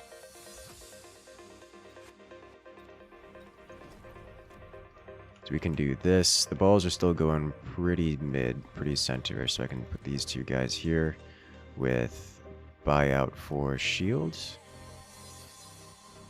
So our opponent suffers shield pen without using the balls directly.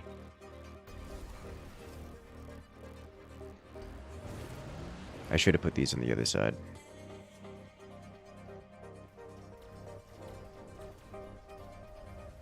Okay.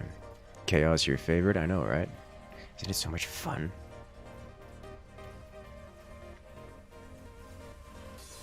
Okay.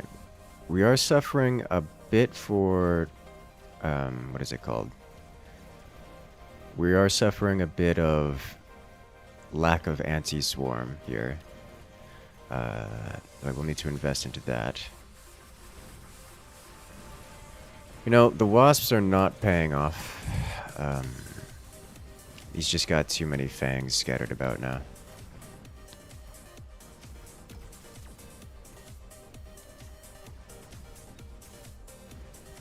Let's see. Is it worth doing...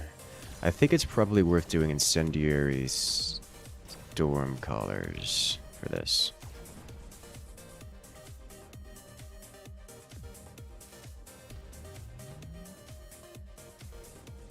Nano repair, extended range.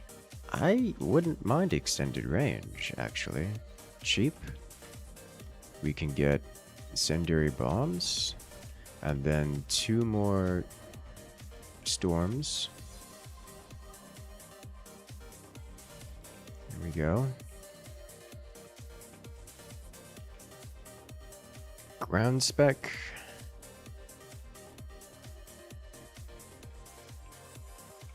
There's so many of these. Let's do ground spec. And pop you here over to this side. And that should be all we do this time. We eat a missile, which will be painful. MR, we don't have an MMR command. We're currently floating at around 1450, which is looking to go down. Okay, we finally got him to invest into the 4th tech, which is an expensive one for him to deal with. So that is all of the benefit we're ever going to get out of those wasps, unless I get shields on them. Which I realize now I just got the tech for them, so that was definitely a mistake.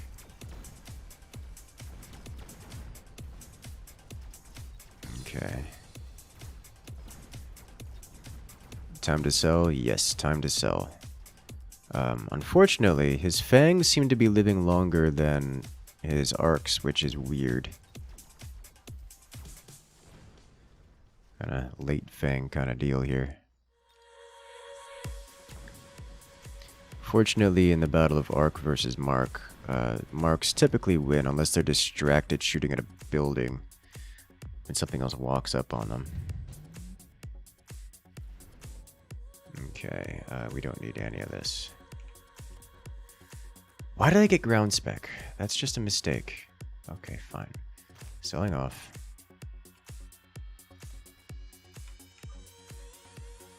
It's like these were not going to be useful once he got into anti-air. Elite marks here to play. Keep up with the marks upgrade. Probably 2 more of these. Let's keep them away from the edge so that they can't get sniped off by something that spawns here. And shield upgrade on the fangs.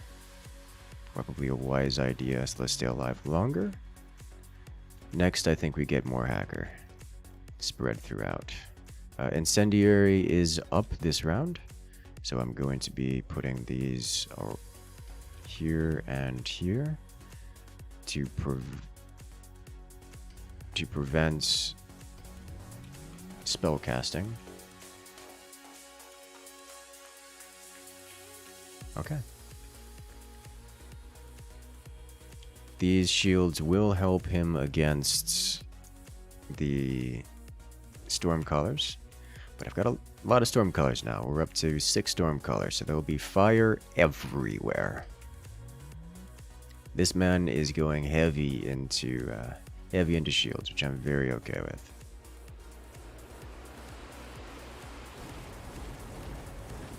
Looks like some fire landed on my side, which makes me sad.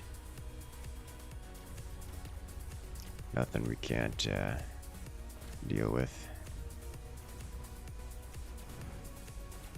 Despite all this fire on the field, there's crawlers still made it into my back line. Or front line, I guess.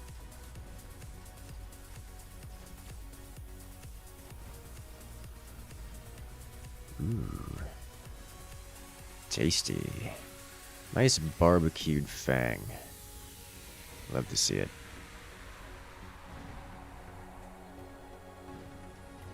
Alright, so we should win this.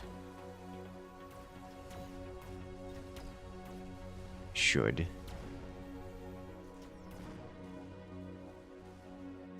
Okay. Everything's on fire. Everything is indeed on fire. But attack speed marksman still one-shot balls. I don't think it really matters. It's still going to be worthwhile getting attack speed marks. Not going to get Vulcan's Descent. Am I going to get Vulcan's Descent? Not going to get Vulcan's Descent. Super heavy armor, however, also not into. None of this is interesting to me. Okay. Sell you. Upgrade, upgrade, upgrade.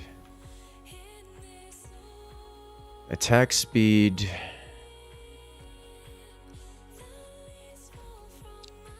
They don't one-shot balls as is. Like 12k to 18k. Although the level 4 does one-shot the level 3. That's not super relevant. I still think it's worth taking the quick reload. Just for target cycling.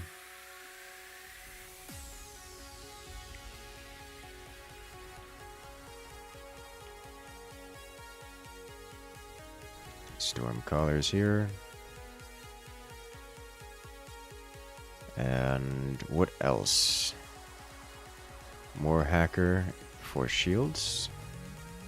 Cheap shields as well as anti-ball. Actually, do you want it right here in the middle, I think. We can put another shield down right here. There we go. We have a lot of shields. I'm happy with this. Okay, they do have anti-missile now. I can get missile overload. this, that's a whole lot of burn in one place. I'm okay with this.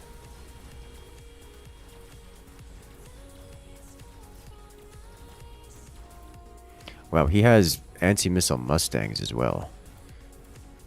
Didn't see that one coming. I think he wins this, actually.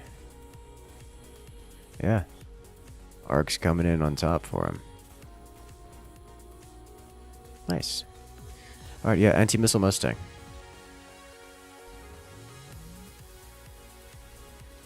Let's see, haste module, skill cooldown, we'll take that. I'm about full shielded, so I'm not super into... Do I also want range on these? I think I also want range on these. Rapid fire, long range. Is it worth taking EMP on marksman? I think not.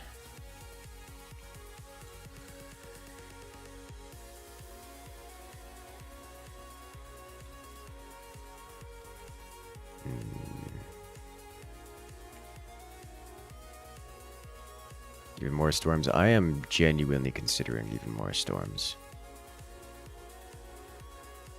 Here's the thing.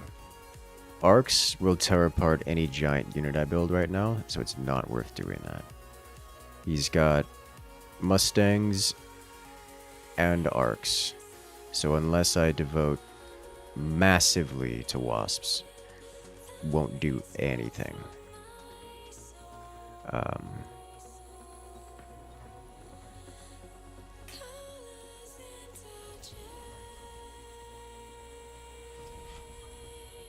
We'll put these in the back here. Right click. Stop it. Like second wave storms kind of deal.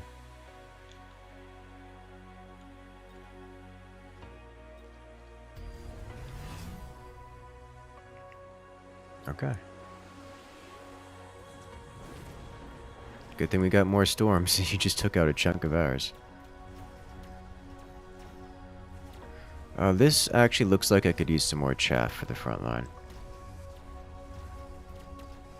Wow, he's just walking through the fire and the flames. His crawlers made it to my left side structure.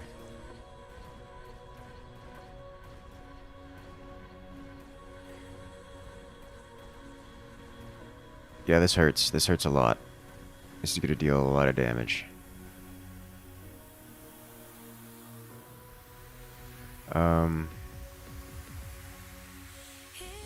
Okay.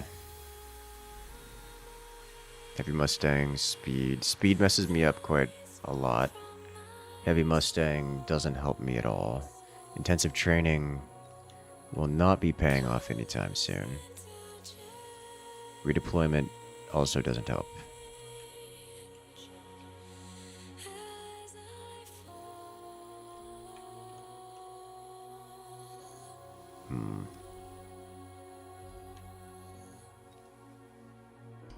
How do I spend my money this round? Start pressing the buttons.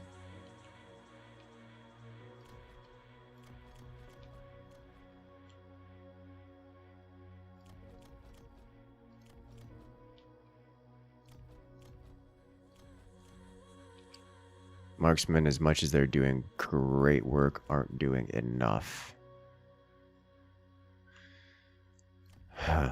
Let's get one more storm color back here.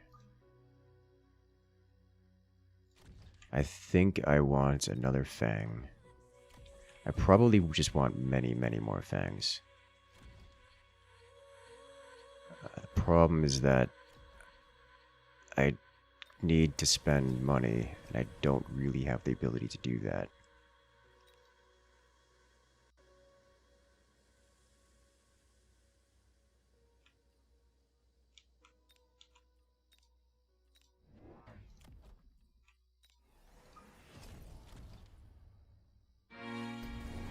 Okay.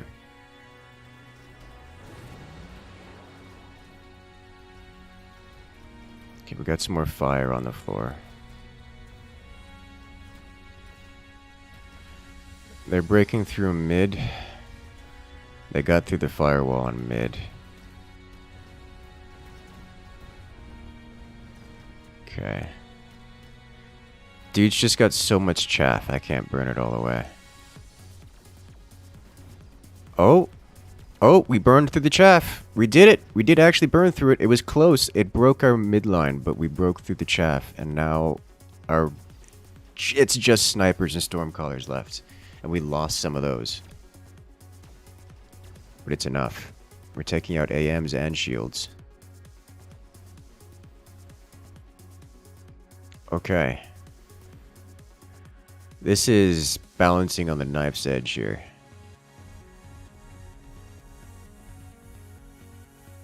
Whew.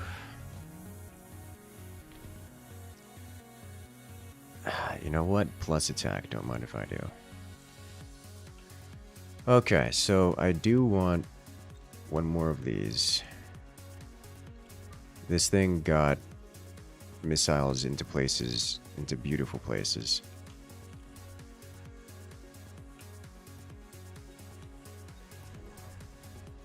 So we just need like that wave 1 missile strike. Upgrade everything. Do I care about EMP on snipes? How much HP do these have? 25, 18. I really don't care about EMP on snipes. The snipes are killing things in 2 shots anyways. It's overkill regardless.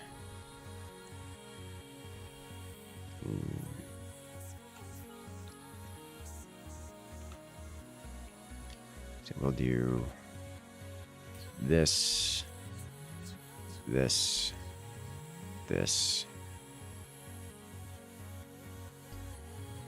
this. Honestly, if our opponent wants to add more fire to these flames, I really don't mind. Like, I don't mind at all.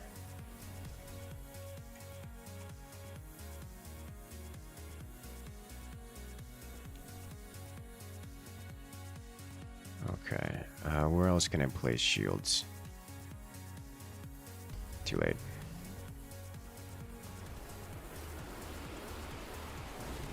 Get out of the fire! Oh, a couple of them got out. Holy smokes, it's just plasma everywhere. There's so much fire. I don't think I've ever seen this much fire. And the point defense is crazy.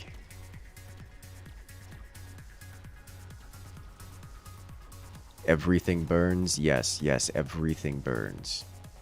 And we're losing. They're getting to our backline. They're taking out our stormcallers. Uh-oh, come on. Can do it. Oh, we just took out the last arc light. Oh, it's so close. What? Again, right side is suffering a little bit more than left. Holy smokes. Vulcan's MVP, yes. Well, this is happening.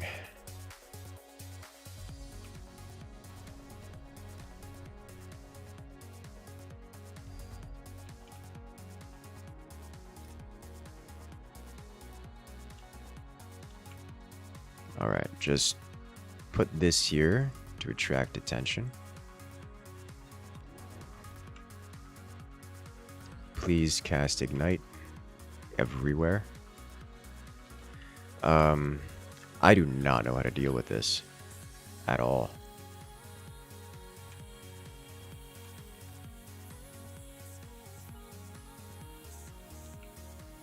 Okay, so what we do is shield everything. First, let's get +1 sniper on the right side. I think we're missing that. Not that it means all that, not that level 2 means all that much over here.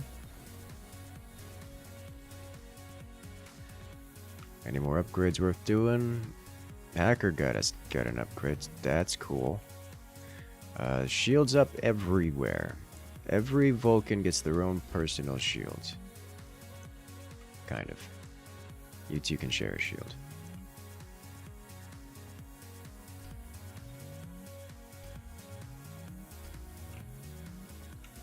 And you can do this. Alright, well, there we go. Good luck. Mans didn't nuke me. Excuse me? You mad lad. He is bringing in a bunch of wasps. I don't have a whole lot of anti-wasp, but I do have fangs. Oh, it's so beautiful.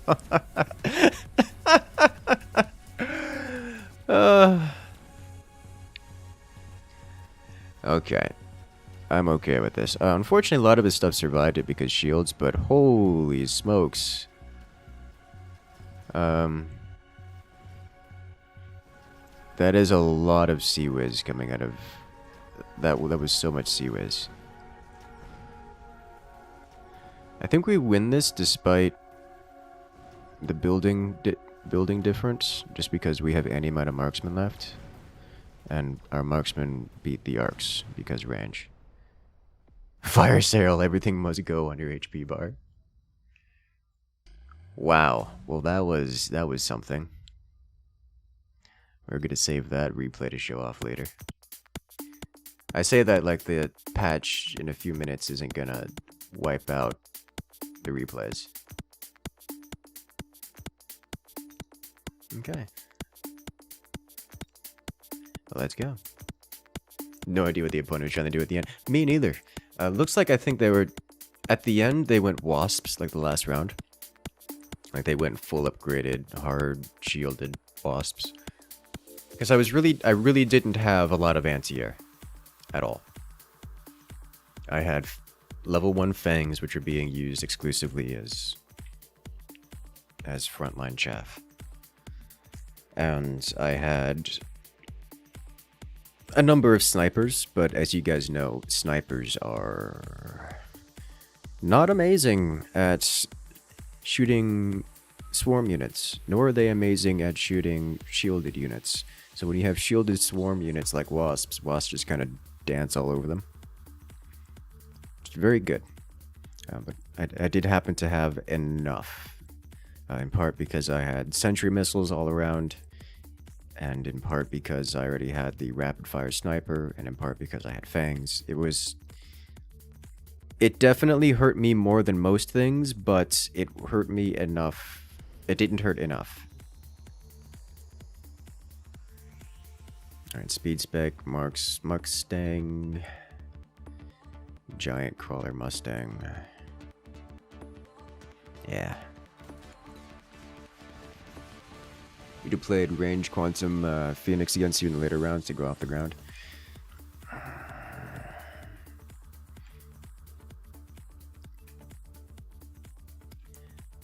I mean, I guess it's worth a try.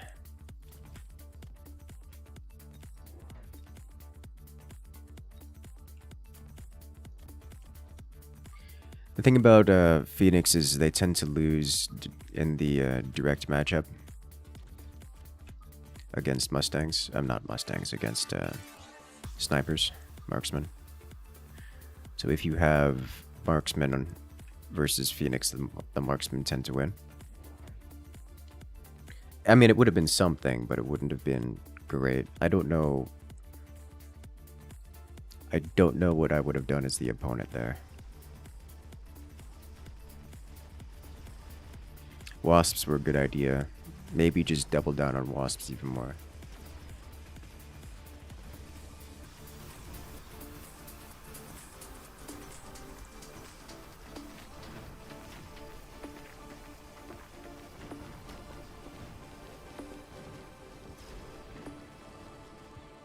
I'm okay with everything that has happened so far. All of it.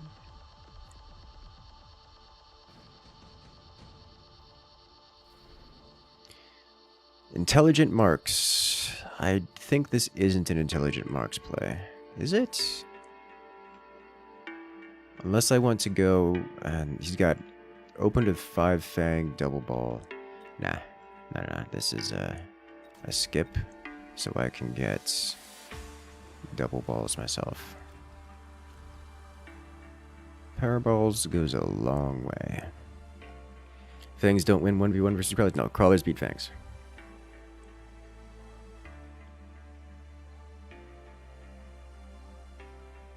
Time for replicating swarm.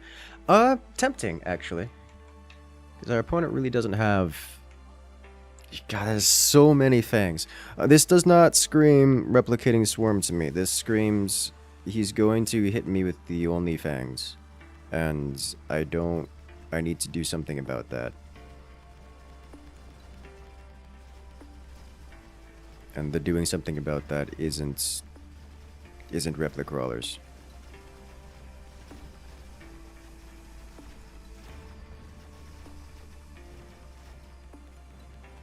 I think we go with Mustang upgrades here to nip this in the bud early.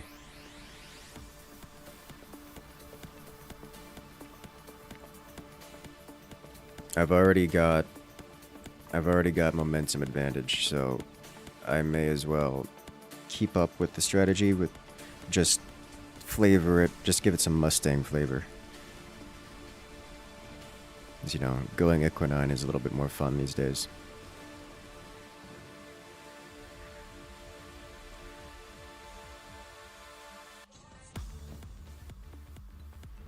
Supply spec, intensive training. This is an intensive training pick.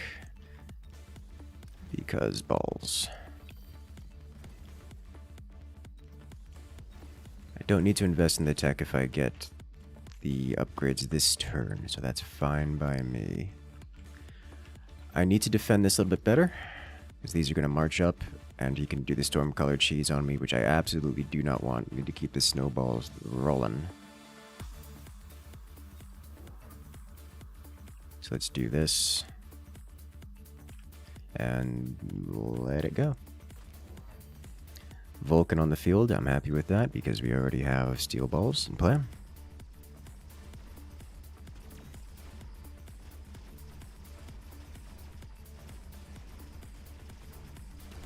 Look at that, that's a level 2 Vulcan and it just got balled. We got giant spec, we do have giant spec. I was contemplating going boat with it, but I think even in this context we don't want boat.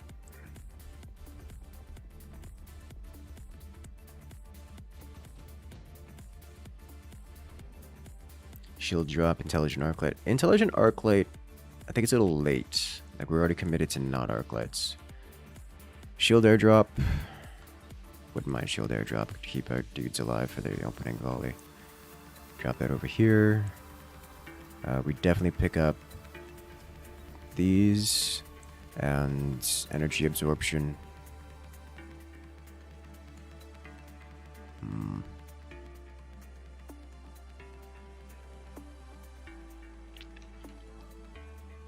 My question is, do I go Vulcan myself? I think not. I think we invest more into Mustangs.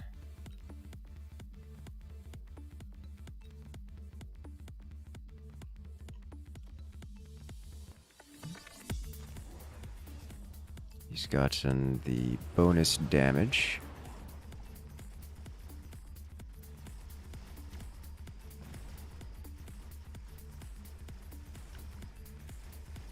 Right now we're relying on the steel balls to get the job done versus the Vulcans.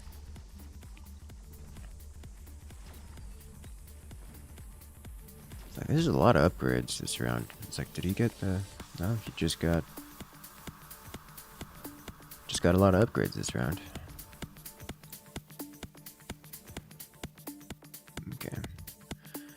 I do want range on the Mustangs so that they'll stay away from the Vulcans.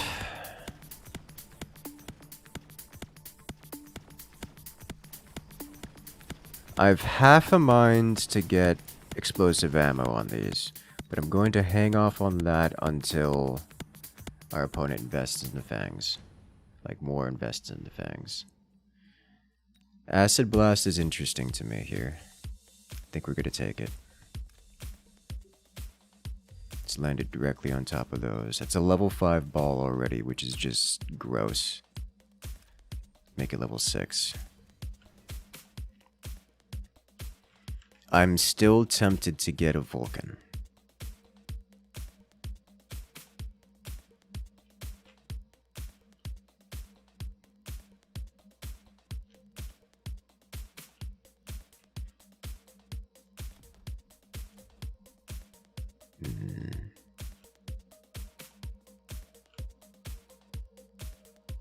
Let's drop a Vulcan over here. I'll drop it behind this.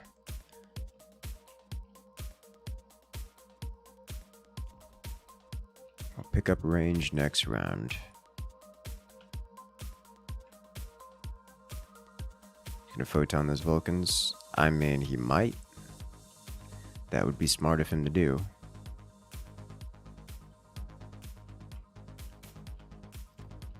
HP upgrade. And thicken the balls. Alright, so he spends his money on bubble shields.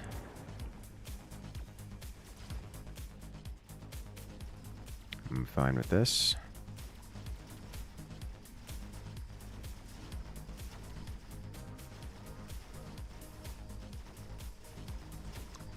Our balls got killed off by something. He's got EMP snipes, which, while good versus the balls, don't do more damage. So I'm a little bit concerned about where the damage came from. So pretty certain it didn't come from the Vulcan.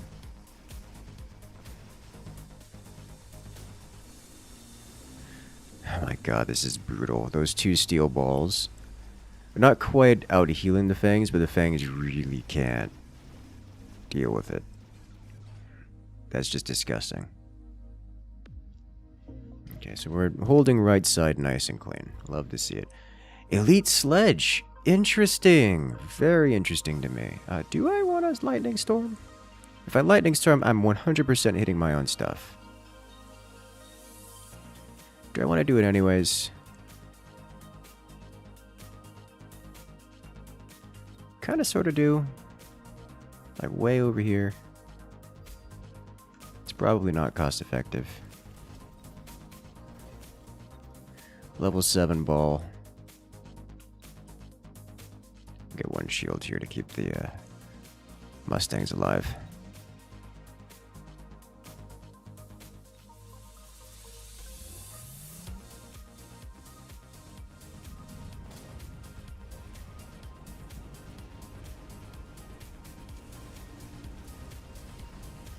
Okay, no, it is just the Mustang doing.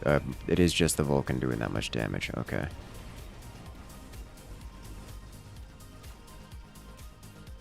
All right, so now we need actual anti-giant here, or more balls. Does he have? He doesn't have. He doesn't have the, what is it called? The upgrade on the Vulcans which spawns snipers. I don't remember what it's called, but it is a reasonably strong upgrade. Oof.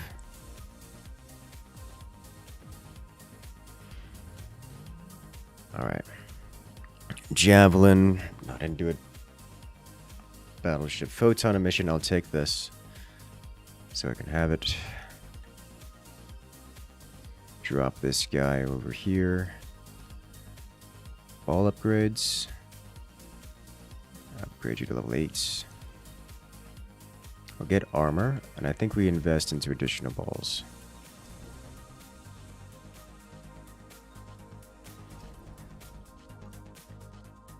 I think is the way to go here.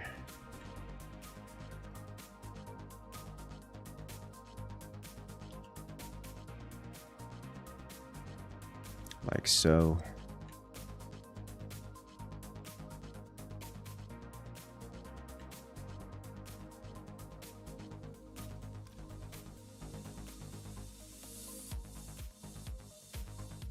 Okay.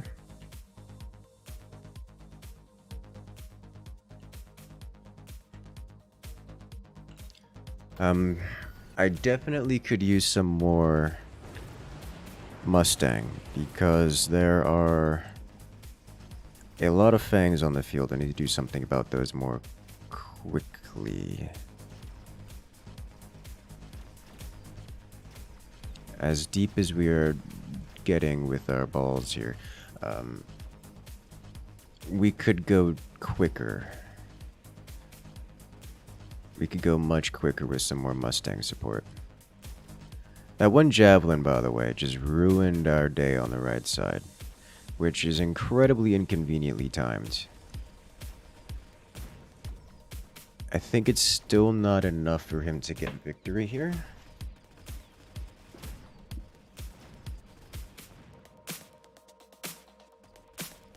He did take out our last ball, and we were primarily using the ball for anti-Vulcan, but it's still enough. Sledges always seem weak when you use them, like you're missing something while using them. Yeah, so there's a concept. How am I going to describe this? Because I've never described it in this manner before. It's kind of a complicated concept. Only because it's opaque rather than, well, anything else. Think of it as... most of the time when you're playing strategy games, the easy stuff is rock, paper, scissors. Like rock beats paper beats scissors kind of stuff.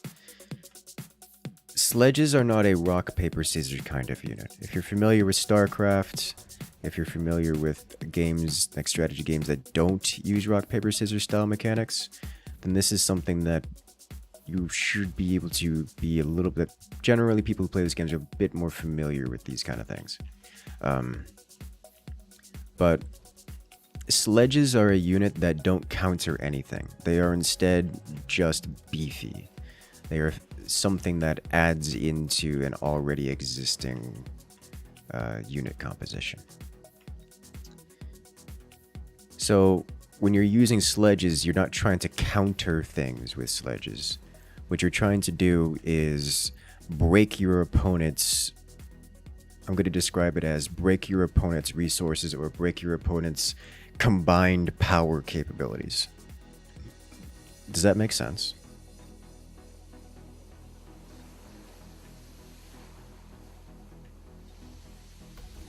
They are a generalist unit that solves problems by being the problem. They don't counter fangs. They just do enough damage to overwhelm.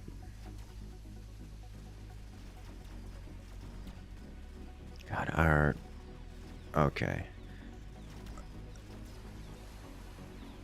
Our balls got wasted here. No, tourney? No, I tend to not do the tourneys. I don't like waiting around when I can just play the game. Alright, so we need... the balls are no longer scaling high enough. We've hit maximum ball, and it's not paying off anymore. Giant Hunter? Oh, that's... if only we got that a little earlier.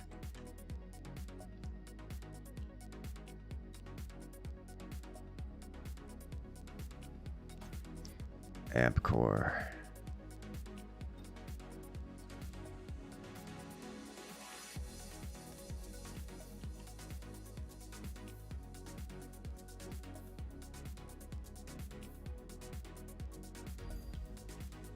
Okay. Boats, I think not, especially not with this many. Giant units in general are going to suffer on my side of the field. I think this is actually a storm color situation.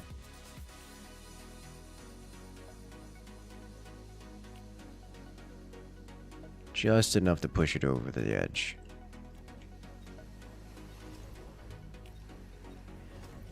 I don't have storm color damage.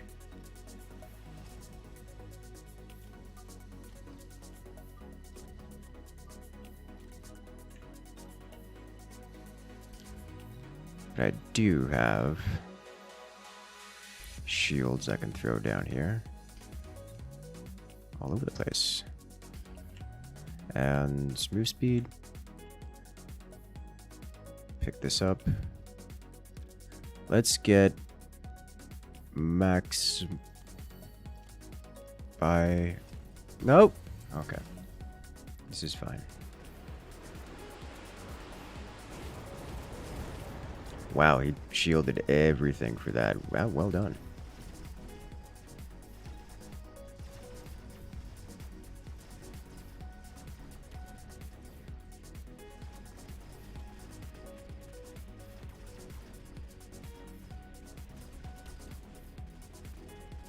Okay.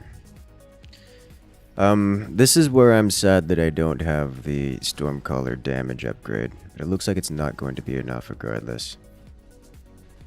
Are we dead? We are dead. Okay. I think Stormcallers would have been a good idea earlier, but he just had too many levels on the Vulcans, especially with the Amp Core on it now. It's just too much HP. I think we needed either balls or melting points. And melting points are risky in that situation. AG saying it's ball range.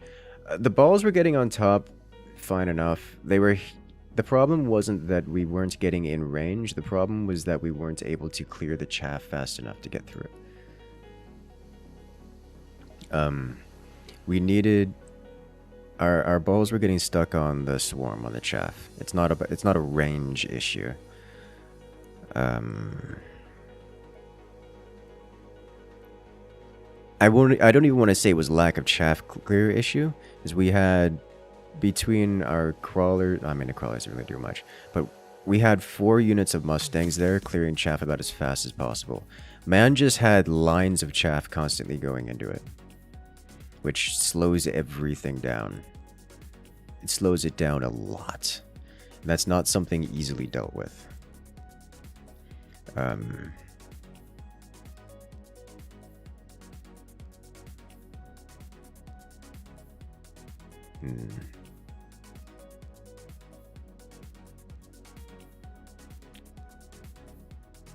I don't want to pick a lead spec here, it's just a mistake.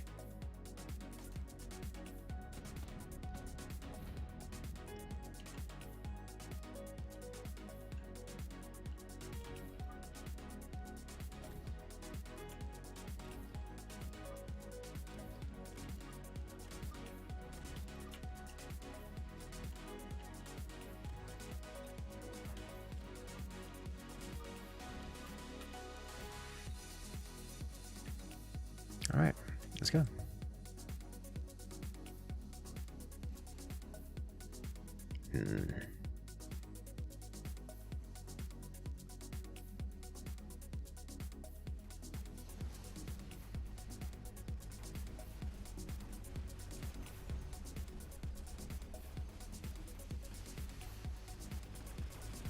Alright, until he gets the damage upgrade, his arc doesn't one-shot our units, which is nice. And Mustang's doing Mustang things. God, Mustangs are such a strong unit. Aw, almost got that last Phoenix up here.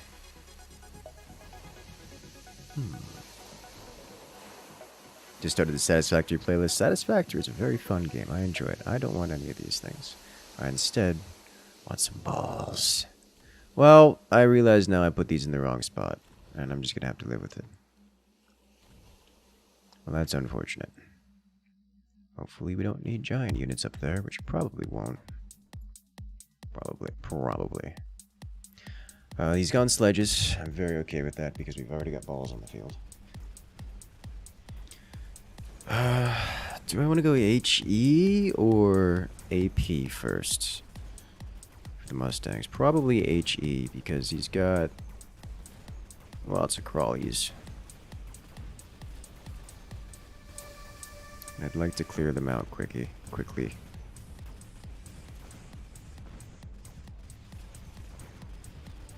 Oh, we get the building. That'll give us the damage we need to burst down a lot of this stuff. I still think we lose this round. But yeah, we do lose this round, but We're getting close.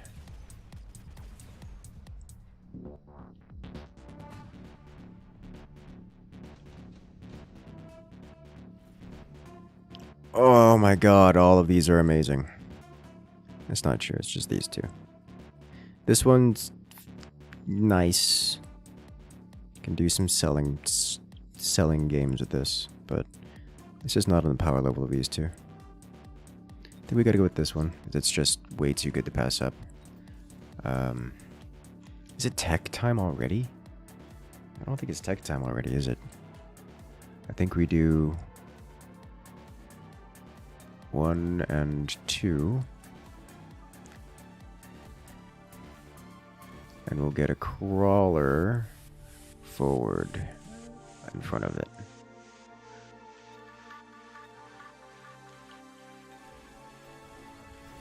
Okay, let's go. I'm glad you enjoyed there, Keith. Welcome in. This is a lot of tanks. I really don't mind the sledgehammers being on that side, because they're not going to be a participant in this battle for a very long time. That was a beautiful sentry missile. As is his sentry missile going to be great.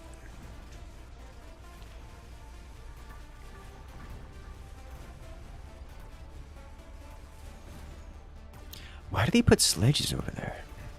Like, how does that help him? I mean, okay. Here we go.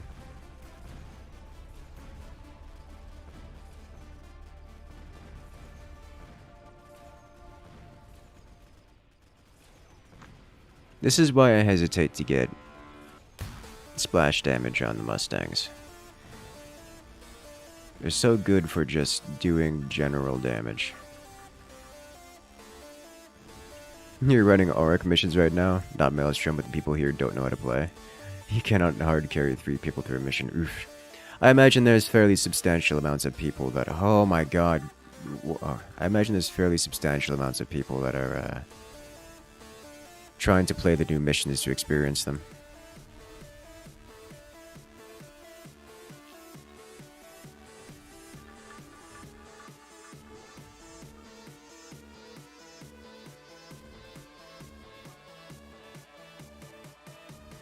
That's probably relevant to things and stuff.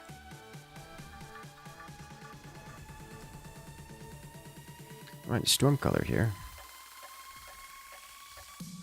Literally just high intensity shock trooper gauntlet. Makes sense to me. And these people have a couple hundred true levels. Oh, so they're not inexperienced, they're just not adept. Okay. Well, that's interesting to me. I mean, point still stands. They're probably just not usually damnation players. And they're just trying out Auric levels to see how it works out. And, well, you know how that goes. Alright, upgrade them balls.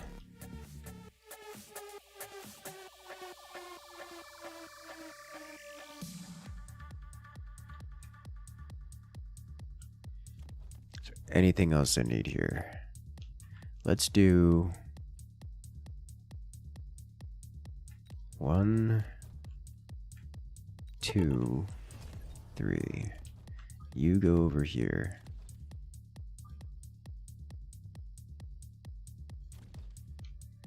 You go over here for the whip around. Active, that is high on the list of things I want, but not quite this turn. I prefer the tanky balls for this, especially because you can do things like, well, this.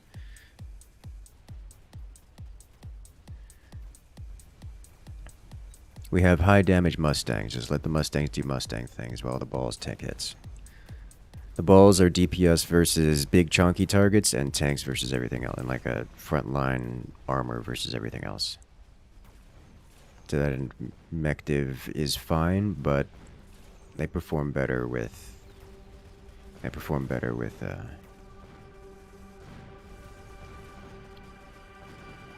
the extra HP and the HP regeneration.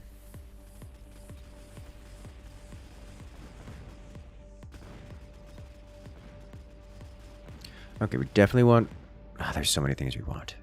Oh. It was 2 Psyker Flamers and a Flamer Zealot, Revolver Zealot. Huh. Interesting. 3x Flamer sounds like a rough day. Like a real rough day. Like, how are you still alive levels of rough day. Okay, so I don't mind getting mech div here. Armor on balls is not quite there yet. Range on Mustangs would be nice, but we don't particularly need that at this point in time. We already have speed spec. And these are Mustangs. They move fast. I think given the context of our opponent having a lot of high impact weaponry, we get mech div on those. And then we probably concern ourselves with future endeavors. Hackers wouldn't be bad. Hackers would be pretty good, actually. Boats would be reasonable. We could go into melting points just to outright deny.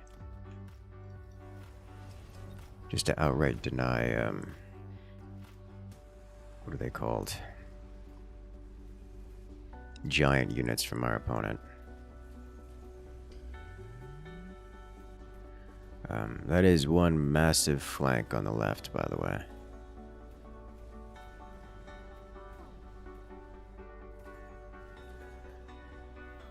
Oof. Okay, so we're gonna have to react that flank on the left. It has no anti-air there. A single boat will wreak havoc.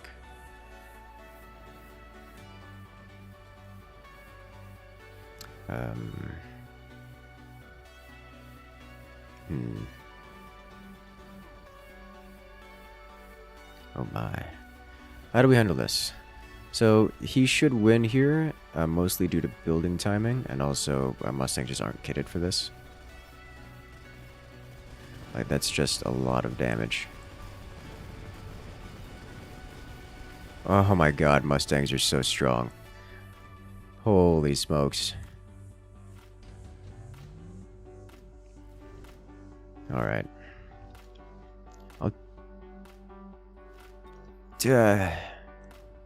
No one has any tech. At least he doesn't have any tech. I guess this will pay off 2 rounds. I'll take it. I would prefer not getting EMP'd. So we are going to do this and this. Try to save those at least. Let's see. These guys got full upgrades, which is traumatic.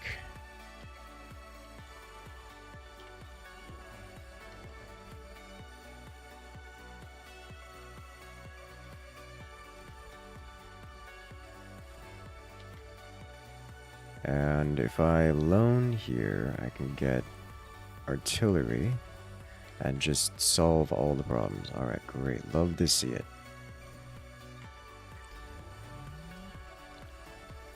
Those crawlers? Those are crawlers. Okay. My only question is, do the boats remove everything before it gets to the base? And I think not, because those are rocket fists, and rocket fists will instantly one-tap my building, which is rather unpleasant. And also means that my right side collapses because of it. There's a pretty big unfortunate here. My opponent has anti-air. So those phoenixes should kill my boats.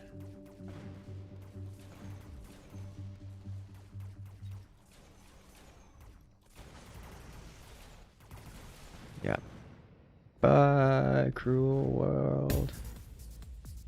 Okay, so I need to deal with the fisting. Skill spec heavy hacker. Oh my. do think this is actually a junior defense spec here. But we got to deal with this. This is this is a problem, like a real and present danger. First we do this to help protect against the fisting. I think we go balls here. The only thing I have with EMP are marksmen and sledges. Fortify the building. Doesn't save it against the fist, unfortunately. It does 15,000 damage. This brings it up to 1,300. Or 13,000.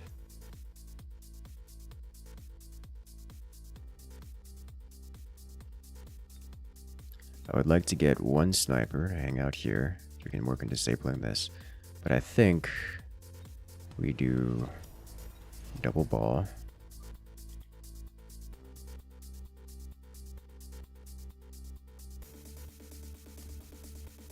Spread out somewhat with crawler in front.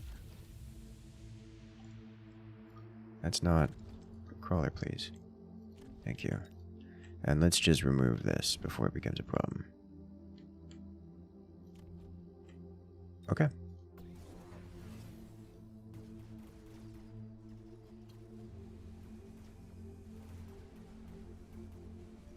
Love to see it. Shielded fangs eat fists like a champ. That they do. That they definitely do.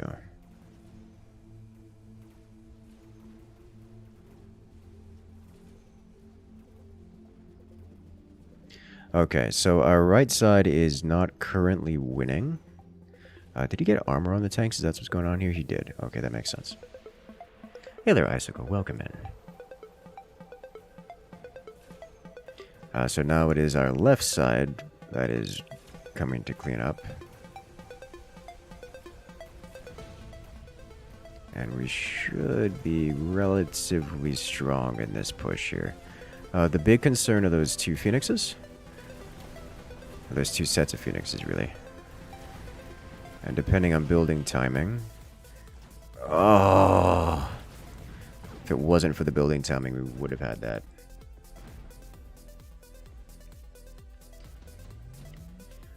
Okay, so we're good on the flank for now. Take up a range spec. Helps everything and everyone.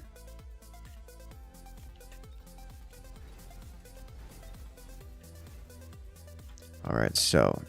I want sniper here with EMP, please. Should handle that.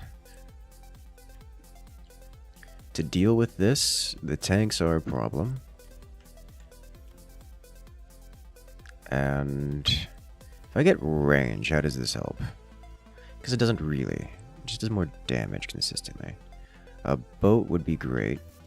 Boat solves several problems because I can do this.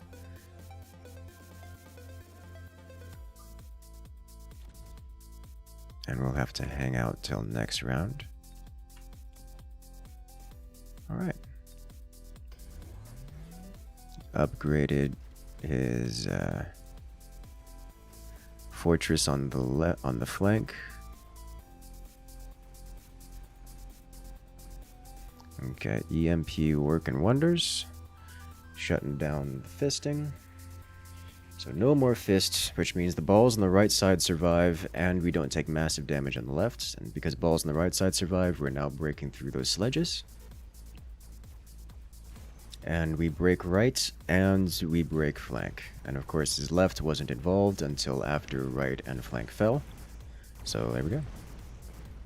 Since when do we get overseers with liberator guns? This is entirely why boats are so popular among chat. Because they are flying liberators that don't have to siege. So this is going to be a lot of damage to our opponent. And that's the end of that. I'm glad you enjoy their plus armory. Being a double agent. It's a good time all around. I like this game. Have I mentioned that I like this game? Because I very, very much so like this game. This game makes me quite happy.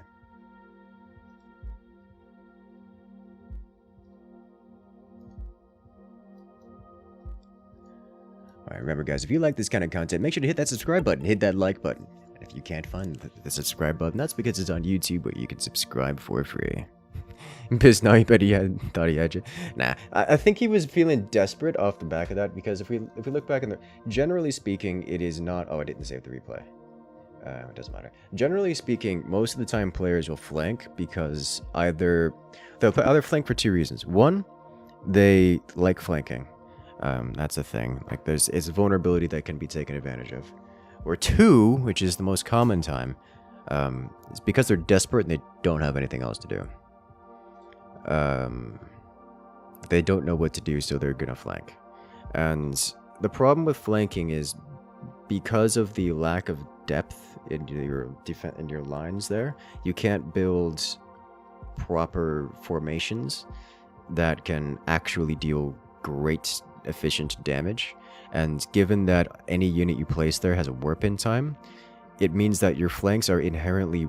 Your attacks on the flanks are inherently weaker than anything the opponent can defend themselves with. So generally speaking, flanking is just not an efficient play. So you don't often want to flank. However, flanking is a good... There are good times to flank. And that was not one of them. But there are good times to flank. There are ways to flank as well. That's why you don't often see people committing to flanks and such.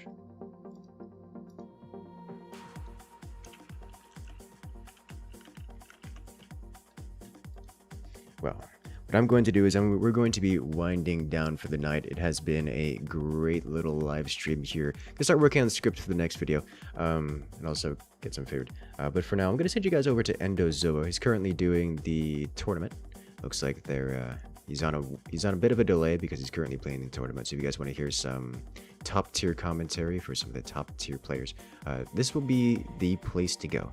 But for me, that will be it for me tonight. I look forward to the video coming out soon. But for now, have a good night, everyone. And I'll see you guys later.